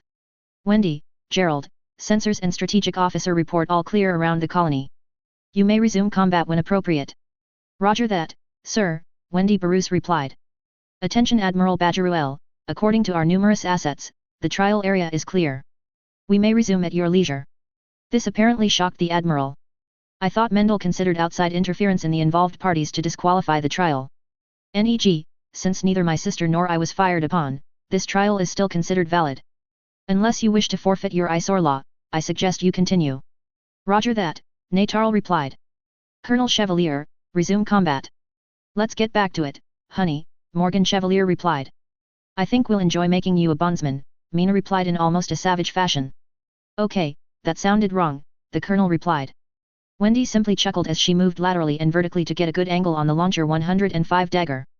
I hereby challenge the 105 dagger with the launcher pack to single combat, Wendy requested. Nope, honey, it be you and me and the Hyperion, the launcher 105 dagger pilot replied immediately. I hope I don't look that dumb to you. Strangely enough, no, you don't look or act that dumb, Wendy replied as she racked her beam rifle, then used one hand to reload it while her shield arm continued to provide guard this time from the Hyperion. You just can't blame a girl for tryin', though, can ye? Points for effort, I believe is what you said. Wendy barely had enough time to get her shield in place and block the blast from the 105's Agni Hyper Impulse Cannon. A second and third shot from the enemy missed wide, Wendy maneuvering right and up and specifically away from the Hyperion that was trying to close on her left, with only a minor speed advantage to effect such a maneuver. Up and right managed to also be the direction the launcher 105 dagger was operating in, so she changed focus to the unit with the heavy beam cannon. To conceal her actual method, Wendy fired down and behind her twice to suppress the Hyperion, then snapped a fast shot off against the 105. Her stamen rotated 90 degrees counterclockwise, presenting the shield to the Hyperion and a straight arm beam rifle shot to the 105 for the last part of the approach. One last shot achieved the kill on the slower launcher 105, but at the cost of a hyper-impulse cannon blast that sheared the left leg clean off Wendy's machine. "That's 4, honey," Mina said as she dodged around railgun slugs from the wired gun barrels on the gun barrel 105 dagger, trying to use her Vulcans to shoot them down.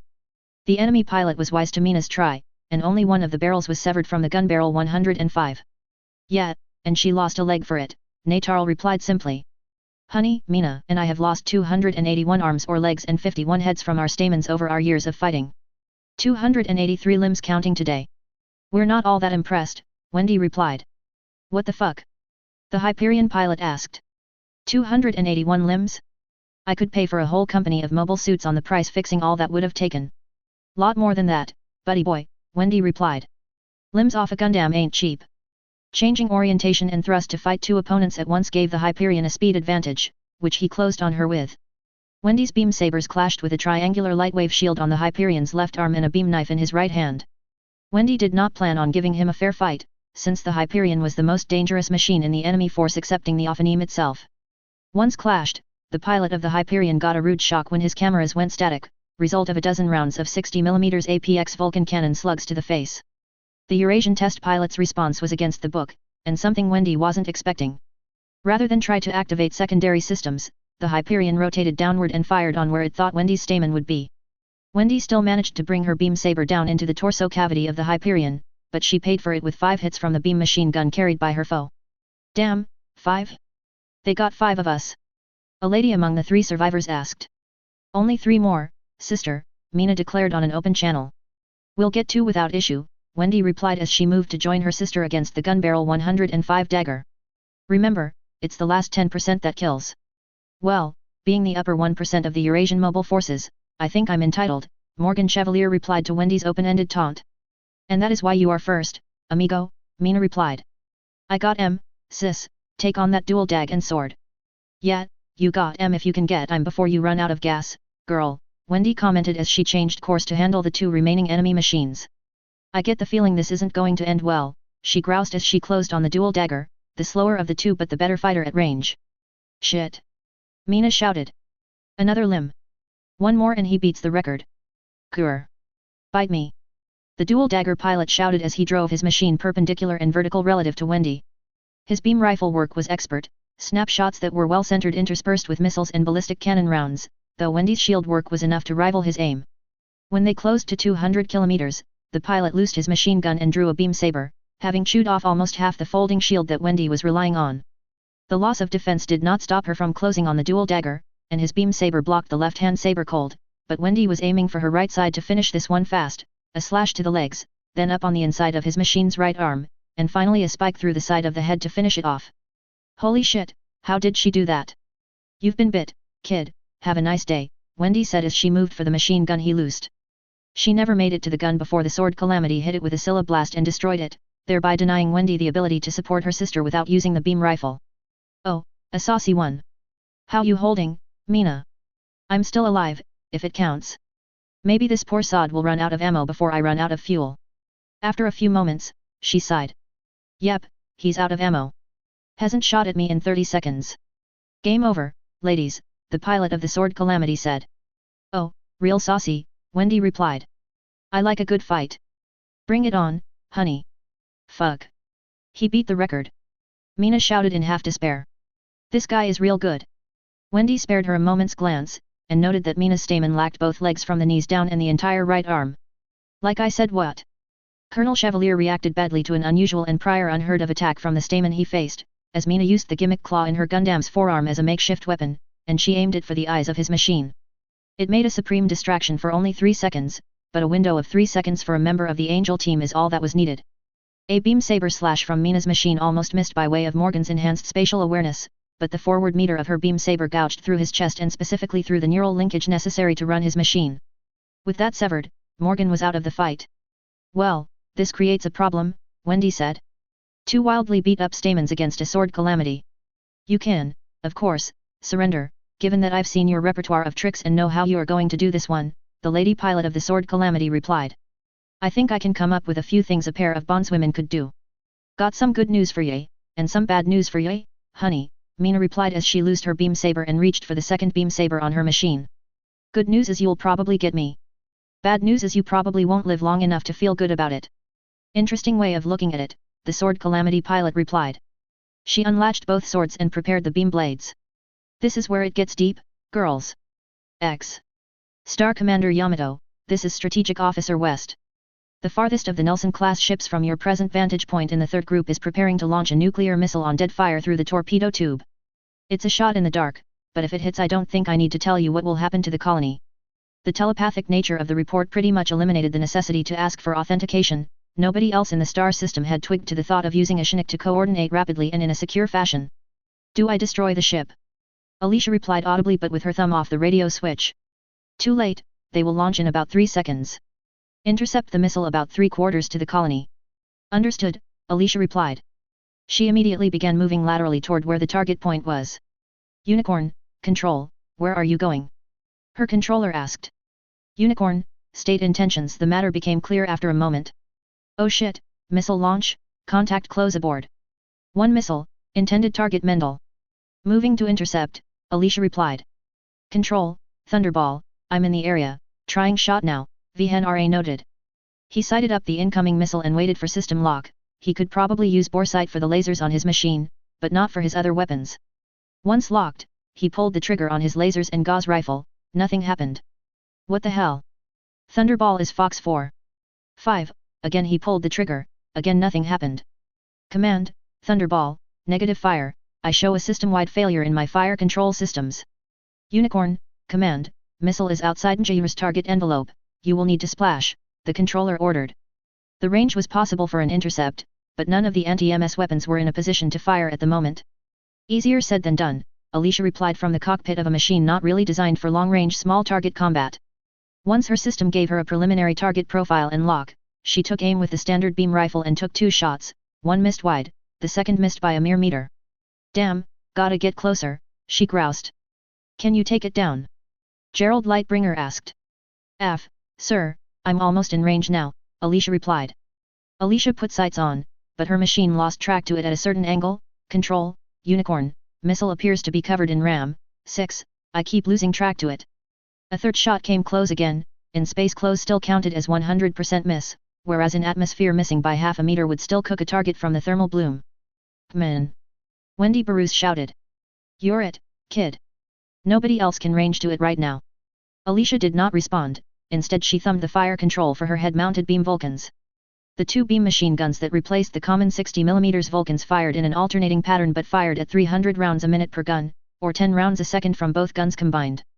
The combination of rapid fire and area denial of the weapon put 4 hits on the missile, one of which being the missile's engine.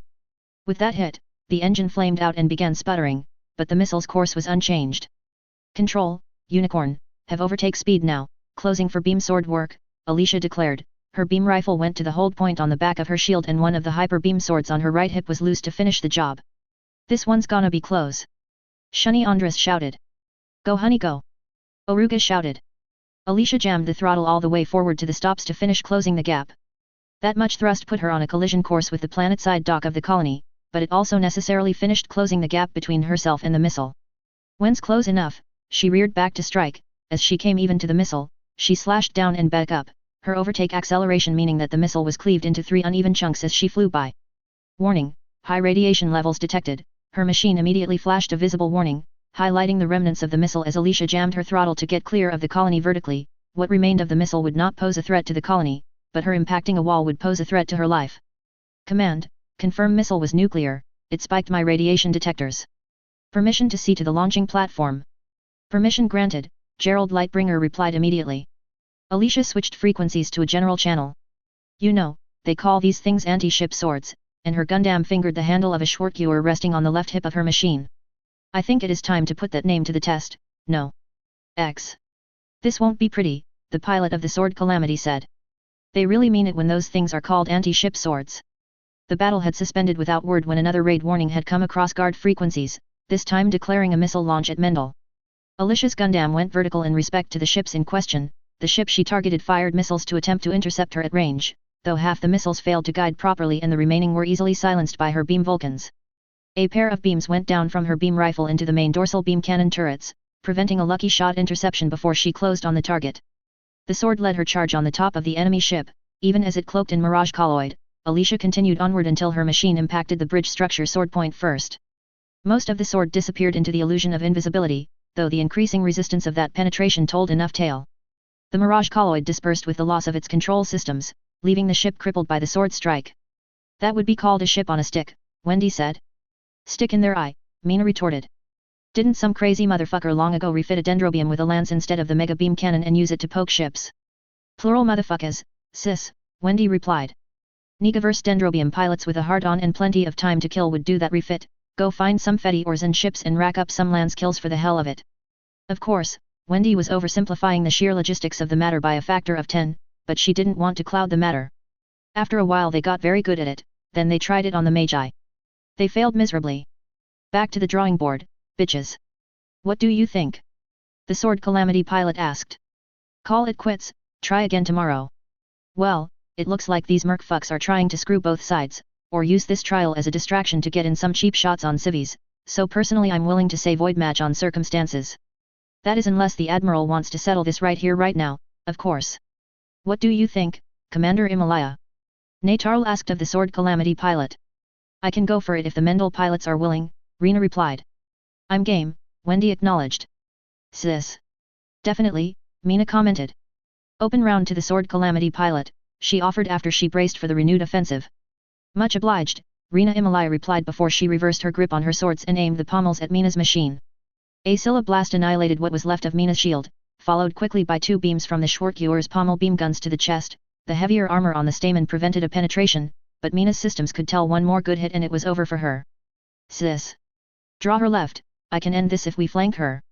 Wendy shouted. Way ahead of ye. Mina was naturally moving left and around the target as a way to prevent being shot again. It didn't work well, given she had lost most of her maneuvering thrusters, but it was better than standing still and taking it. Rena's next 3 shots missed on dint of a randomly accelerating target, but the 4th shot connected. A Scylla blast went through the chest armor on Mina's Stamen Gundam and into the critical support systems for the engine. Shit. Engine breeze. Her transmission cut out as the cockpit hatch blew open with a plasma gout, released from the bottom of the engine encapsulation. To anyone watching, there was little doubt that the entire cockpit of Mina's Gundam had been incinerated, much less the pilot. This ends here. Rena Himalaya shouted, recentering on the one remaining enemy pilot.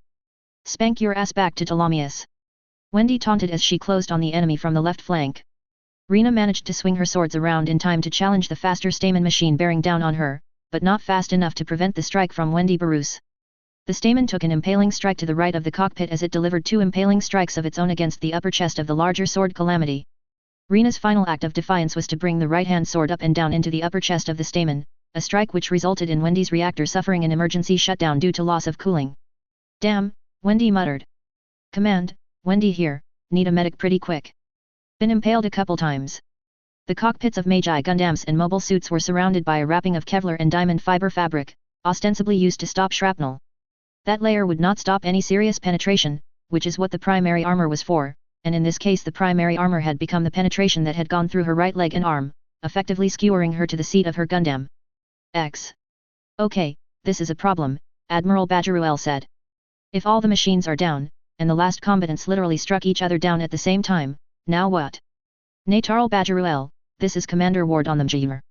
In the case of draw matches such as this, the common Magi practice is to split the results 50-50 to both sides. In this case, I would split results as the Earth Alliance receives the right to attempt to refuse actions from inside Mendel, in return for the Ophanim and you as a bondswoman. The common clan practice we Magi have encountered is to void both wagers. It is your choice. Natarl swallowed hard, knowing this was the inevitable result of her gamble. She tried mightily to achieve the results that the command structure wanted, but even the Earth Alliance best could not, completely, do the job today. That she won a, more or less, 50-50 result from the battle would give the Earth Alliance a chance to continue the victory, but with the likes of that pilot driving the Gundam of mass destruction still to contend with and the 3 biological CPUs now serving Mendel, this would be a great challenge for the Earth Alliance. Not enough result is achieved, at a cost too high, Natarl replied, knowing that the Ophanim was still needed more than the right to interfere in what would assuredly be stacked trials of refusal. I request to void the bids. Very well, you may recover your pilots and move to depart Mendel space, Commander Ward ordered. You have 60 minutes to make your collections and begin your burn. And the cloaked fleet? Natarl asked cautiously. They were technically not under her command, but if she could rescue them, so much the better. The ships that attacked Mendel directly are not allowed to retreat, and are now Isor Law of the Protectorate and specifically Isor Law of the Mjur, Alicia Yamato, Emily Reach, and Vihen R.A. They will not be returning with you. XXX. Think they'll actually do it? Eventually, once they figure out what they need to do it with, Gerald replied before he slammed the last of his Boilermaker. Mendel had gone silent with the day of the trial, but come alive after the conclusion. The Earth Alliance failed to win any concessions from Mendel, the right to call a trial of refusal for Mendel's actions, or even a decent victory. 8 of the Earth Alliance best against 2 of Mendel's best, and still Mendel won. To most, this was evidence that the Earth Alliance was playing a game that they could not win against a foe that appeared harder and harder to defeat with each battle. The evening after the trial was marked by block parties, cookouts, and lots of beer. The whole Protectorate had plenty of cause to celebrate, for now they were assured some measure of peace and stability with this latest loss taken by the EA. A lot of the Marines had passed around helmets in the barracks to collect donations for food to grill out for this occasion, though a lot of the cooking was done by civilians throughout the colony on food supplied by the Marines. Star Admiral Centura had finished his duty watch for the day, then joined Century Commander Lightbringer at the site of the strip mall shooting that seemed to be the origin point for the recent troubles. In stark contrast to those days of blood, the strip mall was now host to one of the larger block parties in the colony, made just a hint raucous due to the presence of 2 bars in the same complex. 2 beers and 2 burgers later, Wayne figured he had plenty of cause to celebrate along with the citizens of the colony. Mendel had finally definitively proven that they could face the Earth Alliance on the wrong side of 4-to-1 odds with reasonable expectation of at least breaking even, and the disparity in warships was only more evidence of that fact. The loss of one of the best mobile armor pilots in the Protectorate, though, was unsettling to Wayne, and evidence that the position Mendel held was very brittle. New enemies, though, Wayne groused. He was referring to the pukes that had put out the contract on Mendel itself, the contract that had been answered by the 5 mercenary consortia with the cloaked Nelson-class ships. Logos, Gerald replied. Bastards hiding in shadow, playing the world for a puppet. I've already got some ops laid on to get recon in place, my kind of recon, see if we can figure out what their deal is. If we have to go to war with these Logos pukes, I want everything up to and including their dick sizes on file for intelligence reporting and threat analysis. I think we can get that much, Gerald replied evenly. Good, Wayne replied. Once we have it, what do we do about it? Good question, Wayne stalled while he thought of an answer. I've been thinking real hard about that question of late, and in context of more than one thing. That worries me, Gerald replied. It should. What's your estimate on us getting away home? Less than 50-50, boss, Gerald replied. Okay, that being said, what's our present chance of surviving a direct engagement with the Earth Alliance? Wayne asked in series. Less than 30-70, given present full force structures. Less than 20-80 if they hit us hard with a preemptive strike. Gerald's tone told he didn't like what he had to say, but he was being truthful. About what I figured, Wayne said. Look, this is not the time or place to be playing fair. Especially since the other side ain't going to be playing fair. Beer much? Gerald asked, given that Wayne practically never spoke like a hill hick. Not enough, Wayne replied. Now, on being fair or lack thereof, I figure it is time to pull out all the stops. We have missions to complete and civilians to protect, so we need to start acting like it. You want manufacturing, cut loose with the nanas. You want intelligence, we send in the ghosts. We want an accurate read on their dick size, find a microscope. Follow. Any restrictions? Gerald asked for clarification. Don't nuke the fuckers, yet at least, Wayne replied. Reciprocate their level of violence within the limits of justifiable magi conduct. Don't be afraid to rip off their designs and methods. We'll probably enter into trade agreements with ZAFT and Orb for exchanging MS technology, so don't worry about that angle. Just make sure we get a good look at what the Earth Alliance is cooking up. Solid, sir, Gerald replied. Bartender. 2 Long Island iced teas. Oi. The bartender shouted in reply. And, I know you've been burning to get it going, but we held off for quasi-political reasons. The Android project is restarted, my authority, so long as the new procedures are used. Outstanding, sir. Recruiting? Gerald asked. By the book, Wayne opined after a quick consider. Oi. Your drinks are ready, Century Commander. The bartender shouted. Gerald returned after a minute with the drinks. A balanced diet is a drink in each hand, he declared for the laughs. Wayne thought it amusing, despite Gerald's near-alcoholic reputation. What's my go-to-hell scenario and limitations? The trigger for Goth is the destruction of Mendel itself, and your limitations are none. If they wipe out the colony, I want company in hell shortly after we get there, clear? Sir, Gerald replied with a smile. This guy really does think like a special operator, maybe that's why I like working under him. I can have a rotating nest officer on standby to do an atmospheric entry and one way a greeting card to Washington for their intransigence. Half a gig, enough to make sure we have the entire Atlantic Federation command structure as company when we get there. It also went without saying that there would be a lot of less than involved persons included in that casualty count, but such would not be the first time Magi had to trade nukes with an enemy state. It wasn't particularly fair for the civilians, but strategic warfare rarely ever was fair by anyone's definition. Wendy? Wayne asked in the relative silence thereafter. She's out for several months, lost a leg and arm in the battle from Frag. Nanis are rebuilding the right half of her body right now. She will recover and return to duty fully. Gerald was silent for a few moments. She took losing Mina pretty hard. She might not come back. Wayne nodded at the news. He couldn't spare the losses, but by the same token he couldn't force her to pilot if she refused. Put together a wish list of things you've thought about doing that I've quashed for one reason or another, and present it in 3 days. We'll go over what is feasible and how to go about doing it, Wayne ordered after a moment's contemplation. By the time we are ready to go home, I want these logos pukes to shake and quake in their jackboots at the mention of the name Multimage. XXX. January 16, CE 72, 0800 hours. Mendel SDIZ. Mendel Flight Control, this is Isaac Jowl, requesting permission to launch in MS to begin survey for Armory 1. Isaac Jowl, launch clearance granted, Operations Zone Zulu 6 Alpha is in effect, by which she meant he was not to leave the arranged operations zone except in emergency circumstances. Isaac Jowl launching unpowered with 8, he said after he locked in the flight zone into his NAV system. Dropship, this is Jowl. Continue to area slow, once we have sight and orientation established we will begin unload and assembly. Dropship Rogers your last, the ship's captain replied. ZAFT had commissioned a whole Guild 2 class for the initial setup and survey of the new Armory 1 plant. The construction of the new monitors had just begun in the plants, the modular Fenrir class monitors, ships so large and efficient that you could disassemble 3 empty Guild 2 class dropships and stow them in a single Fenrir and still have room to spare in the ship. The first of these new ships would roll out in about 8 months, so until then the transport work would need to be done by a Guild 2 ship until Orb began the production on its real small and efficiently built Kamui class mini dropships. The first of those ships would be available on the civilian market in 2 months. They make an impressive showing, Shiho Hanenfuss said. One Blossom Gundam and that strange captured EA heavy artillery machine, Isaac was referring to the GAT X-131 Calamity, the pilot of which was sufficiently bored with routine ops that he volunteered for sentry duty on the ZAFT team. Not that anyone expected anything to happen this soon after the Earth Alliance had been spanked, but security concerns were just that. Engineering team, I want the plans laid in within the hour. The chairman says this is a high priority OP, we get it going fast, clear. Yes sir.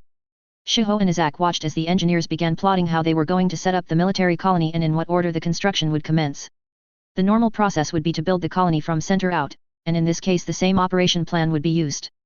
The differences would be numerous, mainly in the construction schedule, murderous, and the method of moving material around, by dropship and later monitor, but also in the style and special accommodations necessary for military deployment. I hear Dirka is working as an accountant here in Mendel, Shiho mentioned as the engineers began assembling the telemetry beacons for the construction project. He still has his buster, Isaac noted. After we get the telemetry markers set up and the first module is on its way to completion, I think we should go pay him a visit. Do they allow that here? Armed mobile suits? Shiho asked, not so much shocked by the thought of armed MS but by the fact that a civilian colony would allow them to dock there. Well yeah, they can't not allow them, Isaac replied. Their military is their official government presence, and their military has a lot of mobile suits. Some of them will be inside the colony, civilian and military models, or military models owned by civilians, etc. Given we're technically ambassadors from an allied nation, they'll probably let us at least as far as the military harbor area, maybe inside. Isaac really didn't consider himself an ambassador, nor did he like the thought of having to be one, but he simply braced to attention and saluted when ordered. Oh, that makes sense, Shiho replied. Her sensors began beeping with a new contact. Contact, from Mendel, no IFF, she noted. Checking now, the buster. Isaac shouted. What the hell is he doing out here? You could ask, sir, Shiho noted fairly. I intend to, Isaac covered his outburst adroitly.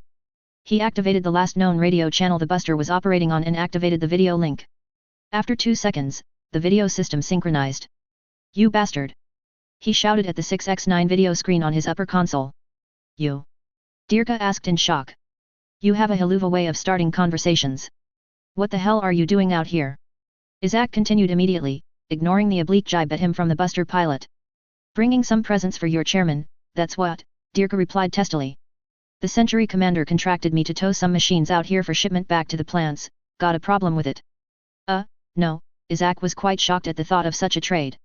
Do they have the engines in? No, engines have been pulled and recycled for something else, Dirka admitted. Supposedly, Durandal wants them for studying manufacturing processes used. Not sure what he's supposed to learn from these old hunka-junkers, but they're his now. Probably not much, Isaac admitted on seeing the 3 machines. A Zaku, a Goof, a DOM, and a Leo were cabled to his buster Gundam for towing purposes. Isaac knew enough about the hardware in question to know the 3 machines weren't all that impressive by Magi standards. So, what's the payout for these? I dunno, never told me, Dirka replied immediately. Probably not much, given these are 4 of their lowest-end machines possible. Well, the chairman could always have them updated with our latest machine standards and processes. Shiho noted. Hey, Isaac, when you get through babysitting these engineers, stop by the colony and come in. There's a kick-ass restaurant in Commercial 6 that you'll like, my treat. I was thinking about coming in to visit. Isaac mused. XXX. February 15 CE 72, 1930 hours. Office of the Chairman, Orb Main Administration Building. And here I thought this was going to be incredibly difficult, Muru said.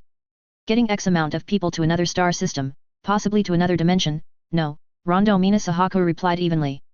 Getting enough military force there to count for anything, yes. Getting enough force in place to defend against the Magi or any of their rivals, not possible. They said they're not from this dimension, so can't we discount the arrival of more Magi or their enemies? Kagalai asked fairly. Yes and no, Colonel Kisaka replied. Yes, on the caveat that they have no reason to lie and no real track record of lying. No, in that once they do get home, it is extremely likely they will bring back some friends or possibly some fleas, and for that we will need at least a modicum of military forces. Kagalai grimaced, and everyone knew why. She wanted the expansion to be peaceful, but already it was looking to be just another repeat of Earth's history. And then there is also the little problem of the Earth Alliance, which has both a track record of using hostile expansion and has a vested interest in maintenance of control. What better way to grab our nation by the throat than to take possession of its colonies, or worse, threaten to annihilate them? Okay, I get the message, Kagalai replied to halt the continued macabre conversation. How do we do this? Our own dropships will be needed, larger ones than the 4,000-ton midgets we are building. I am thinking something in the 10,000-ton range, maybe a little higher but not by much. The larger your ship tends to be, the more expensive anything on the ship tends to be. Square cube law, Kagalai summed it up. The larger the ship, the more complex it is and therefore the more each individual component costs and the more cost it takes to assemble the ship. It was also the reason why the Magi had a relatively small amount of dropships throughout their empire when compared to the other star empires, but also had the same effective lift capacity as their rivals. What would take the Negaverse 12 dropships to move a regiment, 10 battalion transports and 2 for supplies, would take the Magi 2 dropships, 1 for the forces and 1 for the supplies. It also helped that the ships in question were engineered to live long and profit big time, something that could also be said of the way LNC Engineering was designing the new and small Kamui-class ships. True, Rondo replied, seeing the logic in her statement. We will need a ship in primarily 3 variants, cargo, passengers, and mobile forces. We'll go the same route as the Kamui-class ships, a bare-bones ship in all rights, and we will rely on our mobile forces to do the talking rather than try to heavy-arm the ship itself. Why not load the ship heavy as well? Muru asked. Not a warship, Rondo replied. A warship is easily armed because it is primarily designed to slug it out. Dropships are primarily designed to enter and exit atmospheric bodies, and trying to put weapons on a dropship increases the cost of that component by a factor of 28, I believe is the expected cost. Something about specialized equipment necessary to control, retract, power and cool the weapons not needed on warships.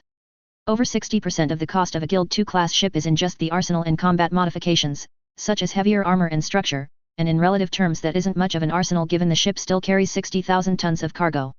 If you stack an armed Guild 2 without mobile forces against a Nelson without mobile forces, expect the Nelson to win first time every time. And including mobile forces. Muru replied.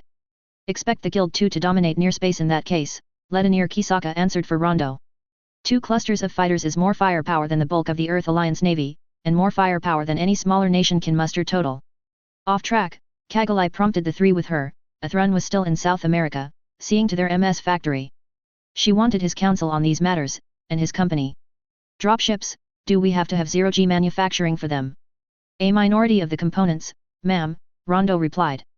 Our major problem is the engines, we have to have the real critical components manufactured by Mendel and imported. The rest can be fabricated and assembled here on Earth. In fact, I've already begun moving on the manufacturing end myself, getting suppliers and machining firms online in the USSA and the Equatorial Union. As a hedge against sabotage, I have also been assembling a QC team to verify incoming materials, equipment, and manufacturing for this project. Kagalai nodded. It was as solid an operations concept as anything Rondo did. Begin the construction as soon as possible, Rondo. The faster we can begin the expansion, the faster we can escape a position of operational weakness compared to the three big ones. XXX. From the personal records of Star Admiral Wayne Centura. March 25 CE 72, 2145 hours UTC. Log entry title, Roads to Heaven, Roads to Hell. Begin log. 9 months ago, we found the road to hell. Some would dare to say that it is as its twin, a stairway to heaven and a mirror image stairway to hell, but in this case I must respectfully but directly disagree. The road to hell is a 4-lane divided expressway, paved with 2 parts good intentions, 2 parts fanatical racism, and 10 parts corporate profit at the expense of human life. No manner of being in existence can deny the sheer dishonor of perpetuating a race war for the sole purpose of making a profit, and that appears to be the main goal of the National Defense Industry Association and logos. They manufacture the weapons the Earth Alliance takes into battle, therefore it is in their best interest that they do not change the nature of the conflict. 9 months ago, we left one growing war, fought the beginning of a second war, and arrived in the middle of a third war. It is a common lament that existence really does turn on such a perverse axis as to subject the common man and woman of an uncommon ship to such extreme conflict. It is even more common to lament that the fates hate us, though assuredly I must disagree. The fates are beings who have no time for hate or love, nor do they have inclination to spare time for such pursuits given the gravity of their task. The fates have consigned us to this location by chance, nothing more. I doubt we could ever find the fates physically, and in any case it would be extremely unlikely that we could exact vengeance for a crime they did not commit regardless. For that matter, I am unsure if what has happened here even qualifies as a crime, in all reality. 9 months ago, a world got a taste of steel. It was a conflict unprecedented to the world, a war between naturals and genetically engineered coordinators, and also of the planet against its colonies. It was, and to an extent still is, a race war, but most of the conflict centers around good old comrades, power and control. He immoral who has the power shall use it to maintain control, and force control when excess power is available.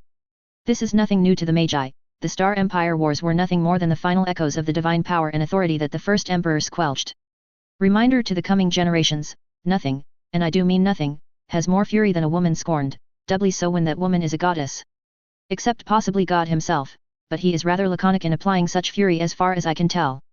Or at least he hasn't actively done so to the Magi. 9 months ago, that is the rub, everything hinges around 9 months ago, the day upon which a renegade warship got dropped in the wrong place, at the wrong time, without a way to go home and with a nasty race war around it. Well, all things considered, they don't make Magi with a pussy setting, and we don't just bend over when ordered or when something goes mildly wrong. This is hell, no doubt about it, but keep in mind that Satan has competition for being the baddest censored in the shadow of the valley of death, and present standing puts him about 4th in rank on the list of said beings. There are far worse things in existence than a whistle-stop tour of hell. For we Magi, our time in lands worse than hell was the Star Empire Wars, whereupon we are still trying to estimate the total amount of casualties that nightmare caused, and its repercussions even 12,000 years later. For the residents of this planet, the horror is in the sheer destruction we veterans of wars long past can visit upon them, and the expected horrors of a repeated Star Empire Wars in this location. After all, you are expected to live in hell, we Magi were not expected to live through the Star Empire Wars. 9 months ago, history was rewritten thrice, once for us, once for the cosmic era in which we now live, and once for all of existence to come. We now only know of the Empire from memories, echoes, and images, most of us rightly do not expect to see it again, despite efforts to return. Our new history, our new future is in the cosmic era, where we have now rewritten the expected outcome of that war into something bizarre to the locals. In turn, the changes we have built here will rewrite the history of existence itself, though in a small part that we cannot thus far gauge. All we can hope is that we will survive long enough to do the same historical analysis that has been done of we Magi, now 16,000-year veterans of life and the living. Today, I close with a consideration. In exchange for the manpower necessary to build a jump ship, we are helping the rest of the world build their own jump ships. I cannot help but wonder how many of the nations on this planet have the will and the tenacity to become something more than simple robber barons on another planet. History has shown that just interplanetary expansion does not a star empire make. For each successful major star empire, there are thousands of small star empires and millions of failures. Right now, I have to say Orb and ZAFT are on the leaderboard, with Scandinavia also a possible, but the others don't appear to be in a position to make it. Only time will tell. Time we may have, time we may not have. End log. XXX. 10 snippets of preparation. All are on date April 4 CE 72. You're not moving fast enough. His instructor shouted. Put your damn foot down, Asuka. Before my boot finds your ass. Shin needed no extra encouragement from those words. He did as he had been practicing for the past few nights on The Sims. He began a transition and rapid close against the threat Diriger, a Magi-piloted Gulgug Marine. In theory, it was possible for the GUAIZ machines to defeat them in sustained combat, but so far nobody had found a good way to accomplish it. Shin thought he had a winning combination. The hits were a given. The Magi pilots practiced their gunnery in sim and in live fire with a fanaticism that made them some of the best shots in existence. Shin took that into account and kept the shield of his 601R variant Gweizar between him and the simulated enemy. 4 impacts against the shield told enough tale, with a 5th, a missile, fracturing the heavy plate. It was enough, though, to get him in close on the enemy where gunnery was less favored than melee combat, and trapped the enemy in weapons transition with a point-blank alpha strike. Shin fired 2 beams and 4 railgun slugs into the enemy machine in close, which resulted in a simulated kill. Not bad, kid, that's the kind of aggression we need to see from everyone if we expect to go head-to-head against the Magi. I can do it better, Shin replied. Let me have another crack at it. X. So this'll be our new ship, will it? Sting asked the officer escorting them. Yeah, though they haven't assigned you pilots any mobile suits yet. I'm not sure what they intend you to do here, the ensign replied. What are we supposed to do, go steal mobile suits? Owl asked in an extremely snide tone of voice. Wouldn't surprise me if they did tell us to do that, Sting replied. Is it not done yet? Stella asked. No, 85% completed. She'll be ready for shakedown in 2 months, the ensign replied. So, who's the commanding officer? Sting asked. You report ultimately to Admiral Sutherland, but the ship's captain is Commander Morgan, for now, the ensign replied. That may be changed at a later time. Just so long as he doesn't screw up, Owl said before he turned and continued walking. For its part, the Gertie Lou sat there in silent testament to the continued distrust between the parties involved. Someday it would be called to service, but for today an army of technicians continued to assemble it. X. A seagull crossed between her and the sun, which engendered her opening an eye for a moment to see where it was. Satisfied it was not a threat of dumping on her, Flay closed her eye and resumed the sunbathing/nap combination. Mendel was a bust as far as Blue Cosmos was concerned. For now at least. They were definitely planning on resuming operations in the Renegade colony sometime soon, though in what fashion this would take place she did not know. For her part, she really didn't care what happened, she wanted revenge on the coordinator bastards that killed her family. Blue Cosmos was fixated on Mendel for the time being, meaning that her personal vendetta would have to wait. Getting through one to get to the other was pretty much an operational requirement, and nothing untoward was being planned by either side against the Earth sphere, so the silence would be used to prepare new operations. Flay would likely be involved. So far as anyone knew, her cover was still clean and would remain clean, so long as she kept her hands clean. Flay was more important to the organization as a spy than spear carrier, and the upper-level management knew it. When she was in Mendel, she could tell BC what to do, who to strike and when to do it. Someone else could do the wet work, because she was more valuable to the organization as an intel source than as a weapon. She intended to get back to the most dangerous game in a few days. One thing she learned in Mendel is that 24/7 job equates to 24/7 burnout. Taking a vacation is a good thing for morale and stress. She rolled over and continued tanning on her back. X. Irene, what paperwork do I fill out for a 37D personnel transfer? 37D is a triplicate of the standard personnel form, plus a 4402 stub for our records and for the Porsod transferring in, Major Harrelson. Roger that, Ed whined. Paperwork, why did God allow the continued existence of paperwork? No real person would want to do this. Ed pulled out the necessary forms, a trio of the standard personnel transfer forms and a pair of the 4402 stubs. Back in his short stint as a rebel, paperwork had been a good joke, something to decipher for intelligence, or occasionally used as substitute toilet paper. Nowadays the real military required everything in ample amounts of paperwork to armor a tank, and his superiors had more of the dread stuff to fill out themselves. Ed was glad he passed up the promotion offered to him lately, since he hadn't earned it in any fashion except coming half right in deciding who would win the trial of possession. The after-action report went just as Ed said it would, although technically a draw, hardly an impossible result in trial by combat. The Star Admiral still gave an impressive tactical recap that even the civilians could reasonably understand. The main selling point of that briefing was the huge heaping helping of take that he delivered on the dumbass foes that thought they could pull a fast one on Magi, gross paraphrase by Ed. Nothing changed by way of the battle, except the loss of some serious aces on both sides.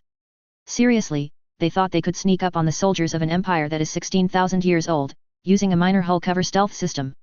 Ed asked the 4402 stub he was filling out. If that 4402 stub answers back, tell me so I can get out of here. I don't want to see my former boyfriend succumbing to the screaming memes over some paperwork. Ed froze at the sound of the voice at the door to his office. Jane Houston. Yeah, she replied. What are you doing here? Ed asked quietly as he stood up. Following you, she replied. X. Their actions are hesitant, Kagalai observed. They are a bit green, Colonel Kisaka allowed. They will need to pick up the pace.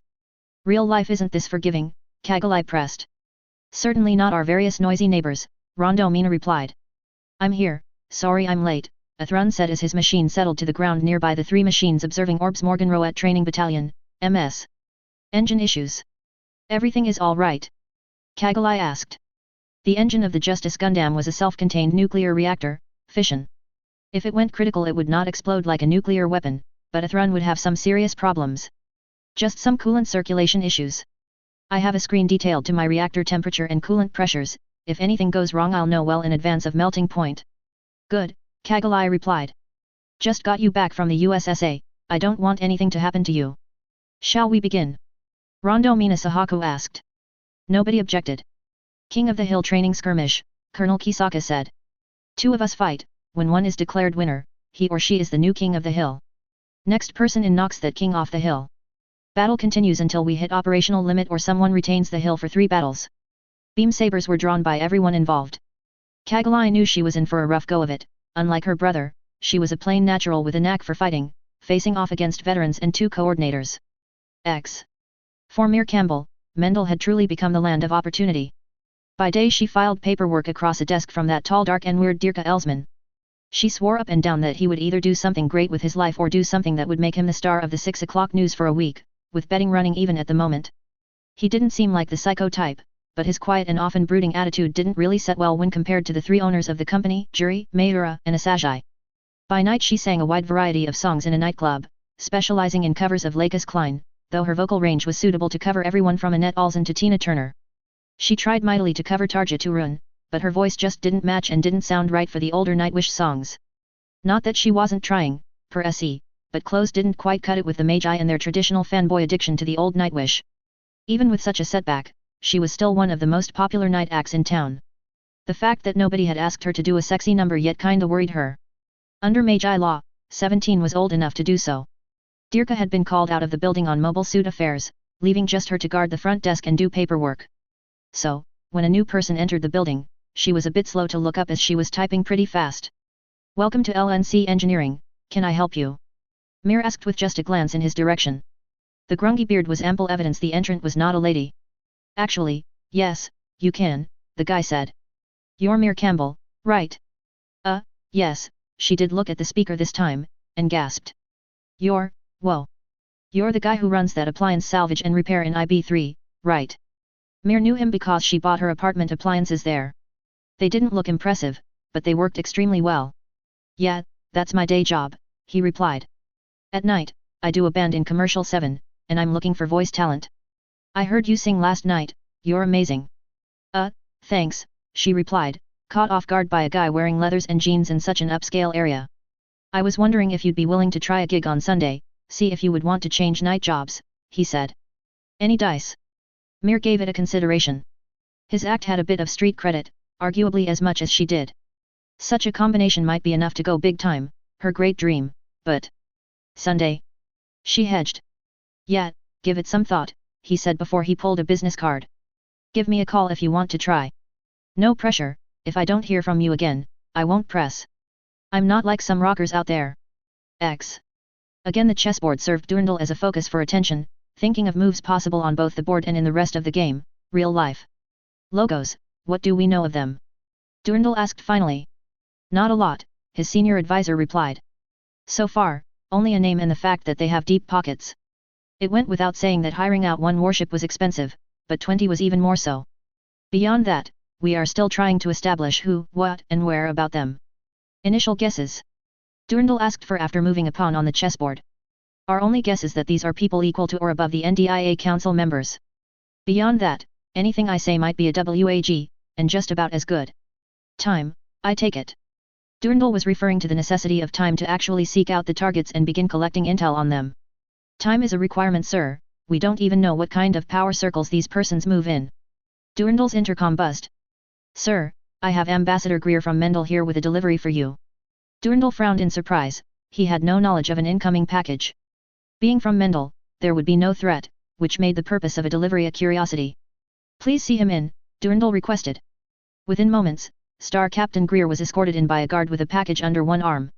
His dress uniform was always immaculate, and his row of ribbons had increased 2 more spots, representing his newly acquired rating in Gundams, general purpose, and Gundams, heavy weapons.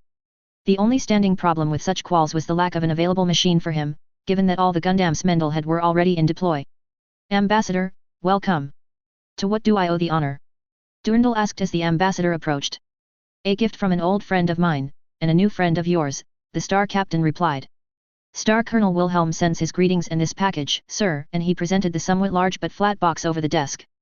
The Star Colonel has my thanks, Durandal replied before he set the box down. A letter opener sufficed for breaking the shrink wrap seal on the package.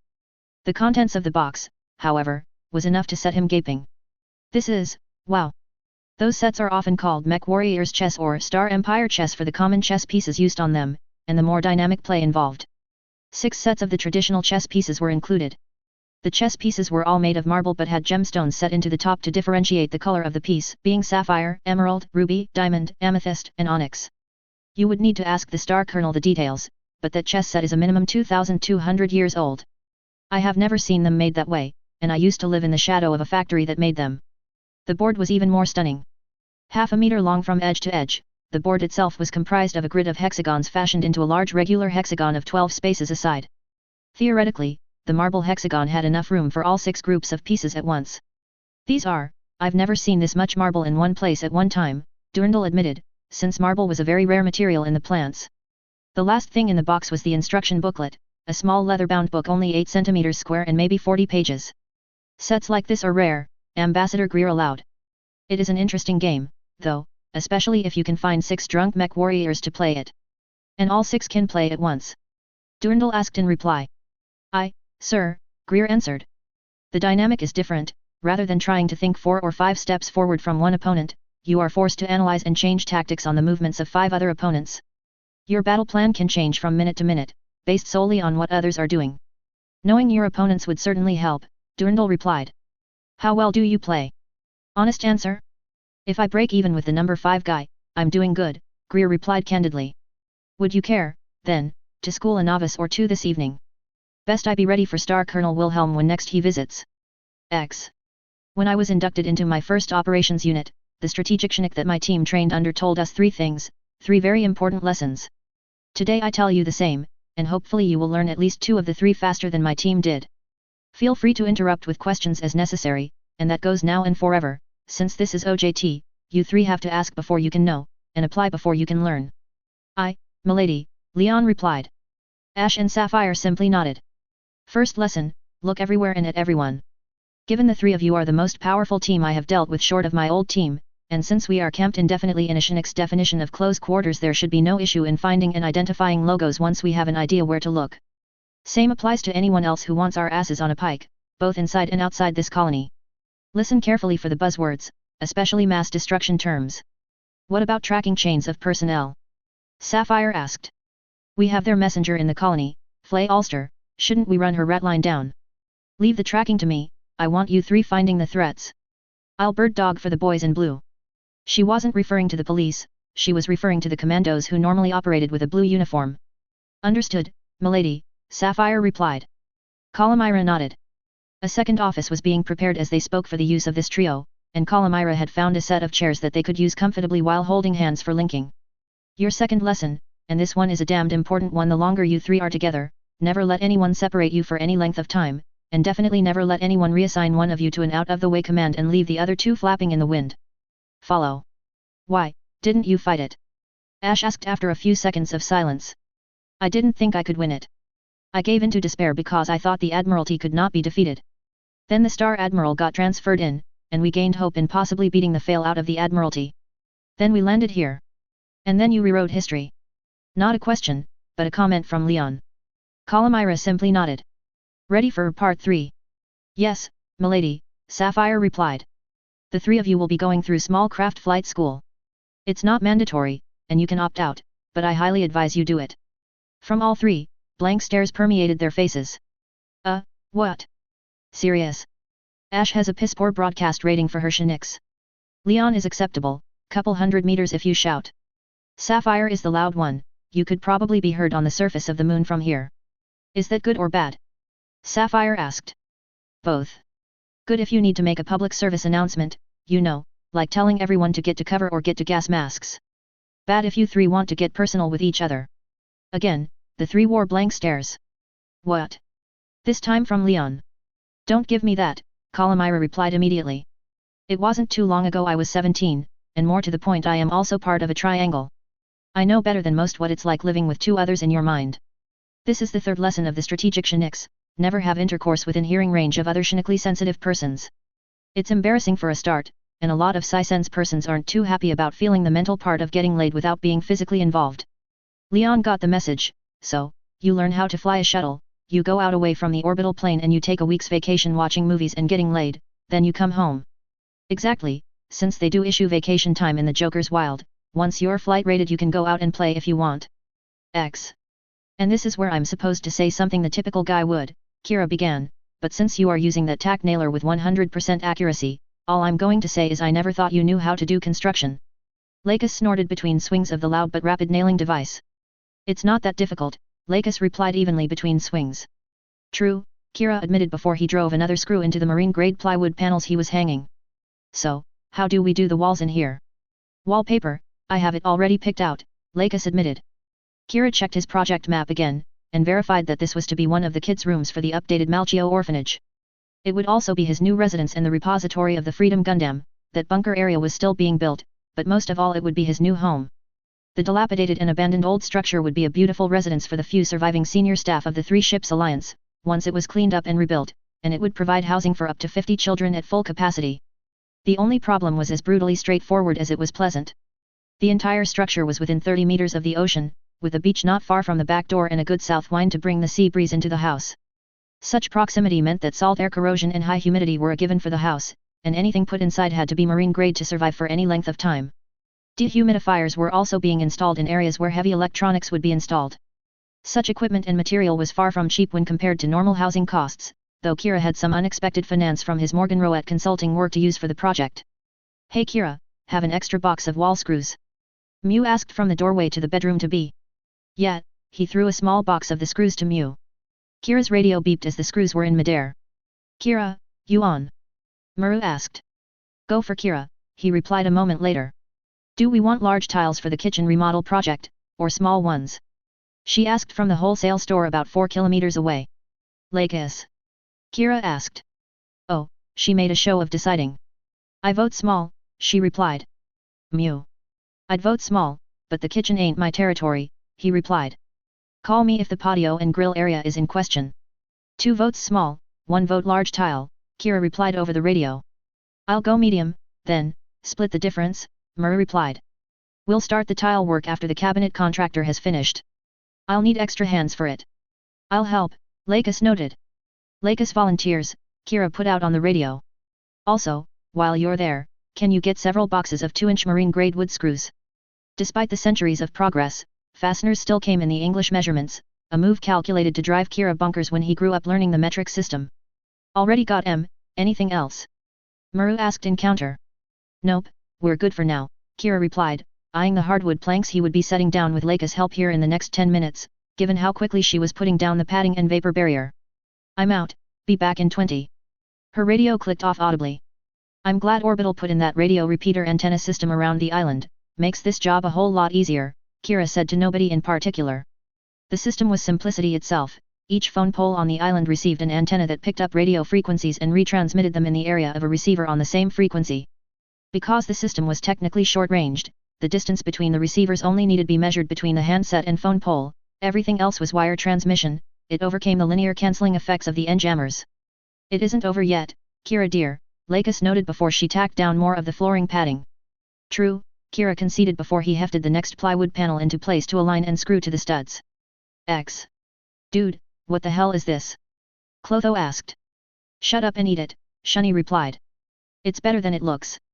"Seriously, what the hell is it?" Clotho asked more insistently. "Dude, if you don't shut up and eat the goddamn burrito, you will be wearing it up your ass," Shunny finally said. "Yes sir," Clotho replied in a squeak. Clotho took a bite and immediately seized up. "You didn't put extra seasoning in his filler, did you?" Oruga asked Shunny. "Hell no, I used the same filler in all of ours." "I didn't fuck it up, did I?" Shunny asked. "I like it," Oruga replied between bites. "Is he going to start convulsing here in a few moments?" Without a word, Clotho picked the burrito up again and began chowing down on it as quickly as he could cram it in his mouth and swallow the remnants. "Go motherfucker go," Oruga replied in awe of how quickly Clotho could eat a 20 cm burrito. "Damn, dog, did you even stop to taste it after the first bite?" Shunny asked. "There's more, right?" Clotho asked, apparently disregarding the question. "Yeah, just don't eat it all, man. That's breakfast tomorrow." "Hell yeah," Clotho said before he headed into the kitchen for a second. "I'd say that says enough about your cooking," Oruga replied. "Where'd you learn?" "Sniper Bar and Grill," Shunny replied. "While you were busy in the ship's library and Clotho was down in the hollow rooms, I was learning how to cook from the former sniper. You know, if we ever get to a point where we don't have asses to kick, we could open a restaurant," Oruga opined. "Maybe," Shunny replied evenly. "Depends on what Dip Dunk wants to do," and the wave of his fork at Clotho coming their way was answer enough. "This is good shit, man," Clotho said as he sat down. "Good gods, I'm glad we all have separate rooms," Oruga noted. "The amount of beans he just consumed is going to be a hellish night."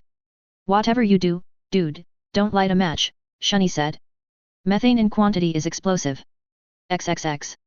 June 2nd SL2-12, 1400 hours Terran Standard Time.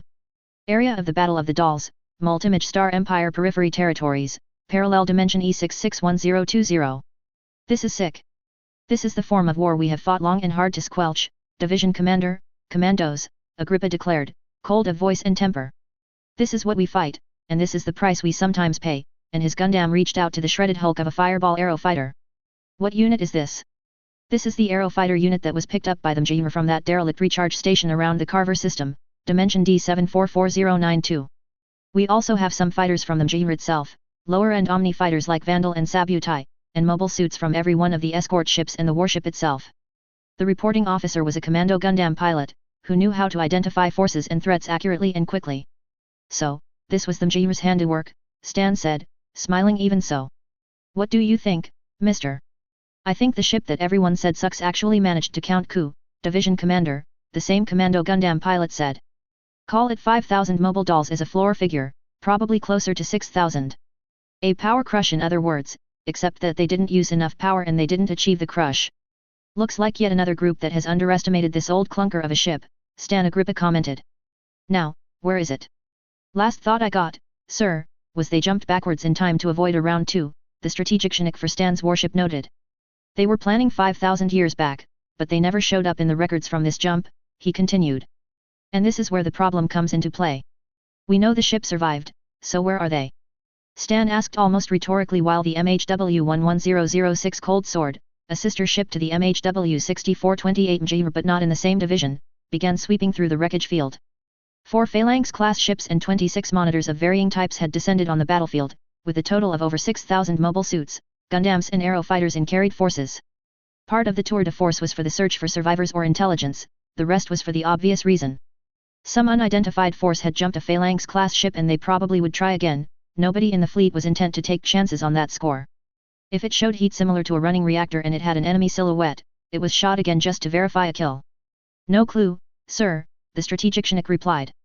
"We have no records of the ships ever showing up in our past, so either they are outside the maximum cross-dimensional range of the IHPG network or they had a jump engine failure." "Cheery thought, that," Division Commander Agrippa commented drolly.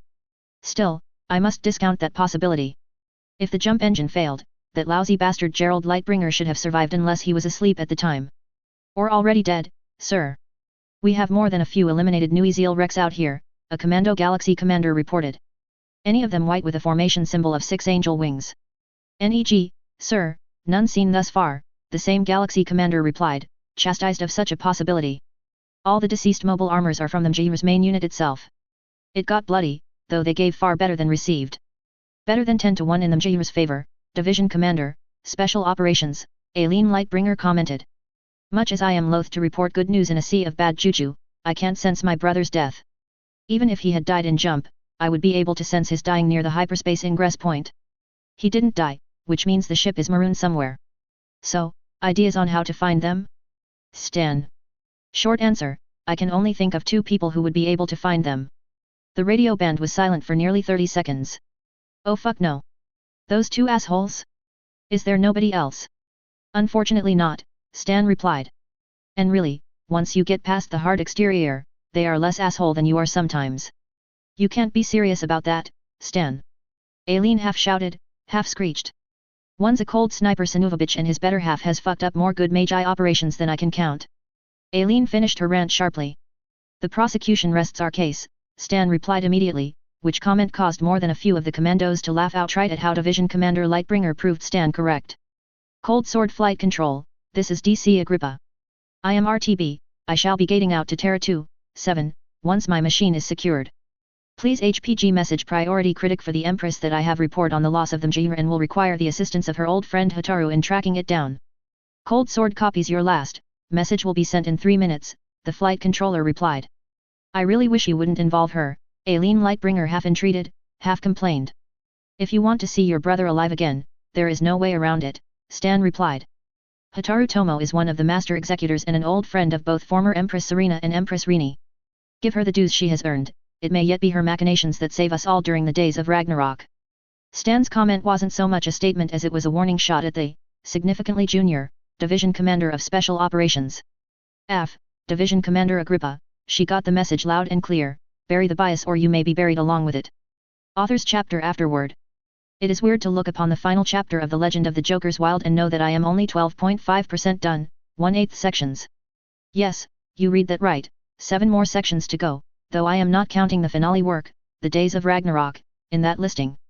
And every one of the sections to come will be just as bloody as this one, if not more so, and with side stories to make them even bloodier. The challenge of The Joker's Wild is that it is an extension to a history that I have not completely written out yet, the Multimage Chronicles. More to the point, the history in question also slightly alters and repeatedly intersects the original, in what is called a stable time loop. One of the major points of the second set of The Joker's Wild is to explore this issue, and exploit it. I'll save the detail work for then, it will be involved and very bloody. Most of the intersections between the 2 lines will be covered under side stories, for they are interesting but not game-changing encounters. On the other hand, don't expect those intersections for some time, the first encounter will not be for a long time in both lines, set 3 for the MMC, set 6 for The Joker's Wild. On the premise of the chapter, I have to admit the dice did give me a case of heartburn. The first, and foremost, result was the actual outcome of the trial. Given that in BattleTech it is theoretically possible, if rare, to end a game turn with both units destroying each other on the same turn, I translate this fact to consider that the same thing is possible IRL and even more easily than in BT. Consider, if 2 fighters launch air-to-air missiles at each other at the same time, and neither is able to dodge or countermeasure, both planes are toast. Same thing applies here, and did happen, Wendy Barus and Rena Himalaya ended up killing each other off at the same time, resulting in a technical draw battle. That it happens enough for the Magi to have common practice for draw battles should be telling as to how many trials are conducted among the Magi, and how often luck/fate/piloting skills/ordnance variance/God favors the draw battle. The fact that Wendy also got chewed up fairly badly means that she may not be off the wounded list before the start of the second set, and definitely won't be off the list before the beginning of the side stories. Mina's death won't help the unit, either. The remainder of the chapter is machinations on the future, set up for the coming arc of The Joker's Wild. Every side has its own aims, desires, and needs, making this match infinitely more complex than just a race war. The Earth Alliance wants its territorial integrity and control, ZAFT wants away from the Earth Alliance and the continuation of its coordinator programs, Orb wants its neutrality, Mendel wants a way home, and not to be exterminated, the USSA wants its territorial integrity and trade with the others, the list goes on. The oversimplification of Gundam Seed Destiny will not be seen in the next set, this may be fertile grounds for a race war, but never again shall you expect such a shallow work to be portrayed. Even a decent race war is more complex than was shown in Destiny. Pay attention to the last section of the chapter, the Magi examining the wreckage caused by the battle in Chapter 2. The Magi want to know what happened, and more to the point want to know who just attacked them. The answer is going to be extremely chilling, but it won't be available immediately. A few have guessed at what is the origin of these mobile dolls, and a few have grazed the answer partially, but again the complexity of the beast comes into play and the enemy is not so easily defined as remnants of blue cosmos or some such. Expect the thread began by this little section to be picked up and carried to a logical conclusion by the second set of the Joker's Wild, and not in the fashion that some have opined. Hell, it won't even match the original flight of the Joker's Wild, not in particulars. On the mainline story, this section is now officially complete. There will be a continuation between the major sets of the Joker's Wild and side stories, the next of which being Dilemma of Flay Ulster. I have long sworn by Flay, despite her many faults, and in this story she will receive her dues as is needed. Not to mention, you have to admit it is kinda creepy, given she was the first to have sex with a Gundam main pilot during the actual series. Put M on safe and let M hang, this one is done. Review replies, 11 reviews for this chapter. I was wildly impressed that I had so much feedback on this last chapter. Much thank you all for the support. There was also a new reviewer in the ranks who posted for chapters 2 and 7, but haven't heard anything new from him since those two. Phrase Ramage, the slaughter dagger will definitely show up in some of the side stories, and may show up in the mainline. THX again for the Cornelius info, it will help the EA logistical model, for what good that will help them. Alex Yamato, I hope this battle qualifies for the above expectations. Not much of a battle for Alicia, but Rick rolled, there are many ways to play such a battle, and ambush is one of them.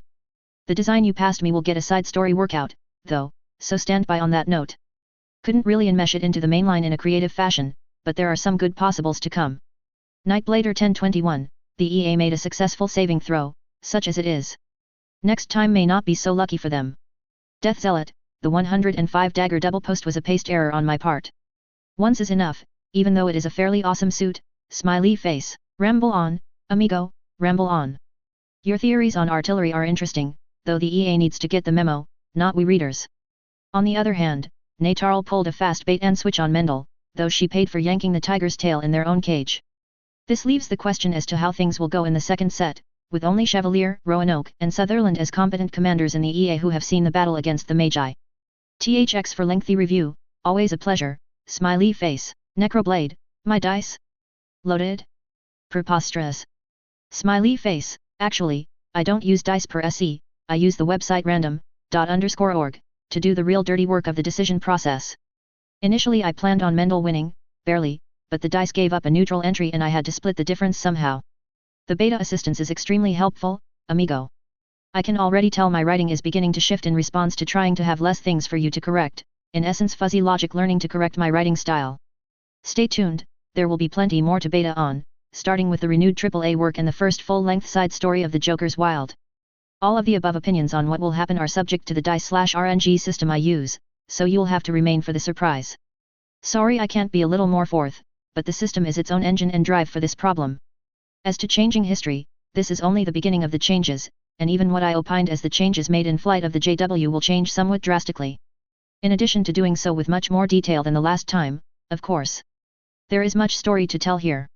On the relationships, you have to ask whether or not Kagalai means more to a Thrun than his homeland does. Also, with the way Orb was acting politically at the time, it seemed that Orb had knifed him, and its entire populace of coordinators, in the back for no apparent gain, so he was probably more than just a little bit disillusioned with both Orb and Kagalai, the latter for not standing up to the royal dickhead Yuna. This may not be the case this time around, which would change the dynamic of him leaving to fight for ZAFT, if it came to that at all. Matthias OSX, Review 1, the Alpha Aziru and Big Zam are able to fit into the Mjir because the ship is over 5 km long and has cross-section dimensions of over 600 meters. The Phalanx-class ships are as much mobile base and aircraft carrier as it is a warship. Harkens back top the original story in which it was designed and built in, the Multimage Chronicles I am still writing. Review 2, the Mjir itself is based on Thor's hammer, which again harkens back to the original MMC and parts of it I have not written yet.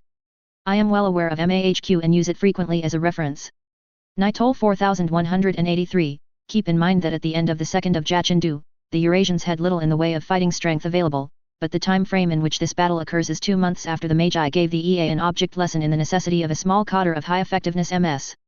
The reason why you see a large amount of the dagger units and similar in this chapter and the prior is because the Magi just proved the strike dagger wildly ineffective even en masse. It is not beyond reason that the Eurasians would go about building additional Hyperion units when faced with clear warning that the Magi aren't even intimidated by strike daggers. Also, another thing to keep in mind that having your butt kicked tends to recenter your focus on the kicking party. Granted, the Eurasians do not trust the Atlantic Federation and probably will never trust them, but right now damaging or neutralizing Mendel takes priority over factional infighting. First things first and all that, especially if the Eurasians can theoretically acquire some advanced tech or processes. Knives 91, fate is not always kind to the righteous. Further example of that is coming up in spades in my other stories. Endrax, they managed to move up availability of the prototype Thunderball, but not without bugs as is demonstrated in this chapter. It will have a better showing in some of the coming chapters, though. Shin's shown here in ZAFT, as he theoretically emigrated from Orb into ZAFT before anyone even knew the Mjir was in the system. He still wants vengeance, and revenge is a thing that can be easily corrupted with the right manipulation, though this does come down to who has the best plan for manipulating him. Manta Arms 1989, this section of the Joker's Wild is 20 chapters, this is the last chapter, plus a single 2-chapter side story. It will be continued in a similar fashion to the Astray series with another side story, Dilemma of Flay Ulster. I have some wicked plans for that little piece, so if you want the good tactical and strategic espionage action, stand by. JC, sounds like a solid crossover to me, though I cannot do it given how much else I have on my plate right now. The gripe sheet.